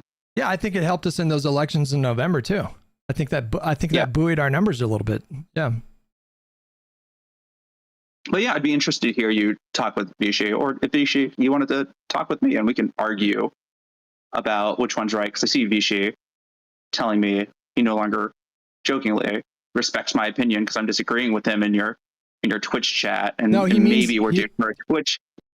He means that. He means that though. He means that though. He messaged me. He was talking hella shit about you. It was crazy. He was calling you a pedophile. It got weird. Yeah. Oh, I will. I don't want to fight Vichy. I've seen he has the when he shared his TikTok account. Like I was just like, I can't fight someone with like long locks of hair like that. That's like that seems terrible. But yeah, I'd love to hear what like his full reasoning for why he's totally shut off from it. I think like he has a valuable insight into that. But yeah, always a pleasure talking. Hey, yeah, thanks for coming on. I appreciate it. Thanks for all the donations, buddy. I love you. No worries. All right, cheers. Take care, man. Bye-bye. I like you, man. I like our talks. Sid Vicious with 69 months. Appreciate it. Samies with 43 months. Appreciate it. Thank you, guys. Let's finish the rest of this majority report. Nothing. In fact, it looks like democracy. In fact, it looks like democracy. It's a performance of it. You get your. That was a jarring transition. Hold on. We gotta go back a little bit. I forgot what she was talking about. As well, for essentially saying that cops should be more. I mean, this video is really funny. It's like a 16-minute video of them furious about a thing that Chuck Schumer did not even say. That's pretty funny. That's pretty funny. Just furious. Completely shadowboxing. Coordinating with ICE, that's the problem here, not the fact that they are functionally, as AOC said, we played this in the fun half yesterday. They are a paramilitary force, to your point, that is an anti-civilian force at this point. They shouldn't be cooperating with. Hutch will never click the link. What the fuck? What the fuck is wrong with you guys? That's actually kind of scary. That's pretty good. You know what though? My nose is a little bit more fucked up. My nose is a little more fucked up. I wish my nose looked like this. But I broke my nose. And I never really got it fixed. I was like, you know what? What's the worst that could happen? But I broke my nose when I was 19. It was kind of gnarly. It was kind of gnarly too, because what the? Oh my god, the shit stained Tesla! I didn't even notice that. Fuck you guys, man. Fuck you guys. What the hell? Oh my god. We need to frame this picture. This is a beautiful. You have to be so. Like, this is such an insane inside joke. Like, imagine trying to explain the context of this to someone who's like not a part of this community.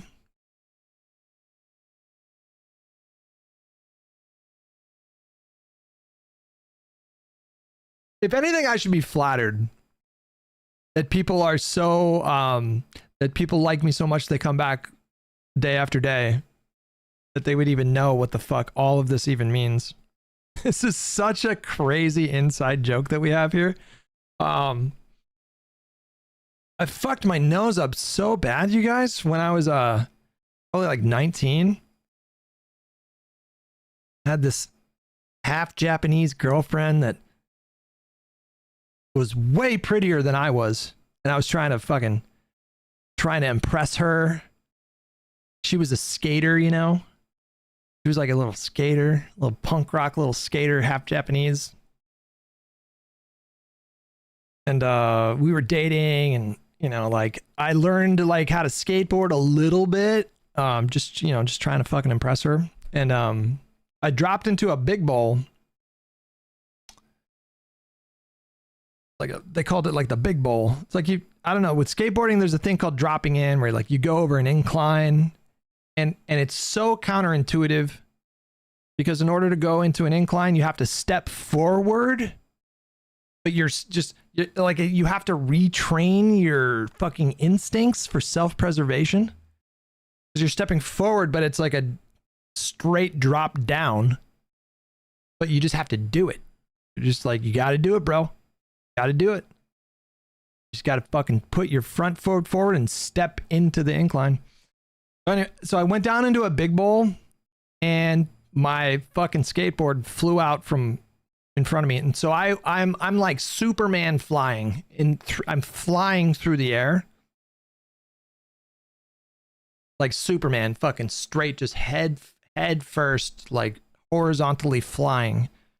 And the first thing that makes contact with a concrete wall was the top of my nose. Boy, did that fuck me up. I had 2 black eyes the next day. I still have a scar on my nose because I should have gone to get stitches that night, but I just didn't. I don't know why I didn't, but definitely broke my nose and just never got it fixed. God damn, that hurt. I showed up to work the next day. I'm working at a Boys and Girls Club.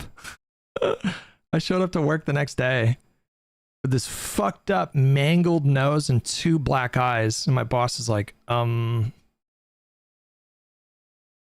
you good? Like, it looked like somebody beat the shit out of me is what it looked like. Technically, a wall beat the shit out of me. With local law enforcement, Schumer should be empowering through his rhetoric local law enforcement to go after ICE. Them now. Arrest them. His messaging. I mean, like, and I just want to emphasize this point in case people are just watching this clip. Wow, CNN poll. We're kind of seeing the same story here, guys. This is now the 4th poll that I've seen. Basically, all kind of in line with each other. This is a new CNN poll that just dropped 26 minutes ago. 26% of Americans say that they view the shooting as an appropriate use of force. The majority, 56%, call it an inappropriate use of force, with 51% saying that it also reflects bigger problems with the way that ICE is operating. A single-digit share called it an isolated incident, while the rest say they haven't heard enough about it to weigh in. Americans say 51% to 31% that ICE enforcement actions are making cities less safe rather than safer. and another 18% say there's been little effect either way. This is well, they've all been pretty devastating. This is a devastating poll for ICE, the administration, and the administration's immigration enforcement policy. A devastating poll. But yeah, going back to what Emma's saying, I mean, this is insane. This is just not, this is crazy talk. This is not serious. I wonder if Destiny agrees with her. I wonder if DGGs agrees with her. I feel like he does. The idea that the Schumer should be encouraging state and local law enforcement to violently clash with the feds is, we're in crazy town. That's crazy town. Didn't see our interview with Jeet here. Elizabeth Warren is standing right next to him. She's a part of that so-called fight club that's in the Democratic Party right now in the Senate that supposedly is building up an alternative vision of leadership for the Democrats. The time is now. The time is now to call for his ouster. I know they're probably still building up the power that they need. They're still trying to get other senators on board. But my God, Republicans make a spectacle about their internal disagreement, and it has affected them nada electorally. Yeah. That is such an ahistorical. I don't know why she would say that. I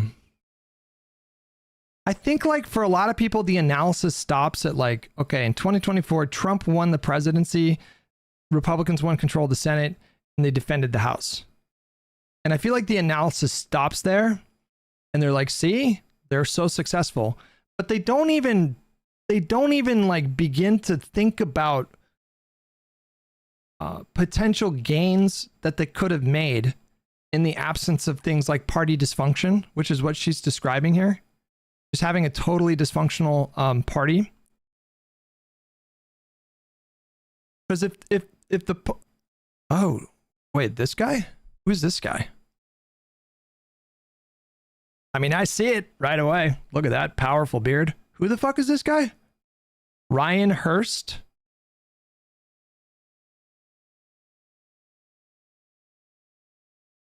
He played Thor in Ragnarok? Wait, what?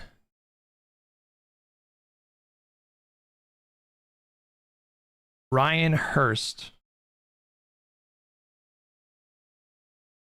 I think this could be, oh, wait, do I know him? Oh, he was in Remember the Titans. I remember this guy. What the fuck? He's got a big old beard now. He has been in, he was in The Postman, which is like a Kevin Costner film from '97. Oh yeah, he was in Saving Private Ryan. He was in Remember the Titans. He was in We Were Soldiers. He's gonna be, oh, he was the voice of Lobo in an animated Man of Tomorrow. He's going to be in the Odyssey when that comes out. I like him. He's definitely got the look. He's definitely got the look. I'm excited. Amazon fucking crushed it with Fallout. Holy shit. Fallout is way better than it has any right to be.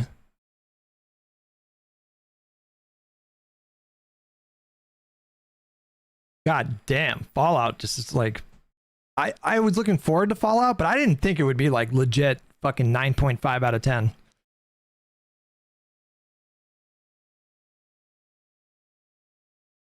Destiny is reacting to your PKA debate right now. Oh, I doubt that. He was right there yelling at her. There's a lot of uncertainty right now.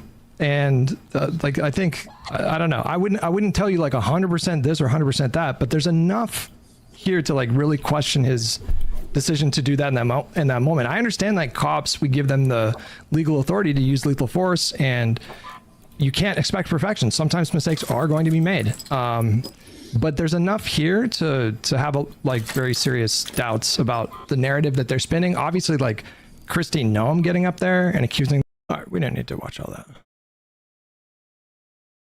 We don't need to watch all that. I will say, like on PKA again, I've said this like 5 times, but like I definitely consciously changed my approach. So when I go into PKA, I have a different set of like expectations for how the conversation is going to go. And like I definitely very consciously pick my battles. I don't immediately jump into everything. Like I don't get super aggressive when I go on PKA, because I just don't think that I don't think that podcast, like for whatever reason, I can't explain the dynamics, but I think like optically you have to kind of be measured a little bit, and you have to, you know, but yeah, anyways, let's get through the rest of this video here. Nothing. In fact, it looks like democracy. In fact, it looks like Jesus, when I fucking every time I unpause, she's screaming at me. Democracy. It's a performance of it. You get yourself in the news cycle. Trump sparring with other Republicans. They've rode that to success. Air this disagreement out publicly, because it looks like you're responding to the overwhelming base that wants you to rein in these lawless thugs. The numbers on this are staggering. An over 20-point increase in abolishing ICE in less than a year. And that's what the leader of the Democrats saying. The problem is that local law enforcement isn't collaborating with ICE. So change the news cycle and show that you'll be an opposition party. Call for his ouster. I'm sorry if it's awkward in the meetings. I'm sorry. To me, I don't know about you guys, but to me, I think that the Democratic Party response to what happened has been really good. Like, am I high? They staked out a position like day one. The party, various party members, day one staked out a position, were super, like, forcefully. I mean, you had the mayor of Minneapolis saying, get the fuck out of our city. Walz staked out a really strong position right away. Like every member of Congress that I saw interviewed, and I saw like a dozen or 24 people making comments, like all of them were basically saying the same thing.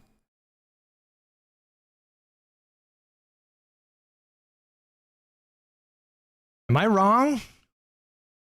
Am I wrong? Like who was too tepid? What Democrats that did you see that you thought were like too tepid? Literally every Democrat I saw was like very strongly taking a position, like literally the day she was shot, you know, and every day that and more new information came out, I just felt like it strengthened that position.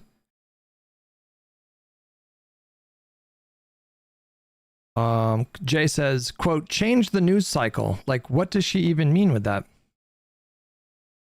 But Walz has actual power. He could mobilize the National Guard. He and Frey could call for an arrest. Their words were strong, but what actions have they put out? They are not in a position to call for an arrest. That is pretty delusional. Under the circumstances? No, you would say that you're going to conduct an investigation. Why would the mayor or the governor call for an arrest before an investigation has even occurred? That doesn't make any sense. Was Schumer strong? Well, Schumer is going to be, obviously, his tone's going to be a little bit, you know, a little bit more measured. You kind of expect that from congressional leadership. Could he have been a little stronger? I don't know. In the clip that we saw, that I think that was like hours after it happened, is what I'm gathering from that clip. And it's like, I don't know, that was pretty he unambiguously blamed the death on ICE. Once you like understand what he was saying, he blamed them for somebody dying. I mean, that's pretty. He's a fucking, listen, guys, Chuck Schumer is 197 years old. Okay? He's 197 years old. He's the same species as Aragorn. Aragorn. I don't know how to say it. Aragorn. He's like half elf, or I don't know what the fuck is he again? When he talks, he's talking to like the fucking, he's talking to boomers that are watching shit on C-SPAN, okay? He is not your guy. Like, if you want the spicy shit, you're gonna go to fucking Crockett or AOC or Chris Murphy or Ro Khanna. You are not the target demographic for Chuck Schumer, okay? I mean, you can say like I if you think that he should have been stronger or whatever. Maybe maybe I agree with you, but like her standard. Okay, there's a difference between saying I wish they were a little bit stronger in the way that they talked about that, and I want Chuck Schumer to tell state officials to initiate a physical, perhaps like armed conflict with the federal agents. Maybe take it down a notch. Maybe don't, like, maybe that standard is a little high. Or if it's not the right time because we still have the partial budget negotiations over the appropriations, actually it might be the best time. Well, that's the thing, is he wants to ignore the existence of what is happening because he has the ability to wage a fight to prevent the funding of DHS. I mean, he has the ability to do this, and he doesn't want it. He is running away from any leverage he has deliberately. And so, you know, we've got to be measured about this. We've got. I'm sorry, but the context is so funny because all of this analysis is fruit of the poison tree. Like, all of this analysis is based on their interpretation of his speech to mean that he was blaming sanctuary policies, and that's not what he was saying. And so they're just doing this whole rant about something that is like definitionally baseless. They have literally, understand, they did not shoot this person because they thought this person was a criminal, undocumented immigrant. They did not shoot this person because they thought this person. Cedar has become so disappointing these past few years. He used to be reasonable. Bro, listen. I don't know if everybody has an expiration date. Wait, that sounds mean. I shouldn't say that. It's like Harvey Dent, bro. It's like you either die a hero or you live long enough to see yourself become the villain. Is that what I used to watch Majority Report every fucking day. Like, I used to watch 2 to 3 Majority Report videos every fucking day. Like, from starting in 2017, like for years, for like 2 or 3 years. I would talk about them on the stream a lot and say, oh yeah, they're the best to go to for analysis. But man, I just feel like I don't know what happened, you know, that like things changed after Michael. You know, I think Emma's having a, it's not even just Emma. I think his staff has a bad influence on him. That's what I think is going on here. Because Matt Leck is actually worse than her, and you know, he is horrible. I mean, he conflicted with Jamie. He had like real kind of like a tanky, right? Jamie, forgot her last name, but. And there was a big blow up, and she ended up leaving the show. But he used to push back on her like a lot, from what I remember. And it feels like the inmates have taken over the asylum a little bit with Majority Report. Was an undocumented immigrant. They did not shoot this person. They shot this person because they saw this person as a citizen who was pushing back against what they were doing. Yep. That means that, and they can take these steps. They've killed undocumented immigrants in their facilities. Yeah. We know that. They are just moving down the line. Anybody who gets in their way is going to face either being just scooped up, detained, shot, beaten, whatever it is. This is Toxic Bunny with 16 months. Thank you. Going on, and he is trying to hide from it. Does he have a problem with, here's Philadelphia DA Larry Krasner. Now, if Chuck Schumer says the problem is not enough cooperation from local law enforcement, does he have a problem? Oh, no, you guys. Oh, dear. Oh, no. What Krasner's saying here? If any law... No fucking problem. So it's just like the anger, you know, like the getting just so activated, and they just fucking misunderstood what he said. That's enforcement agent, any ICE agent is going to come to Philly to commit crimes, then you can get the F out of here. Because if you do that here, I will charge you with those crimes. You will be arrested. You will stand trial. You will be convicted, whether it's in state or federal court. It's my office prosecuting it. That's how the law works. And you will do your time because Donald Trump. Who's this Chadwick of a man here? Who's this guy? Cannot pardon you for a state court conviction. Do you hear me, ICE agents? Do you hear me, National Guard? Do you hear me, military? You're going to jail if you commit crimes in the city of Philadelphia. You will be accountable. The law applies to all of you. And I know that there are honest, decent, moral law enforcement officers out there by the bushel, including in ICE. This is not for you. This is for any one of your colleagues who thinks they are above the law.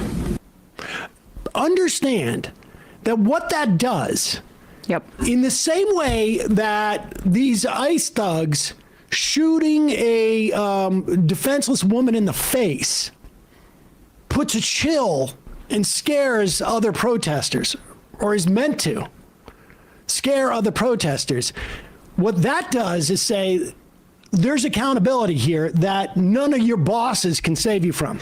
Now, I think if you frame it like that, like legal accountability through a legal process, I think that's fine without walking up to a line of like implying that you're going to get into like a standoff with firearms. That's where I think it starts to get a little, but if you're talking about like charges and a trial and that's I think a different kind. Would you guys agree? I feel like that's an appropriate level of rhetoric that doesn't get to a point where it's so inflammatory that, you know, it can be really easily weaponized by Republicans to suggest like they're calling for physical confrontations. Chuck Schumer has the opportunity to say this type of thing too. Yep. If Chuck Schumer thinks in his mind that, well, we're going to take the House, maybe we'll take the Senate in the fall, you then have the ability, even putting aside his ability to shove a wrench in the gears of appropriations and money going to fund this. He has the ability to say, think twice. Because the day after we get sworn into office, we're going to haul your bosses up and we'll haul individual agents in front of Congress. Yeah. And we will pass laws and we will hold you accountable. And it may take for 3 years from now, maybe it'll take 6 months, a year from now, but you will go to jail. There will be no forgiveness. There will be no forgetting here. But the focus on the midterms, it's hard for me to know if it's an idea, if you're working backwards from your ideological predispositions to say that the midterms are the thing that you're focused on, or if you're genuinely convinced that standing up for your neighbors and immigrant communities is going to impact the midterms. Either way, the focus is so wrong, outdated, and has led us to this moment of fascism. When I... Oh my God, you guys.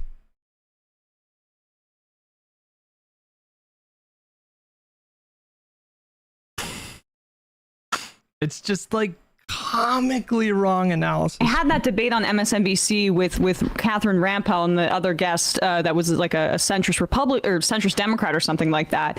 They were saying like, well, you have to focus on winning. How can you win in West Virginia without a Joe Manchin? Would you rather have a Republican in that? Oh God, please. I don't know if I have the Constitution to withstand whatever follows this sentence. Seat. And my answer was that, well, if the Democrats had a different focus and it was more about delivering as opposed to winning winning and governing like the way Zoran's doing it, winning, not just winning elections, hoping the ball isn't hit to us so that we can just white knuckle it until the midterms in 2026, then perhaps we wouldn't have this back and forth. We could have like actual sustained control over Congress and actually wield power. But what I really do think is that at this point, it really is ideological for sure. We got to stop worrying about. We have to stop spending so much time preoccupied with winning elections. I think we should think less about winning elections. I have the Jew with $5. I would really love to hear you and the other pod bros, reasonable voices in these spaces. This is simply fracturing the base for no reason. Oh, I don't know. It's not clear to me that people like Emma and Sam are very aware of me. I think she's quote retweeted maybe a Hassan tweet taking a dig at me. There was one clip of me where I might add, correctly pointing out the level of restraint that police were showing during a protest up until that moment. And then I said, look at it, wow, I'm seeing a lot of cops practicing restraint. And then it was like literally a second later, a fucking flashbang went off or something. It was a crazy clip. And I was like, oh, well, fuck me, right? It was just funny. That's like one of the funniest clips that's ever come from the stream by far.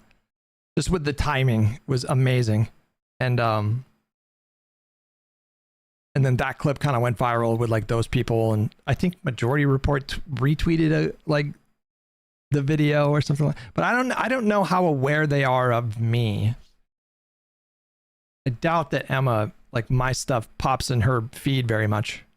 Is this the clip? This clip is. I just think is it. I mean, listen. Is it not kind of comical that he's been given this commentary about like, oh yeah, that's standard issue weaponry. That's usually a shirt when he was doing his like journalist LARPing. Is he wearing like a media shirt in this one as well? He was like walking around with his cameraman and be like, this technology over there, they used that in a Cuban protest, and they're called LRADs, and he was doing like the journalist LARP thing and he was like so like obviously uncomfortable and not confident. The context here, guys, and I was at this literal exact location the day before, maybe, or maybe the next week. I'm not sure, but this was at like 4:45. Like 4:45 like PM, and the police there had told the crowd to disperse by 4 PM. And so like whenever you go to a protest in Los Angeles, one that is organized and advertised to be nonviolent, peaceful, you have like the protesters who show up they start showing up at like 8 or 9 or whatever, and then there's usually like people will gather at a particular location. There'll be a stage and a microphone with different speakers, and there's going to be people playing music and drums, and it's a very kind of like party festival vibe. And then each of these protests are advertised to go until a certain time. and then say it's like 3 p.m. that the protest is supposed to end. You know, all the like resist libs and like the bulk of the crowd go away, and what is left are typically younger kids, and they're like more on the left flank, and they're more about kind of direct confrontation with cops. There's like kind of like a natural filtering that happens around that time. And what pissed me off about this, what am I playing here? What game am I playing here? What is that? Oh, that's Dune. Yeah.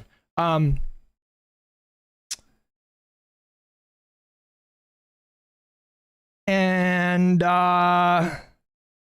yeah, so like what pissed me off on this day is that he had waited until the very end of the day to go show up and like cover the protest on his stream. And if everything you knew about the protest was from his stream, then this is all you would see. You would not see the fucking non-violent, peaceful demonstrations. All you would see is this, which is like, this is a crowd that was told to leave 45 minutes ago. They were said that like they got on a bullhorn and they said, we are going to disperse this crowd at 4 p.m. You have 10, 15 minutes. And then they waited another 45 minutes. They waited another 45 minutes. And that's when the stuff like popped off here. But the clip is just like, just a priceless fucking fire sign that things are about to pop off. And he's been doing that for like an hour. And so far it seems like the police are showing restraint. And then, boom. Like they're not advancing. They issued a dispersal order and they haven't advanced. Oh yeah, no, they use that technology in Colombia. Okay. Oh, fuck me, right? Like incredible clip. Like a top 5 clip right there. I mean, instant classic. Oh yeah. Instant classic. Schumer made a statement. Okay, all right. I recognize that link. Schumer. He's a passive income politics. He just wants to benefit passively from all this stuff. When it just really hit me when you see Zoran Mamdani go out on CNN and MSNBC and explain to people what sanctuary city policies are. For so long, it's been used as you hear it exclusively on the right, where they talk about it as like liberals being soft on crime in cities and all of that. We could have had a pushback Democratic national messaging campaign that would have empowered attorneys general and mayors across the country to make sure that the worst of this stuff was curbed a little bit, because there have been no. But the thing is that we do Democrats do articulate the point of sanctuary policies. That's not the issue. The issue is nobody cares. Nobody's watching C-SPAN. Like nobody, and to Das Vidania's point in the conversation we were having like 30 minutes ago, we don't have the same kind of coordinated media strategy. Okay? Like we don't have an infrastructure in place of hundreds of well, I mean, we have some, like there are definitely like partisan Democrat social media influencers, but they do not have nearly the same reach as the combined audiences of Ben Shapiro, Candace Owens, Steven Crowder, Joe Rogan, Tim Dillon. You know, like it's just not comparable. Like they have such an enormous advantage. And they seem to sync up a lot quicker around messaging stuff. And so even though we do have Democrats that get up there and talk about the point of sanctuary policies, point out that sanctuary policies don't lead to increase in crime or anything like that, it doesn't show up on their feed because it doesn't fucking like go viral. And they're obviously not paying attention to, like, it wouldn't shock me if I go to C-SPAN, am I going to find like a meeting from like this morning with House Democrats talking about sanctuary policies, you know, like in the last like week? It wouldn't shock me. But it just doesn't make waves in left-wing channels And then on top of that, like they're going out of their way to spin their narrative. So it just never breaks through. And so like then you get this narrative where it's like, where are the Democrats talking about the thing? And it's like, I can't tell you how many times I've done this with Emma specifically, where she'll say this. She'll be like, Kyle does this a lot too. Kyle is like the worst. Kyle will be like, where are the Democrats talking about the Iran strikes? And I like pause the video and I go to C-SPAN, and like that morning there, there's a press conference with Jeffries talking about the Iranian strikes. And it's like, dude, did you even like bother to answer your own question? National Democrats have explained that sanctuary city laws are legally binding. It's about protecting citizens. Common sense. And local officials standing up and saying, if you don't have a legal judicial warrant signed by a judge, you don't get to enter this space. And that's on the books. Why couldn't we have had National Democrats saying this? Why? Because Chuck Schumer doesn't believe in those sanctuary city laws. He just said it right there. No, you misunderstood him. I mean, I was confused. When Schumer said that, I was confused. When I thought that that's what Schumer said, I'm like, wait, what did he just say? I was confused initially because I'm like, huh? The Democratic leader in the Senate basically coming out against sanctuary cities? That seems kind of weird. And what did I do? What was the first thing I did? I looked up to see if I could find any examples of Chuck Schumer being against sanctuary policies. And I found 4 articles showing him defending sanctuary policies. But she's jumping to this conclusion based on a mischaracterization or a misinterpretation of what he said, and it's like he just kind of absurd. It's like kind of comical. Said that he doesn't believe that there needs to be more collaboration with ICE. That's his problem with it. So that's essentially saying like you don't want to protect people, and that's part of the problem here. Oh dear. I mean, it's almost the whole problem. It's the whole problem. And it should have been dealt with years ago. Oh, dear. Go back to 2016, people are like, oh, Chuck Schumer's going against Obama on the Iran deal. Is that going to hurt his political future? No, it cemented it. And Democrats need to address why that happened. Yeah. Roger from Ohio. I think Chuck Schumer is secretly a Republican, Bavarian. Okay, all right. We've had enough of that. Okay, come on. I can't. Today's stream, we're going to do a little bit shorter. We're going to cut this one short, guys. I do think it's kind of cool that me saying, oh, it's going to be a shorter stream today and it's 5 hours and 15 minutes. That's pretty cool. No arc today. I'm gonna arc it up off stream, but I do have to run a couple of errands and make a few phone calls and do some grown-up stuff. Tomorrow we're going to be live at the normal time, which is 8:30 a.m. Pacific, 11:30 a.m. Eastern. Thank you guys again for tuning in to the stream. Jen, if you're still in here on YouTube, thank you once again for the 10 gifted memberships. It's very generous of you. I appreciate it. I'm grateful. And yeah, stay frosty out there, guys. Don't do anything I wouldn't do, and I'll see you guys tomorrow as the country descends more and more into madness every day. Okay, bye-bye.